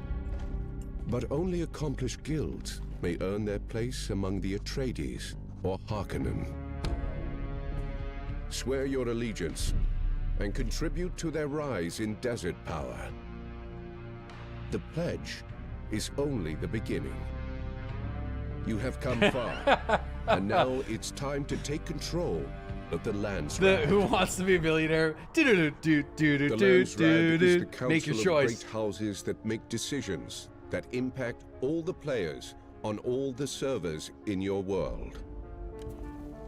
Your goal, and that of your guild, is to secure their votes so that your faction, the Harkonnen or Atreides, can take control.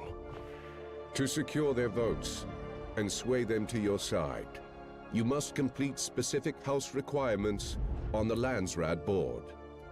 Alone or together with your guild, your efforts can move the needle. Be the first to fulfill a house requirement to not only secure their vote, but also reap their many rewards. Whether you enjoy PvE or PvP, there are many paths to victory. If you prefer the relative safety of the shield wall, there are many activities that will not put you into direct conflict with other players, while still contributing to your faction's rise to power. So, House Torvald wants you when to do you eliminate pick? sandflies. So your guild, you pledge Rush allegiance in. to Pick off the Harkonnen deserters or one by one Atreides. with your sniper rifle. House Rashis wants a delivery of ground cars. Join up with friends and build strongholds for large-scale production and deliver them safely to the House representative by ground or air. Large-scale production is costly. So do you and will PvP with require other a lot people of inside your resources. same faction? Does it matter? To be able to craft certain high-tier items, you will also need the most sought-after resource of all. Spice. The spice. Spice. Yes. The spice. You can buy spice from spice merchants. Oh, he's just selling spice beer. Or on the player-run exchange. Just buy some and spice. it can even be found in smaller pockets behind the shield wall. Oh, look at them. They're just grabbing it. Grab the spice. But to collect industrial quantities, you must venture into the unknown. The deep desert beckons. Here, violent Coriolis storms sweep across the vast expanse of sand, resetting the map every week, revealing new resources to mine and points of interests to explore. This ever-changing environment offers endless exploration, but also endless conflict. Each house in the Landsrad desires a specific You look the opposite of control point enthusiastic in the for deep this desert. game. Dude, I can Seize try to it look and I can hold try to it look more over time enthusiastic. to gain their vote. Fortify it and be ready for a fight. Other players will soon come to take it from you. Hit it with the sniper rifle. Please smile. The deep desert is also home to frequent You need more spice monster? blows, I know, dude. It's a little late in the offering large afternoon though. quantities of the precious melange. Sniper sucks. Really? You need a lot of spice. It's all about the double barrel? Once you've located a spice blow, move your harvesters in place to collect. Just be ready to defend it with your life.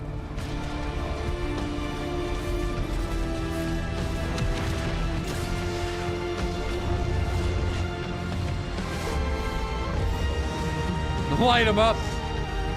Flamethrower looks good.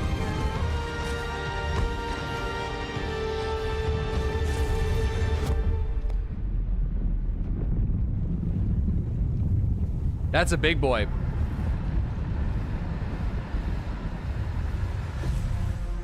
After a week of politics, manufacturing, and conflict, one side emerges victoriously. The Harkonnen have seized the Landsrad, and the leaders of the player guilds who contributed to their victory all get to vote for a decree that will impact everyone on a server belonging to that world. They choose to unlock exclusive weapon imports rights. By decree of the Landsrad Council, under the seal of His Imperial Majesty, a trade consortium has been authorized to visit Arrakis, providing Harkonnen players with exclusive access to a unique weapons vendor in Harko Village.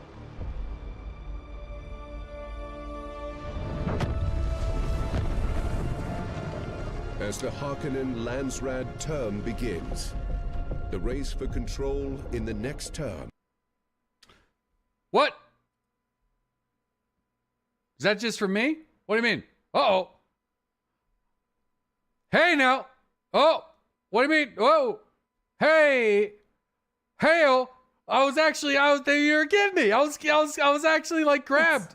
Welcome back. No technical problems at all. It's all Oh, fine. no. I would have noticed if you didn't say anything, Scott. Sorry. I feel like that was the most interesting part of the I couldn't whole hear it, but I'm thing. pretty sure it cut off mid-VO. So. Oh, yes, man, what do you mean? But the video is going to be available after the stream anyway, so you can watch it in all its glory, Landsrad.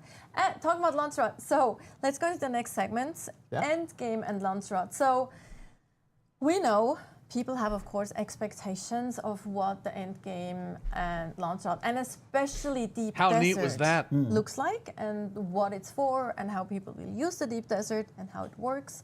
A lot of those things. But I think before we go into more details and show some really exciting gameplay as well, Joel, I think it'd be cool to talk about the vision for what the end game is supposed to be.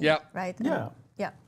Tell I me. think, like going back to when I joined the project, like, so this is 5 years ago, right?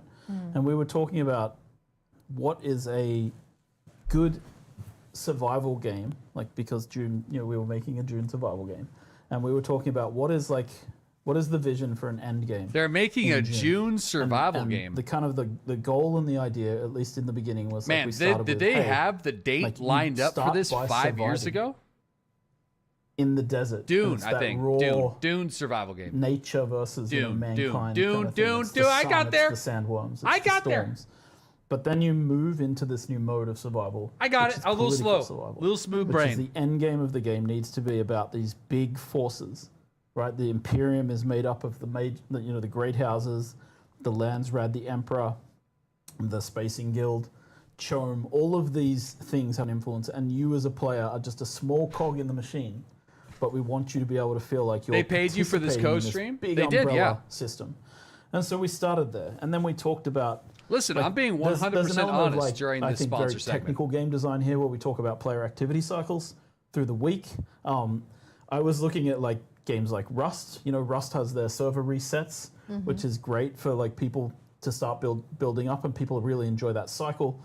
But a lot of people also love having I want to their talk about the stuff that I like, and I want to talk about the stuff that I don't like. And so we talked about okay, what about a place? And in Dune, it's perfect, right? You have these Coriolis storms, and there's scenes in the book where the sand is just tearing. I think I've seen enough already where I'm going to be playing it June 10th. The things in the desert and revealing things from beneath the sand.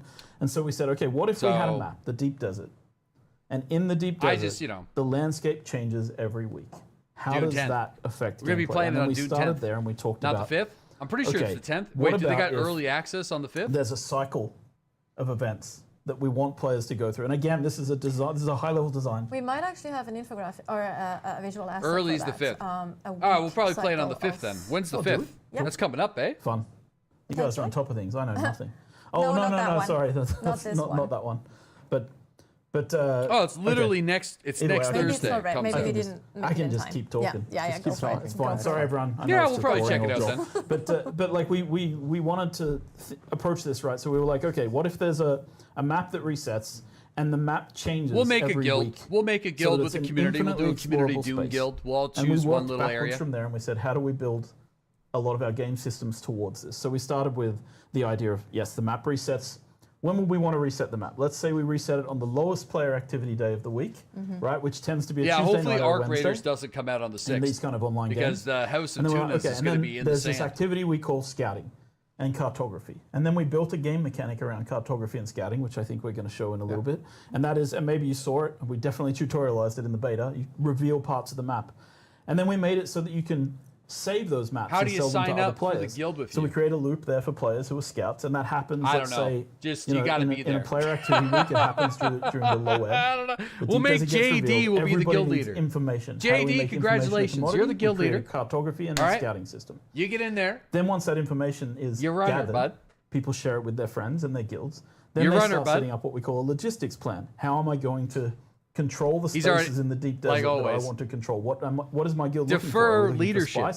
Are we looking for unique schematics? Are we going after shipwrecks? Are we going after the ecology labs that have been I'm just kidding. He's already been playing this game. He's got a guild already. And then the weekend, which is when the highest player activity count is, that's when people are online. And that's where people really participate in the activities in the deep desert, whether that is running ecology labs with their friends or shipwrecks or fighting over like control points in the deep desert. And then after the weekend, I should say, on top of this as an umbrella is the Landsrad. And the Landsrad are asking you to do activities that take place both in the deep desert, but also outside of the deep desert. Exactly. There's a lot of PvE stuff in there. And then at the end of that activity cycle, everybody votes. It sets a server-wide change, like a worldwide, I think we should say in our terminology. It changes every rule set in the world can be changed by the Landsrad. And then the Coriolis Storm happens again on a Tuesday, and we start over again with a new weekly cycle. And this is kind of the vision and dream for how the end game should play out and how we would like it to work. And yeah, I mean, we'll talk about how that we've set everything up for this to be the case, but of course, no plan survives first contact with players. So another point I would like to make is just we're a live game. We'll continue to tweak and update these things. So, but let's maybe look at and talk about it. Yeah. Yes, let's look at some gameplay. Actually, some activities. Yeah, they like I said, man. They got. I feel like they got some good ideas here. I think it's just needs a bit of polish. We'll now go into the desert. Okay, so we've. I'm curious about this now. Yeah, Deep desert. Let's go. We're in the Shield Wall, which is the southern part of the Deep Desert. It's the PvE area. Correct. Yeah. This is the PvE space. It was important for us so that people that are scared of PvP or reluctant to get engaged with it, right, that they had a place in the deep desert that they could go to without, instantly getting killed as soon as you're coming through, like in warping in, right, gate camping or whatever from other games. And this is also where you set up listen, your SL, your base of operations. I've heard a lot of good things from people that played this game a lot. The deep desert's gigantic. I don't think we've seen enough of the good in the game in the beta. You need to have the logistics set up. Is what I'm being told. Like you can go there by yourself. Which makes me intrigued. Like, I fly there on beta. I try to stay away from people because, as we said, we're not great at PvP necessarily. People call it ratting. Right? Yeah, ratting. You can go in and rat. Oh, I'm totally rat raid. Absolutely. But just to point out one thing here, because these guys are using. So again, coming back to like how do we get towards this vision? We started with how do you build this is going to get wiped every week. How do we encourage people to build bases? Well, first of all, we created this blueprinting system. You bring the diagram of your base, you place it out, and you build it quickly, right? This is very fast. It doesn't take very long when you're with a few friends. You get a base put down, you build it up quickly. This is part of the logistics cycle of the deep desert. And you can either bring the resources from Haga Basin and all the vehicles that you're bringing with you, or you can harvest there's quite a bit of resources in the shield wall. So you can set this up. So this is what's happening here. We're building a forwarding base. Exactly. I was going to say that this is obviously a forwarding base because it is kind of very boxy again compared to like the actual home bases that we saw earlier. Because this is all about efficiency, right? Yes. And like fitting your the storages and all the machines that you need. Now my brain just stopped working. Fabricators. Thank you. Yeah, and we made a change, or not a change. It's just the building costs are different in the deep desert, so it costs half as much to build every. Oh, that's nice. That's good. I like that. That's cool. Just because we know you're going to be redoing this every week. There's going to be some loss, right? So we're trying to make it easy and accessible in the ways that we can, while still keeping the threat there. Yes. And the intensity, right? Yes.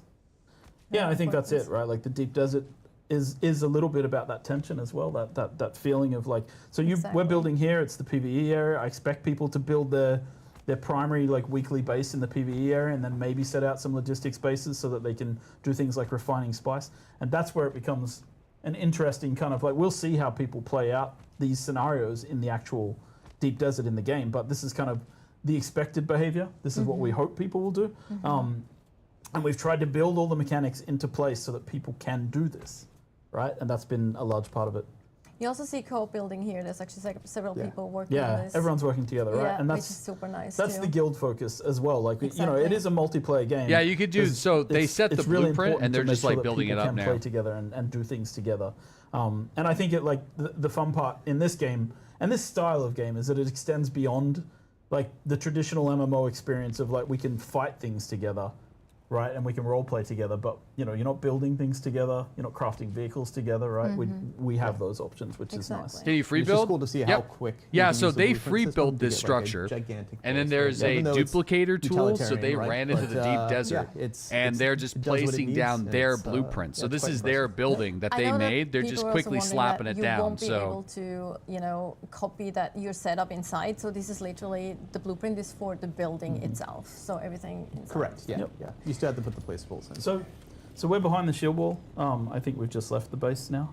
Yeah, we're actually and we're just showing a little bit of the. It would be cool if you could copy the decorations. So this is behind the shield wall, and then you come out into the deep desert. And this is, like, I think.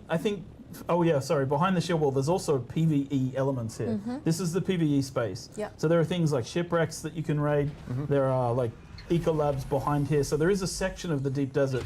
I know people are really worried about doing PvP. There's a whole section here. It's 24 kilometers long, where you can actually go and like do the PvE part. And we're about to see. Well, this will take a few seconds. We're actually we're in the middle of the survey. So now we're surveying the Yeah, land I like the in this idea section, of like the and surveying we'll with see the the deep segment desert reveal reset. itself. Like surveying this and is like scouting one of the actually PvE segments of the deep desert makes sense. And what you'll see here is that we've surveyed one square, and just to give some context, that's one of 81 squares within this map. Damn. So there are 81 of these squares. It's huge. Yeah. There We're are actually also seeing the sync chart that you mentioned earlier Yes. as well Yes. come into play. So now I don't know whose name it is, but whichever player it is crafting a. They have surveyed. Camille Now is they're going to crafting a craft survey, a sync chart. The sync They have crafted a sync chart of the deep desert. It tells you in the information which sector of the deep desert, who created it, how long ago it was created, so you understand whether the information's out of date or in date. Good They're idea. going to share that sync chart with their friends. Yep. And then their friends hopefully will be able to switch camera perspective and see their friend apply the sync chart, is which the saves plan. them having to Yes. explore. Yeah, So this is that Exactly. cartography look. You could go out with like a Oh. really quick ornithopter. Look at this. That's the deep desert over there. Oh, sure. To the left.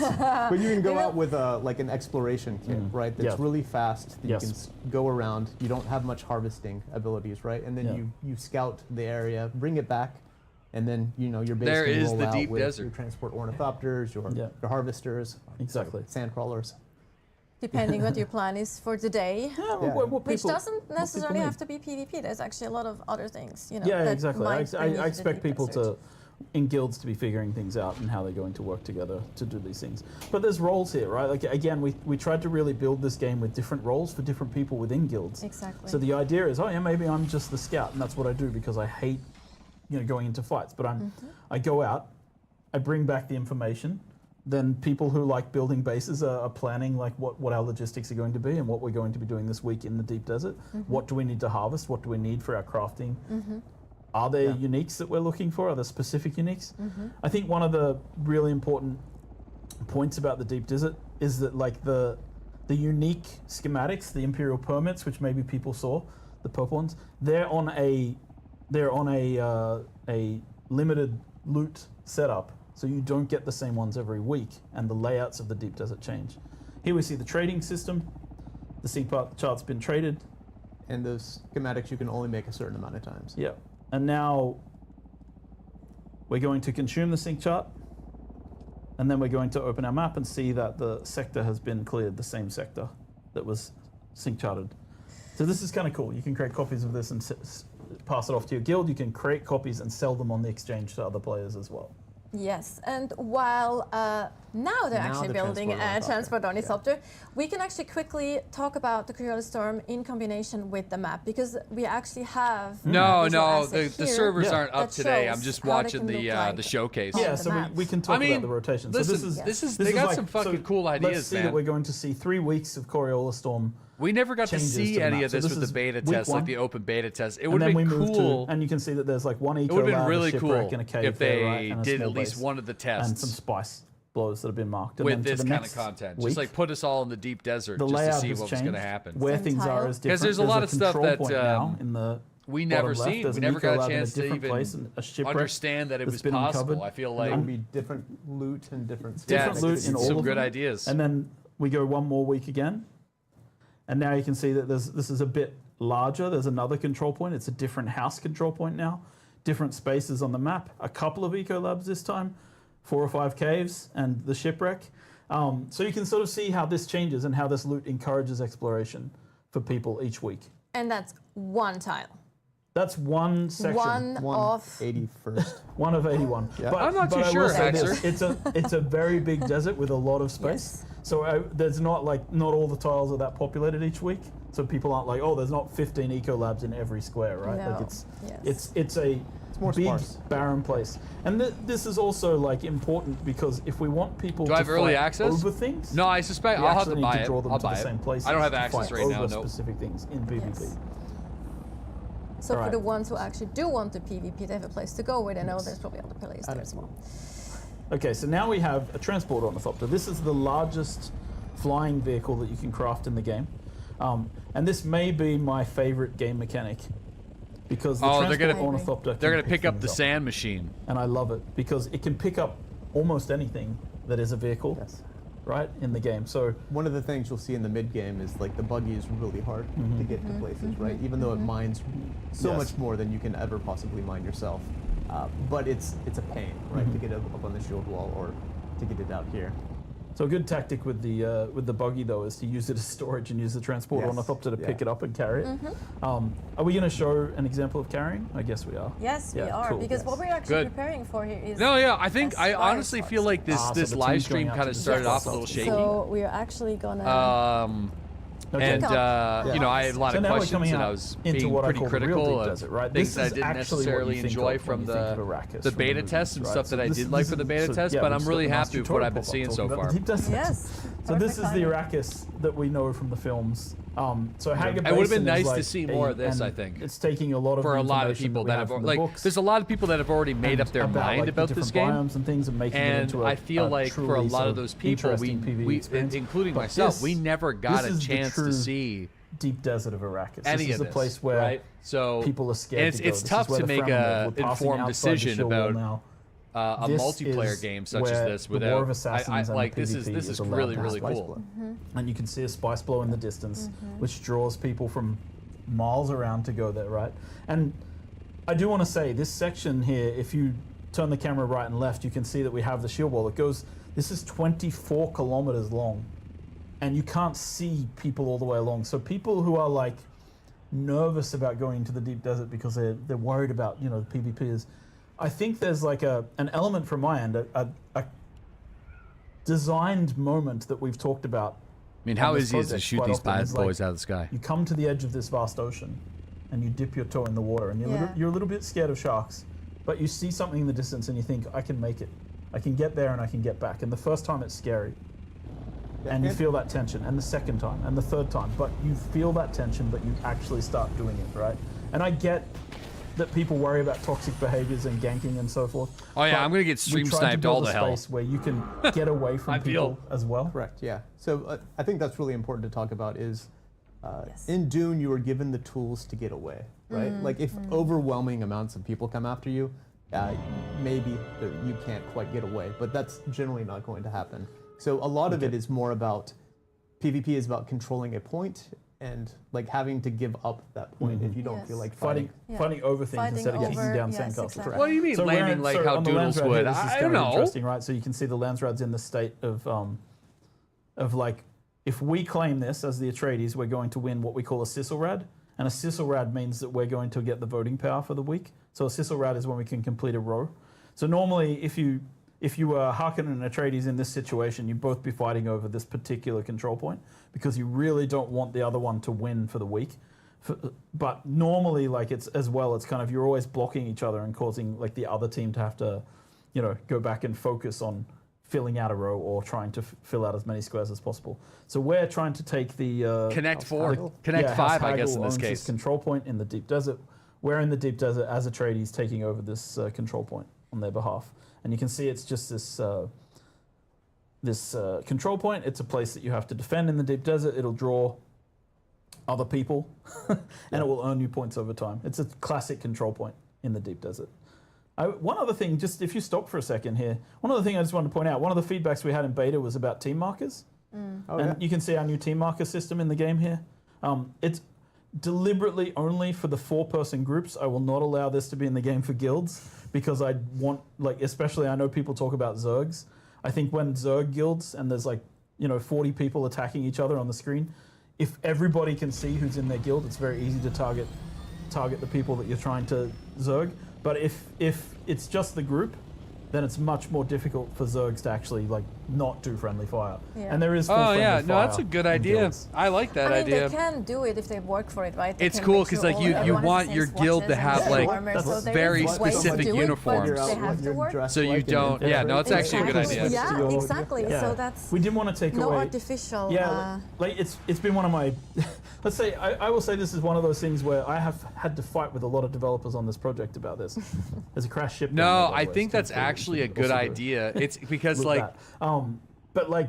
It's like it forces communication, and it also gives infiltrators a chance, or like smaller group players a chance to infiltrate guilds. I know or who escape. You are, right? But if I don't know who that is, and you dress in my clothing and you walk into my base and you follow me around, it's like I might just think that you're my friend from the guild, when in fact you're just like, you know, trying to infiltrate.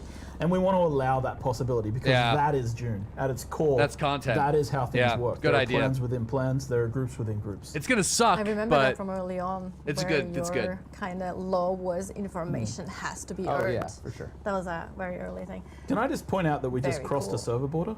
Yeah. Like our game has server meshing tech in the deep desert, and it's been a very painful technical thing to get working. Yes. But we just crossed a server border. You probably might not have even noticed any sort of hitching or anything because it's very seamless. And again, shout out to our technical team who've been working their butts off to get this in good shape.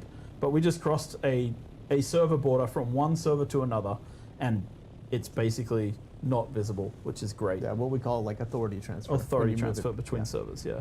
So now we're picking up a random sandcrawler and bringing it out to the spice harvesting field. Server meshing, I wonder how long it took them versus CIG. Mechanic. I think it's fantastic fun in the game, just picking things up. Well, I think for them very it's slow. So it is dangerous to go. It's in their deep desert model, but for CIG it's multiple planets, moons, and solar systems. Really fun too. You can also, I think the transporter also has like so it's a bit of a 5 seats as different, well. bit of a bring a whole different little group oyster with you got to get. Kidnap other enemy harvesters as well, which is also super fun to do. But we should talk about spice because Yes. that's really ties the entire end game together, right? So all the tier, the tier 6 or the last like set of resources, right? Everything requires spice to craft it. So your end game gear, your end game tools, end game vehicles. Everything end game requires spice for crafting essentially. And also, we mentioned the Landsrad. The Landsrad has always the center square of the Landsrad requires spice to win. It's important.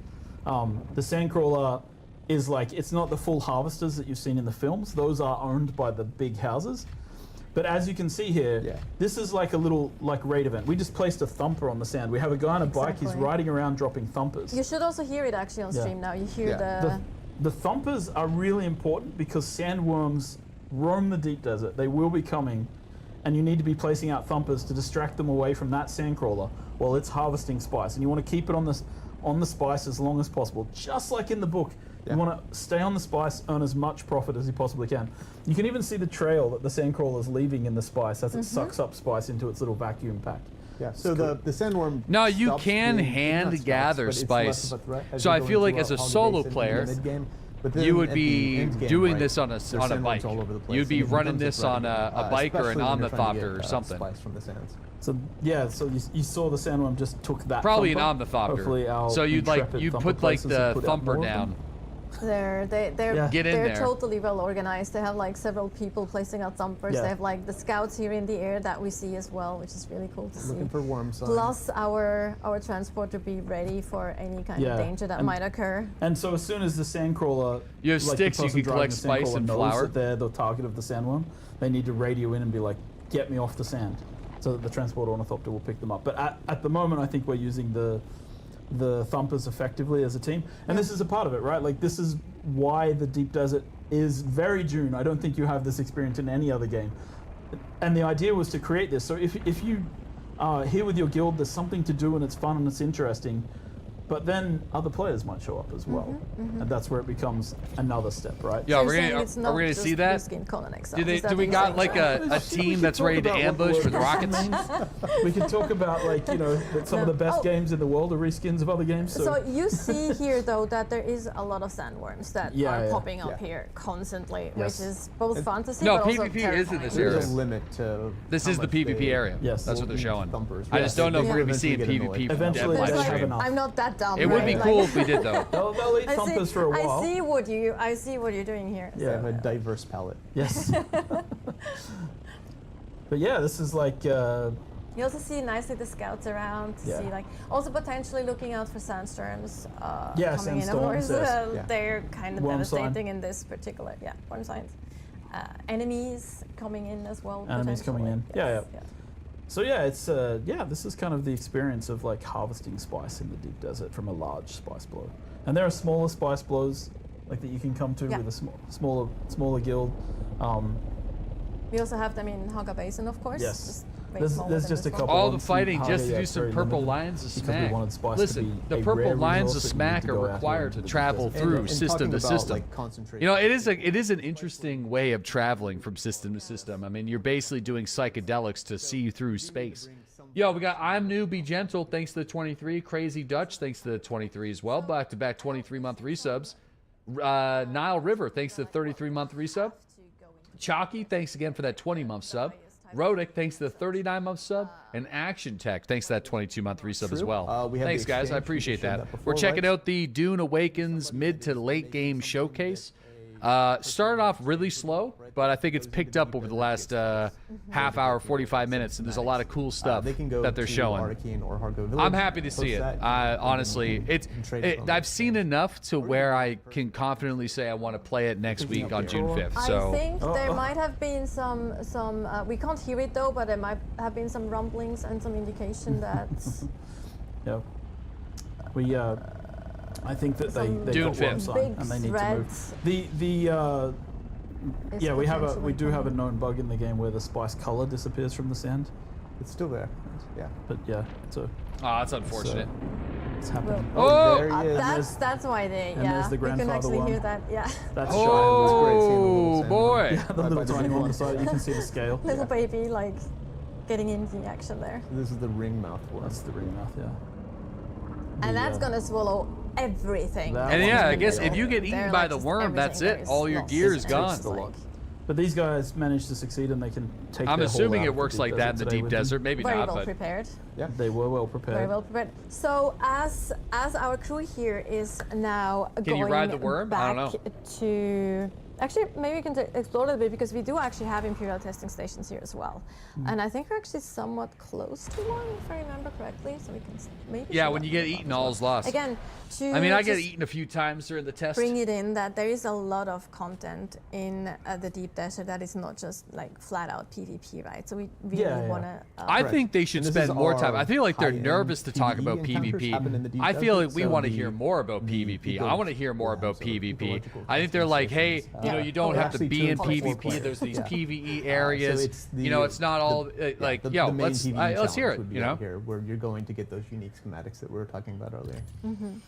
But you need to scout. You need to find. it's not a them, bad thing. and This is a then you PvP need game. to, We should be perhaps learning more fight about the other PvP. And work as a team. I think these are tuned towards minimum 4 people. Well, no, I think they're just. I think they're we afraid actually that people showed won't one, buy their in game our combat because they stream. don't Yeah. like Yeah. PvP. Yeah. But I think what they should do is be like, kind of hey, let's really race-based, hyper fixate kind on of very PvP different because approach people than who are the gonna Imperial testing play this stations game that are we gonna have be doing in that a lot. Highbase, You know, I think I want to see some PvP during this stream personally. And you know, like as the game continues, as we go through live and we continue to update and expand, there'll be more things that show up on PvP the doesn't map, sell for games like example, this. Fremen Sieges and I things like feel that like that people this is. expect I to feel like explore. So things will be combat uncovered. between And as I mentioned, guilds like the layouts and for the Deep factions in Desert, this they're is the handcrafted. core point we of have the a game. cool system where we like build the It layouts caters for by every hand type of player, so and they're trying to generate the cover for spaces everything. between No, I them get with the that. sand. I So just think it's we're kinda an like hour we and fill 20 in the minutes in, gaps and with we the covered sand. a bunch of the other stuff. I just But, want to like, learn more. I we want to see have- more PvP. We are I think that's building a simple new request. layouts for this all the time. You know what I mean? I want And to then learn over more time, we'll about what that incorporate looks more like. and more elements.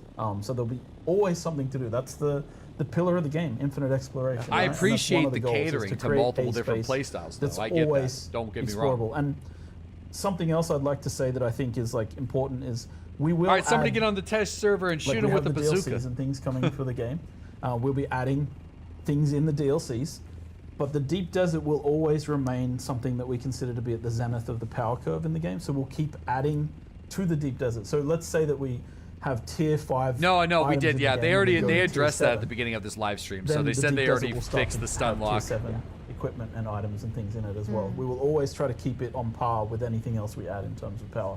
Because the Dude, Deep I'm glad Desert they haven't really focused is on that- PvP. that Shows the game might not be continually lazy explorable garbage. space. Central point. Whoa. that keeps all of the Yeah, things we'll together. continue Listen, to bud, add like stuff. I And there hate will to be, break it like, to in you. DLCs, This there'll be game, places people where are gonna can try get to access steal to your gear that beans. is currently in the Deep Desert. I would right? argue that's a when we big do part that, of this we'll game. also increase the Deep Desert and make Yeah. sure that there's more things. So that's kind of the long-term goal. If not, is- one of the is to most continue major updating goals of the and game. Continue adding this stuff. Exactly. So I feel like if you go into it being like, so while we actually have everything's going to our be great, team, or and then you get actually, backstabbed, you're just like, I thought this game wasn't gonna be like this fucking piece of shit. What the hell, man? This guy shouldn't be allowed to go to the forest. I'm calling the admins. I'm gonna try to get this guy banned. He stole my stuff. We do have an additional No, asset. dude, We it's have gonna a happen. video from a stress test that we did with the beta. It's a racket. That's the whole point. Last week on Friday, where we see a lot of things happening. Shout out to the beta players. Yes, thank you, beta players. Fantastic work on that side as well. So here, that's actually a glimpse Stealing the at cabbage. the stress test that we did. That's also Deep Desert.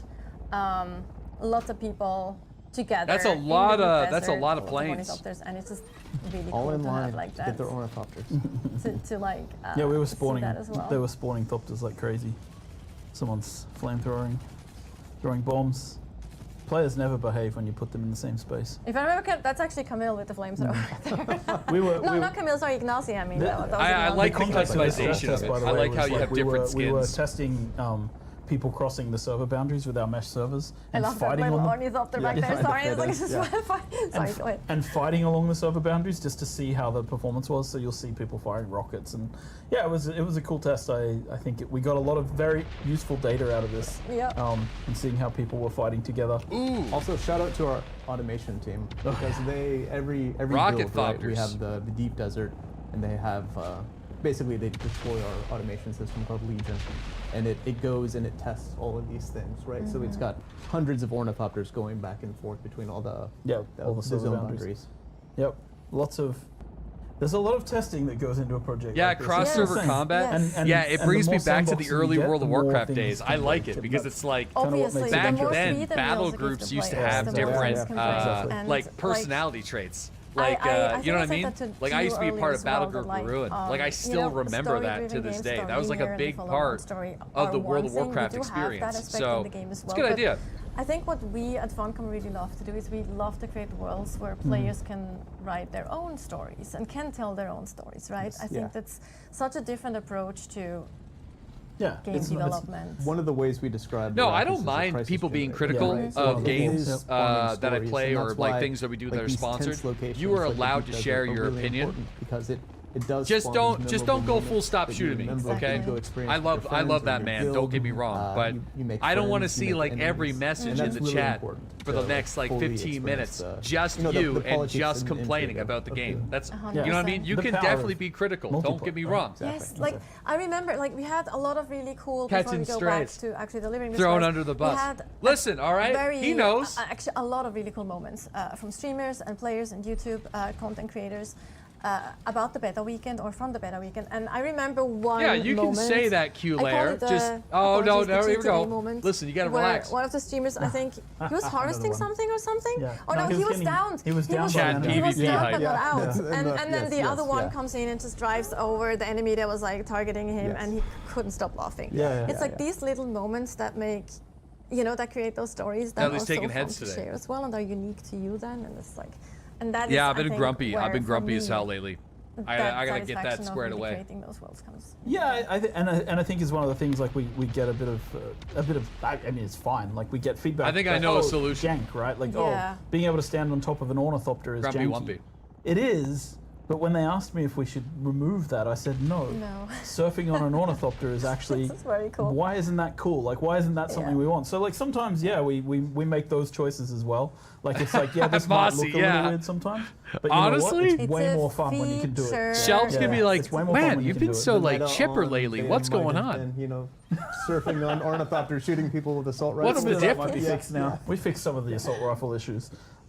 All right, so Dude, let's the go stream back affects my mood into, for sure. If we have a delivering poppin' the spice stream, now. if we got a great game, if Oh, I got a plan for the actually, next no, 2 let's weeks talk a little of more. stuff I want to actually do, wanted and I can't wait to get into the ask stream you the both very a next day to question. stream the game, and the chat's You also actually have super answered into it. that recently in an interview. Like that makes me so happy. To do it anyway. It's like, what is each of you's favorite thing in the game? I mean, you mentioned a few things that we saw, like the transport ornithopter and stuff, but I'm pretty sure there's other things that you're particularly Classic proud streamer of. blames chat.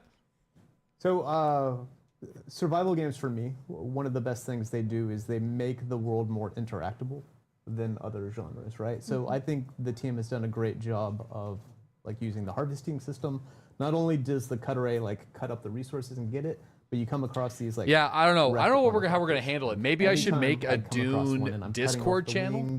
We don't need to have multiple channels. I think I could do a Dune channel on Discord, and then for everybody that's gonna be playing, then we can kind of coordinate on what server we're gonna be on. Yeah, I mean, and then I think I don't know how many guild slots there are. Whenever I do show chat some love.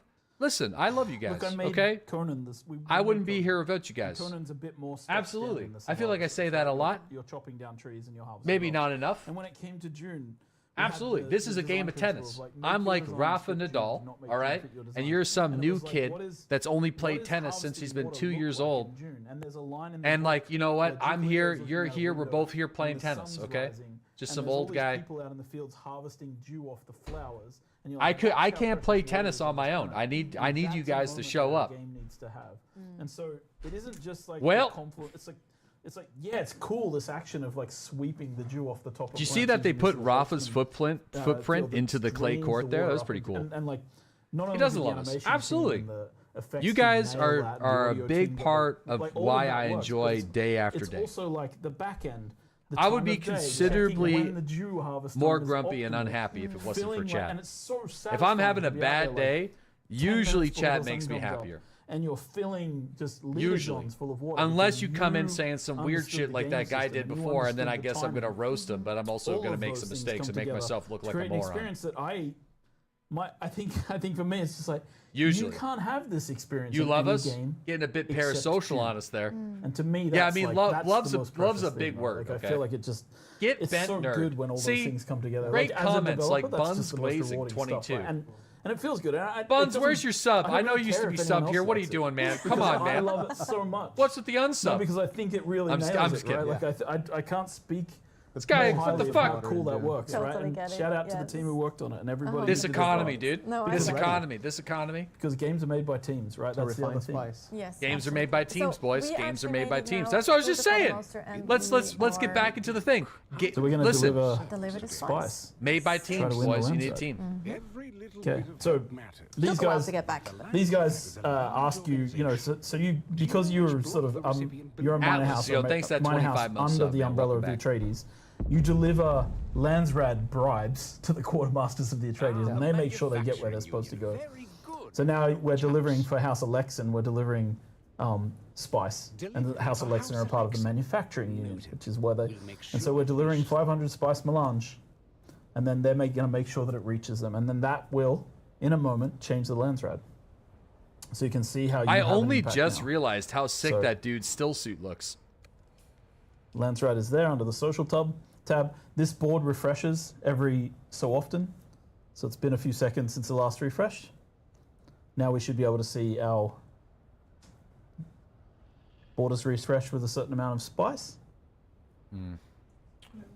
Oh, we didn't go to Alexan. You're on the wrong one. Tell that to Dean Hall. I want a game that's not a game.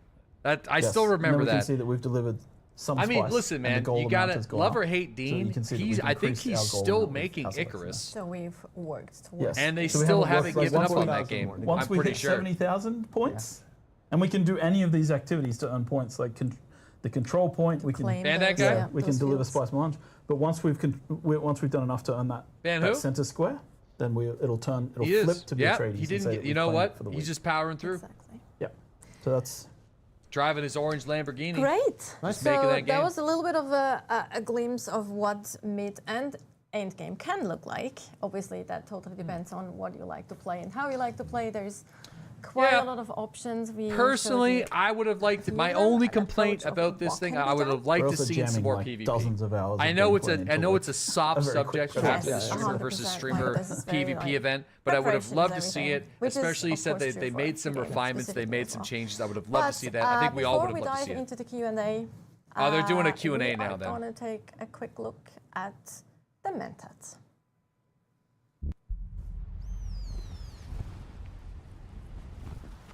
The what now? So then, you're not quite dead. The Mentat? Great plot.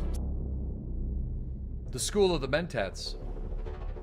Developed out of the need to replace thinking machines, the Mentats, trained on the principles of philosopher Gilbertus Albans, became one of the most this is the class that I usually would do. Able to calculate immense amounts of data. But I think we're just gonna do Trooper at release and just shoot guns. They are the most advanced tacticians on the battlefield.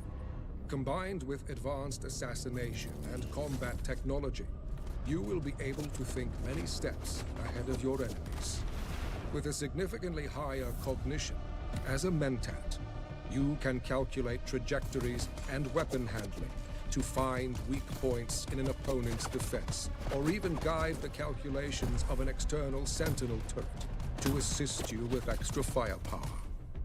Focusing on strategic control over raw strength, a Mentat is an expert in assassination technology. Oh, jeez, just whipping up the shotgun. Poison capsules to trap enemies in a cloud of death, or when out of sight, send in a hunter-seeker before the enemy has even noticed your presence. For a tactical advantage, the Mentats have devised further development of Imperial technology, such as the shield wall for extra protection. And to fool simple-minded enemies, a projection of yourself will confuse and scatter their focus. That sucks for me. Throughout the dunes of Arrakis, any school can be trained and improved by masters, increasing your mental capacity and further advancing your tactical technology will let you hold the strategic advantage in any situation. But to reach the highest tactical operation, adopting other schools of thought will increase your mental complexity, opening up further possibilities. Man, this guy sounds like Patrick Focus Stewart. your I wonder if that was mind like a and choice. calculate each step forward to find the optimal probability for your survival. It definitely was. On Arrakis. I can't unhear it now.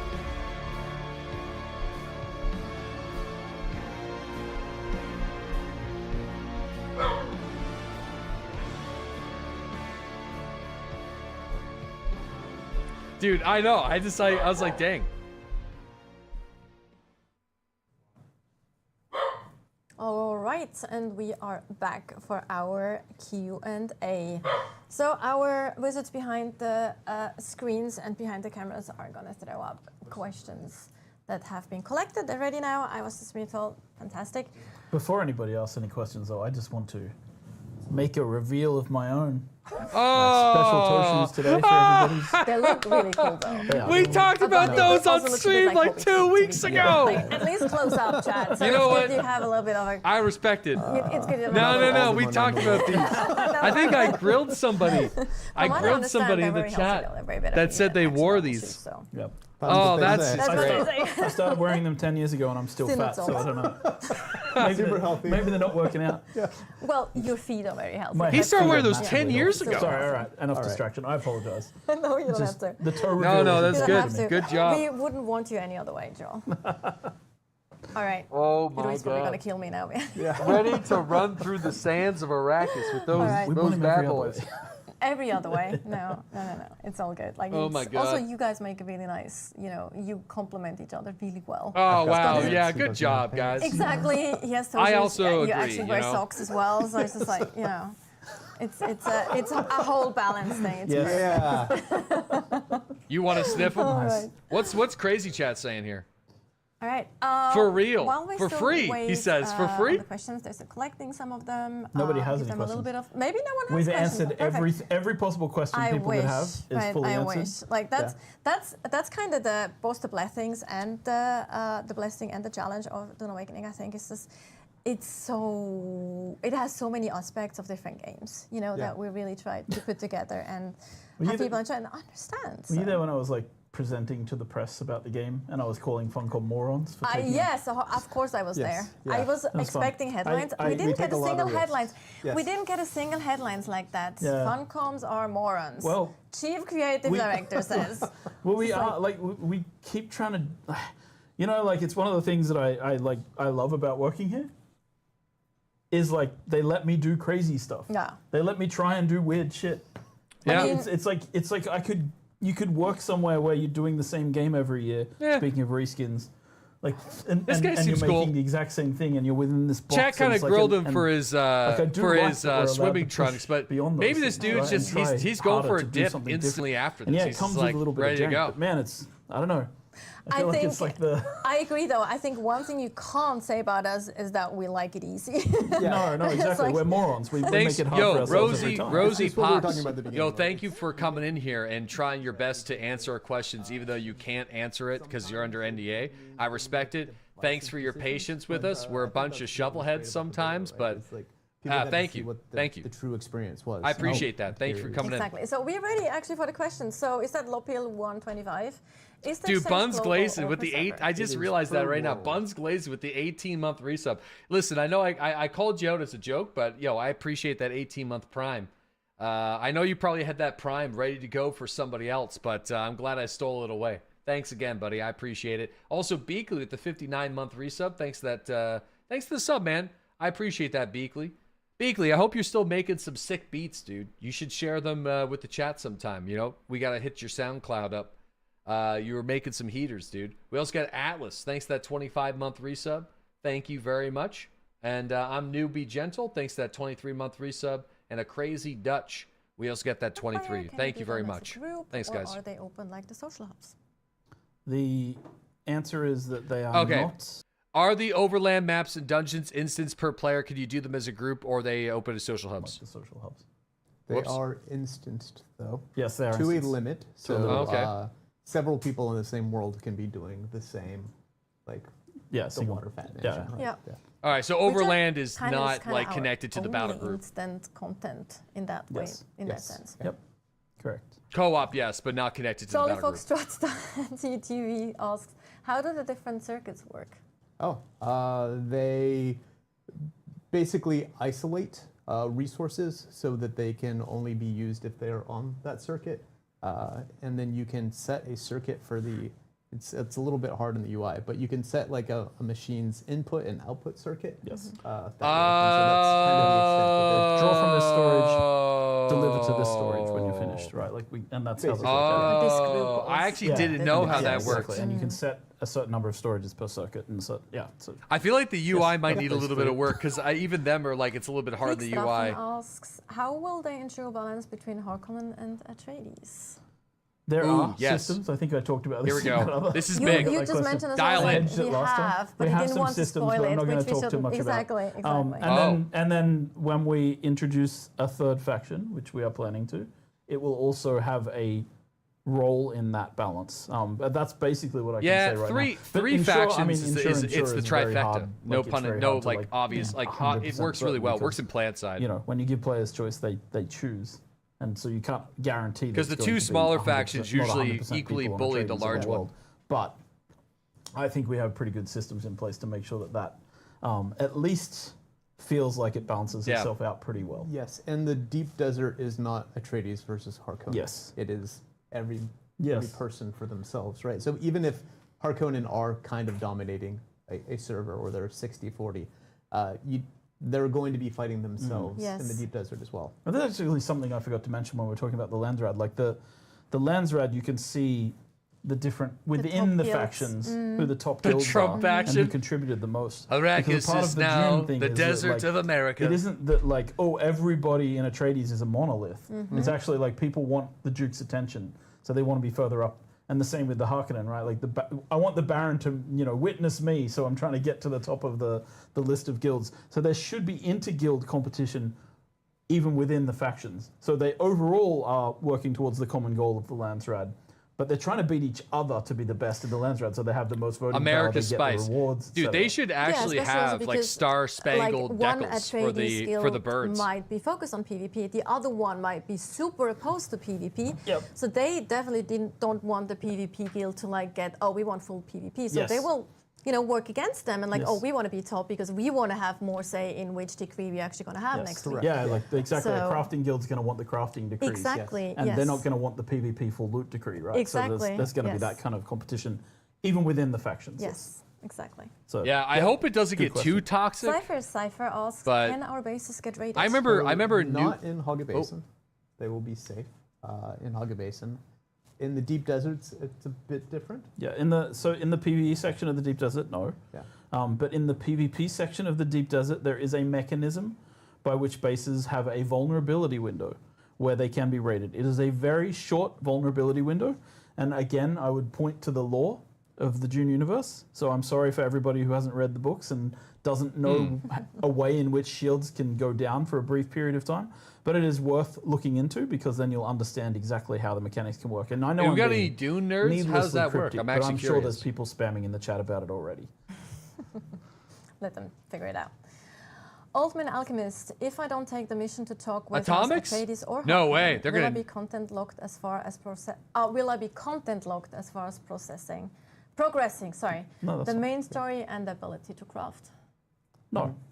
Yeah, no. The story, I mean, while it involves House Atreides and the Harkonnen, it is not about that. It's about you and your role on Dune. It's your quest to find the Fremen and wake the Exactly. sleeper, right? Yeah. So the main story follows that. What we were talking about and what we were showing earlier with the different faction unlocks, like in terms of the visuals and those things, you're locked out of if you don't want to join a faction. But those You are can't get, pure vanity. but they're pure vanity, right? No mechanics. But yeah, you can't. But one thing you cannot join the Landsrad unless you have aligned yourself with a faction. Your guild must be aligned with a faction to participate in the Landsrad. That is the one hard requirement that I think faction alignment has in the game. That's it. Otherwise, yeah, you can do all the content without joining Atreides or Harkonnen. I also think when it comes to progressing, during the beta weekend, you were still very much in the tutorialization part of the game, Yes. right? Yeah. So I know that some players were like, whoa, this is very linear and things. But the thing is, things open up quite more once you're past that tutorialization section as well. So you won't be actually locked progressing when it comes to crafting or where you spend your points. Yeah, and in the opening, Intel points specifically. in the opening of the game, after character creation, you actually get a choice as to whether you want to play with an unlocked tech tree or a locked tech tree. The reason we put that there is so that people who are advanced survival players or people who've played Dune before can just go, okay, I want the unlocked tech tree, I know what I'm doing. But I recommend, and we recommend, that the locked tech tree is for people who are playing the game for the first time and really, because there are so many, we've been talking about it a lot today, there are so many mechanics that are just kind of Dune mechanics that we want people to learn and we need to teach them. And it's going to be hard for you to know what to do. Like, you don't know about dew reaping and times of day when you should be out harvesting dew unless you follow the tutorials that we put in place for that, right? So it's just that. Or that you need to go to shipwrecks to craft better weapons. Yes. Yeah. Yes. Koopa is asking, is there a level cap? Yes. Yeah. I believe we're at 200. Yeah. Oh, damn, that's pretty deep. But you can respec. Yeah. Yes. So it's, I believe it's on a 48-hour Mm-hmm. cycle. So even if you cap out and you play something and you decide you don't like it, you can switch to something else. And there's a point where you run out of, you stop getting unlock points for your tech tree, intel points.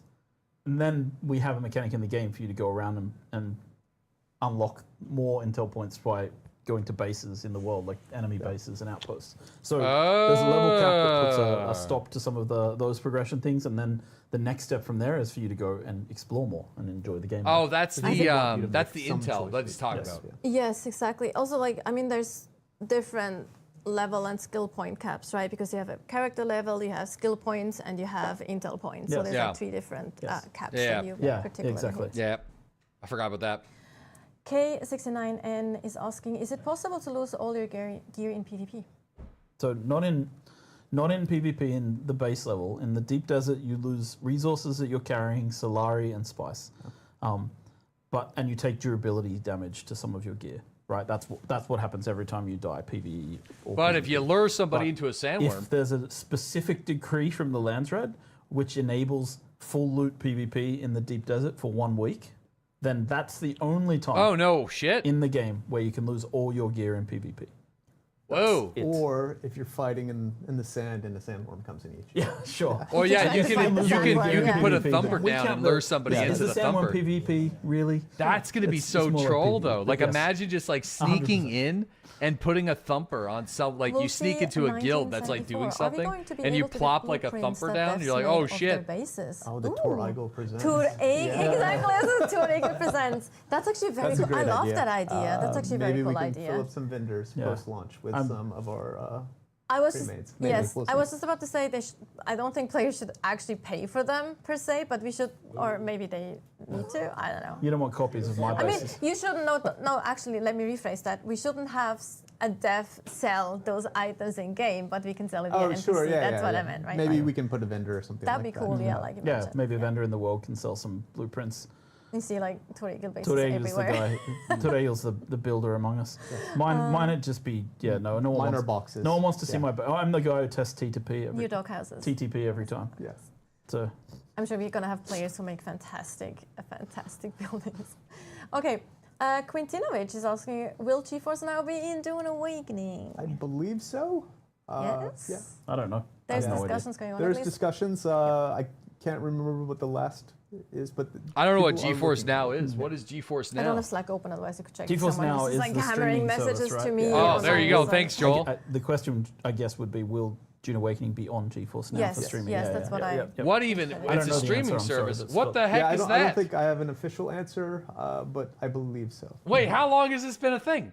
Helping Hans, how do you balance the council wins? If one side gets unique weapons, won't Paid that actor. side have a better chance Live to stream win the next games. vote down the line? For years. Not necessarily. Well, who watches stuff because there? the tasks for the Landsrat are pulled from, like, so there's 25 tasks per week, and there's a pool of like 400 tasks that can potentially Oh, show you up. play So games you without first down- of all don't necessarily know what's going to be there. Oh. Unique weapons doesn't actually I influence thought you were talking everything. about like of some the sort of tasks like are kill GeForce tasks. streaming You don't know service. which tasks are going to be It's a revealed game first. streaming service. You also have to bribe Landsrat envoys with spice to reveal tasks. And if your faction does it before the other faction, you'll see, okay, we need to do this. So you might just get ahead because you had more spice or whatever. It's not going to come down to unique weapons. Absolutely not. That's not going to be the thing that means that one side gets a sudden landslide kind Dude, of I advantage. feel like he's they're not I think saying that's something. I think there's the going to best way be to answer that, I atom think, from my bombs. perspective. I I feel think like that's a great that's answer too, and I think it just goes again into. I think they're people are a not little bit telling too people that you afraid can nuke everything people. is about PvP and fighting endgame, and that's absolutely not the case. He's dancing around Hopefully PvP for sure. They are explain that dancing a around little bit as PvP well a for bit people too to much, feel a man. bit more I feel like that's my only complaint about this showcase. I actually feel like they've Dr. done a Evil great Eye, job. is there Like any I content feel on like this has viewers been a that are pretty hidden good behind showcase, and I PvP, know I'm meaning that the sponsored, only way to and it obtain does that help that I'm being item paid to material watch is it. to I feel risk like losing it to does watch this. infinitely I increase wouldn't the say enjoyment hidden, level. but yeah. But like you I can- gotta you be can- honest, in the terms of Deep development Desert, which we just showcase, I think explained, this is is a a place net where positive tier for the 6 game. I think I'm gears, actually like items and materials for crafting those. I things. think you need to you go know, there to get those things. You can buy them I'm off the excited to exchange. see what You can the- trade for them with other people. what the Deep But Desert looks like. Yes, you have to go to that place in order to get those things, and there is a risk of people attacking you when you're in that place. We tried to explain that this is a very large place. It's not going to be possible for a guild to cover the entire space. It's Yeah, just there's not going to be members. possible. Yeah. I think guild limit's 32. The guild limit is 32 people. Whoa, So one per 32 kilometer, people. maybe, if they stretch Yeah, across. they'd have to stretch all the way across, and even then, I think there's all kinds of Yeah, tactics yeah, and yeah. ways to draw them off, and I don't think it's going to be a problem. There are potentially hundreds and hundreds of people that can be in the deep desert, Yes. right? Yes. So one guild would be outnumbered by 100 people. Again, if you want to rat, you can rat. Yeah. Like there's options, right? And also, like the tier 6 gear isn't required for the story or Yeah. for anything that's having to do with Yeah. Lanka Basin, right? It's It's sort of just DNE1, the deep desert loop. DNE2, But we can't tell DNE3. people that they can't get to the top number of. Yeah, number but if go you're up not in because they DNE1, really- people then who always are want you? that. So, You know? so it's There are even other though, ways to get it Even done, though it's yeah. not required, you I know people are going to want it. I feel like it makes sense though, because those people who really care about the highest level tier are probably the Trust me, PvPers, we had and a they wanna be shitload the of people. Deep Desert in the first We place. we were arguably the largest guild on our New World server, but our tactics were so dog ass that we couldn't do anything. So but the world PvP was great. We owned in every world PvP fight. We had the numbers. Like I remember we had like everybody firing muskets at one dude in the woods. Like we would always own the world PvP, but we would always lose the outposts, or not the outposts, but the ones that were scheduled that you couldn't do all the time. I forget the name of them, but every world PvP fight, the Horde of Tuna, we won those fights. We kicked ass in those. The problem is they didn't have much value. So It's great to see, and I think that people worry too much about toxicity. Hopefully, Yeah. we'll keep track dude, of the it. of course, F1, but F3, it should we be would fine. just have And another you like have 50 one people player than every in other the entire group. world. So Yeah, so and you are your name, right? So you will have some sort of reputation. Yeah, exactly. There's that as well. Yeah, as a callback to more old school MMOs that I grew up with, like EverQuest and all those. But anyway, so we have two more questions. support team is asking, do you need a sync chart for each person in your guild? Yes. You need to create a sync chart for every person who's going to want to reveal those things that you've got in your sync chart. They're single-use items. Yeah, they're single-use items, consumables, once you've created them. And last questions. It was amazing the first week, then not so much. Valkyrion, Yep. Can transport ornithopters carry other ornithopters? Yes, they can. They can indeed. They can indeed. I was Now, playing it can earlier. that I was flying around ornithopter carrying carry a medium another one? ornithopter with They my can pick transport up pretty and much assault. anything. Yeah. And again, they have anything passengers vehicular. too. Yes. Can you have Can't pick up a people. No. bunch of them? They're sitting inside a vehicle. All right. All right. So that was it with the questions for today. Yeah, and also all right. for our last Yeah. developer stream before Exciting. Head Start and the my God. official release. I'm like still like how. Okay, so It's like 7 Yeah, how they do did a good you- job how here. do you I gotta guys be feel? honest. I feel like I said, I think this had like a bit of a shaky start, but I think my biggest gripe is the betas. I feel like didn't do the greatest job selling what the game could be because we were all stuck in the tutorial and there just simply wasn't enough time, and we weren't also able to experience a lot of the cool stuff that there. Maybe like it's possible that they nested too much of the good too deep into the game. And for a lot of people who played the beta, they didn't get a chance to see it because like the stuff that we've seen during this live stream is really cool. And the ideas of what they were talking about that you could do with a guild, like guild versus guild content, Harkonnen versus Atreides, the land rads and the deep desert, the PvE areas, the PvP areas, all that seemed good. I wish they would have addressed PvP a bit more. I feel like it's the elephant in the room that we know that PvP is not balanced in a good way right now. At least from what we've seen from the PvP streamer event. It seems like they did address the stun lock issue, but I think it goes beyond the stun lock issue. You know?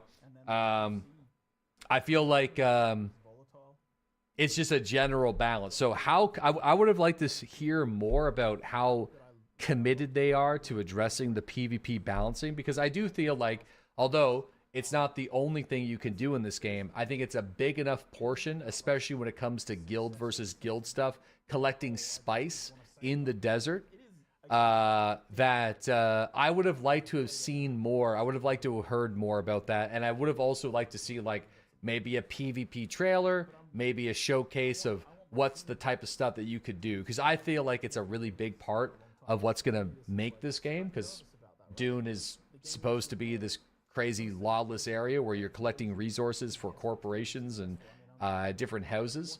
So that's my biggest complaint about this. Other than that, I'm going to be honest, I feel like it resold me on the game. I feel like I want to check out the content that is beyond the tutorial. I like the traveling around the world map, kind of like Mountain Blade Bannerlord. I didn't even know that existed, to be completely honest with you, where you could fly around the entire area, traveling to different locations. I feel like that seems pretty cool. So, you know, I feel like there's a lot that they need to do, you know? Yeah, the early stuff, I am never a fan of like the let's get early access to people who buy the deluxe edition. I don't know what game did that first, but it's just been a trend that, I mean, let's be honest. I suffer from FOMO. I feel like we all suffer from FOMO. Not everybody, but a lot of us.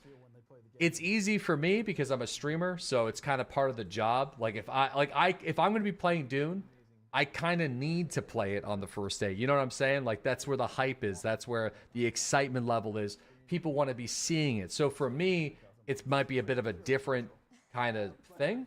But I feel like that kind of stuff, it'd be great if that would stop, but it makes companies too much money. So I personally would prefer if the gaming industry didn't do that. You are a bad example for all of us. Listen, okay? Sometimes, rarely, sometimes I don't participate in the FOMO, okay? The gaming industry thrives off of making FOMO content. It is easily the biggest marketing tool for video games these days, okay? Easily. The hands are talking. Yeah. Yeah. I mean, the only way to stop it, I contribute to it then. So,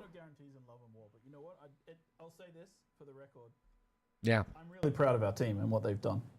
And like, no matter what happens, part of the problem, all of them can hold their heads up high because they have worked really hard to bring this to fruition. Absolutely, shout out to our teams, the many teams that work on this game with all different departments. Every department. And absolutely, it's a beast of a game. I think we can say that. Yeah.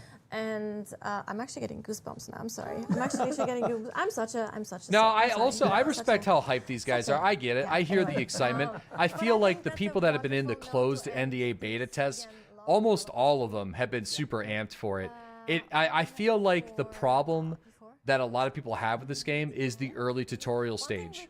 So you will be able to I'm eager, upgrade man. your I'm an eager editions beaver. I'm on the eager to 10th hear, of January. So there will be an option. 10th of June, I 10th of sorry, June. Oh my God! I just that wonderful ending. that's what I'm saying. I think this was good then. Well. I think like ending this with me being like, I think like last week, I was like, yes. we So might play it 10th of June, to, we're definitely going to when be playing the this game and we're goes setting into up a release, you will be Discord able to upgrade your editions. to try to If you coordinate want to do that, some there will be people options on the Steam. same server, you know. And It sucks we'll that it's be only ending. 32 Thank you so people per much guild, again, but I think Scott that's for and balancing Joel, issues, for being here, you know. getting out of your busy schedules. Hey! Really appreciate it, talking to us. And we'll have a last trailer. And with You that, son of a I thank everyone for watching and joining us today. And Yeah. hopefully, Well, thanks for sponsoring the stream this afternoon, Dune. Thanks, everyone. See you on Thursday. Yeah. You know, thank you guys. Oh, we got one more trailer? Oh, we're just going to be watching the Bat trailer again. So then, All right. Yeah. I mean, this was good. you're not I think in terms of gaming showcases that I've watched, Plots are afoot in the I feel like there was a lot of questions that got answered.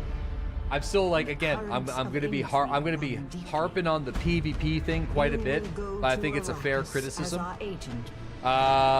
You have one task. Yeah, Find we'll see. the I guess we'll be Feminine. checking it out next week. I suspect. So Wake the sleeper. yeah, I suspect.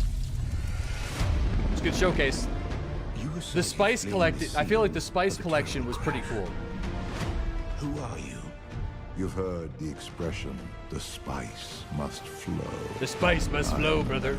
Ensures that it continues. Well, to I do mean, so. listen. It's June 5th, okay? It's on June 5th. So I feel like because it's on June 5th, if Ark comes out on June 6th, we're playing Ark. I'm sorry, dude. Ark Raiders is just too good of a game. All right? It is like here's the deal, okay? Ark Raiders is it's on another level, okay? It's the next generation of games, okay? It is. And then you know what? We're out of the sponsor segment by 2 minutes, so I can talk about other games. It's just like Dune could be really fun, but it feels like the current era or the last 15 years. Ark Raiders feels like the beginning of the future of the next set of games. So I think that's the difference. You know what I mean? Like graphically speaking, how the player moves, how the combat feels, it all feels current or old. And then Ark feels brand new and moving into the future. That's kind of what I feel. So what do you think makes what do you feel it differentiates it? The visceralness of when you're playing the game. Every step your player takes, the sound, the visual fidelity, how the bullets work, reloading, how your bullets impact the PvE, the PvP, like seeing the weight of the impact on the drones affecting the gravitational forces on that drone, and how like shooting out the engines of the drone change, like everything feels like I don't even know how they did the animations. Like it's almost like killing a drone is different every time. You know what I'm saying? Like how many bullets land on the drone, what explodes on the drone, and how it falls down to the surface, it almost feels like it's unique every single freaking time. It's such a crazy experience. So but I think hashtag ad. No, not hashtag ad. I think it's the sound. I think the sound engine is the most important. I think. Like, it's definitely the most important. Like, especially whenever we all have these really beefy, not everybody, but a lot of people have these like really high quality headsets. I mean, even if you're playing with AirPods or something, like the level of audio quality that we all have available to us compared to what we typically receive is just not there, right? So whenever you do get like a crazy experience from an audio perspective, it makes a massive difference. I think it's something that is underrated. But yeah, the VoIP sounds like it's Discord. Yeah, whenever you're doing like squad communication, we like Monty and I tested it. There is no difference being in a paid Discord server as using the in-game squad VoIP. Like, that's craziness, dude. And then like whenever you're inside of a canyon and you're using proximity VoIP and you hear your voice bouncing off the rocks and like scattering through the world, crazy, dude. Crazy. Everything just kind of, it just feels like a step forward. That's kind of, for those that haven't played it, you'll know. Like, I mean, I think it was the first tutorial mission. Just for me, like walking through that mission, like it was instant. It was like, this is different. Like, this is so different, right? So anyway, that was a lot to say about another game. But yeah, Dune, like I said, I feel like we'll probably be checking out on Thursday. I want to thank you guys for sponsoring the stream this afternoon and give me a chance to watch the showcase. I'm happy that I watched the showcase because I probably wouldn't have otherwise. And now that I've watched it, it's made me really excited to get to the deep desert and explore that kind of content.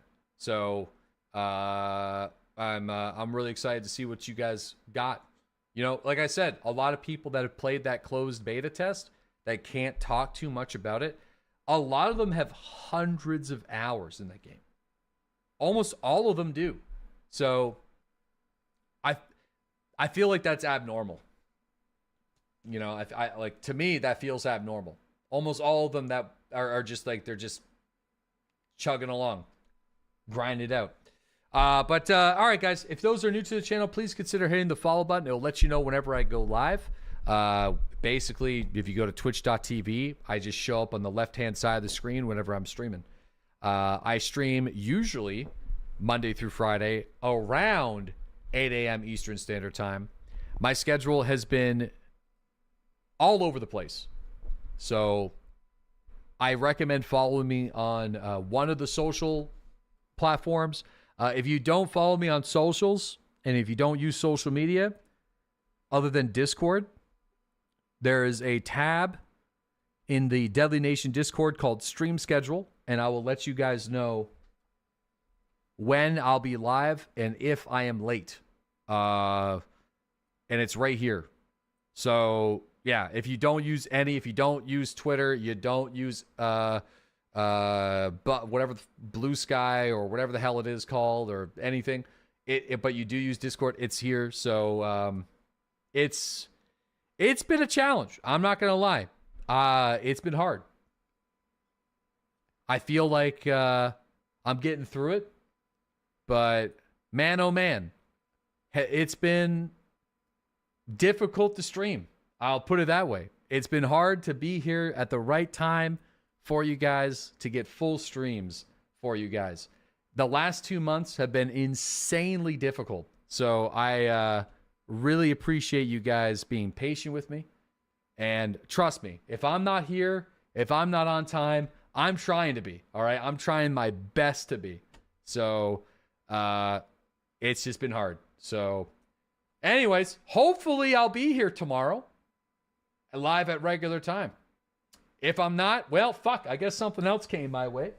So just follow me on socials. Yo, we got Shade. Thanks to that 31-month resub. We also got Face. Thanks to that 1-year sub as well. And if I'm not here, just go follow Lars. He usually streams whenever I'm not streaming for the Spreadsheet crew. All right. Well, you'll be here tomorrow. Stop lying. Well, fuck, bud. I was almost not here today. So we'll see. We'll catch you guys on the next one. And take her easy, boys. I don't even know what we're playing tomorrow. I think we're doing a game switch tomorrow. I don't think we're doing another day on. I think. Yeah, hold on. I'm not done yet. I don't think we're doing it. I don't think we're doing the Grail game. I think from a feedback perspective, from a viewership perspective. Oh, wow, we're back. I feel like the engagement level, it's a good game. It might not be the best vibe for the day. So Helldivers, maybe even a little bit of Tarkov. I don't know. We'll see. But maybe even more, what's it called? Gray Zone Warfare. I don't know. But we'll be doing something tomorrow. Heavy on the golf. Yeah, I don't know. We'll see. We'll unlock some stuff in golf.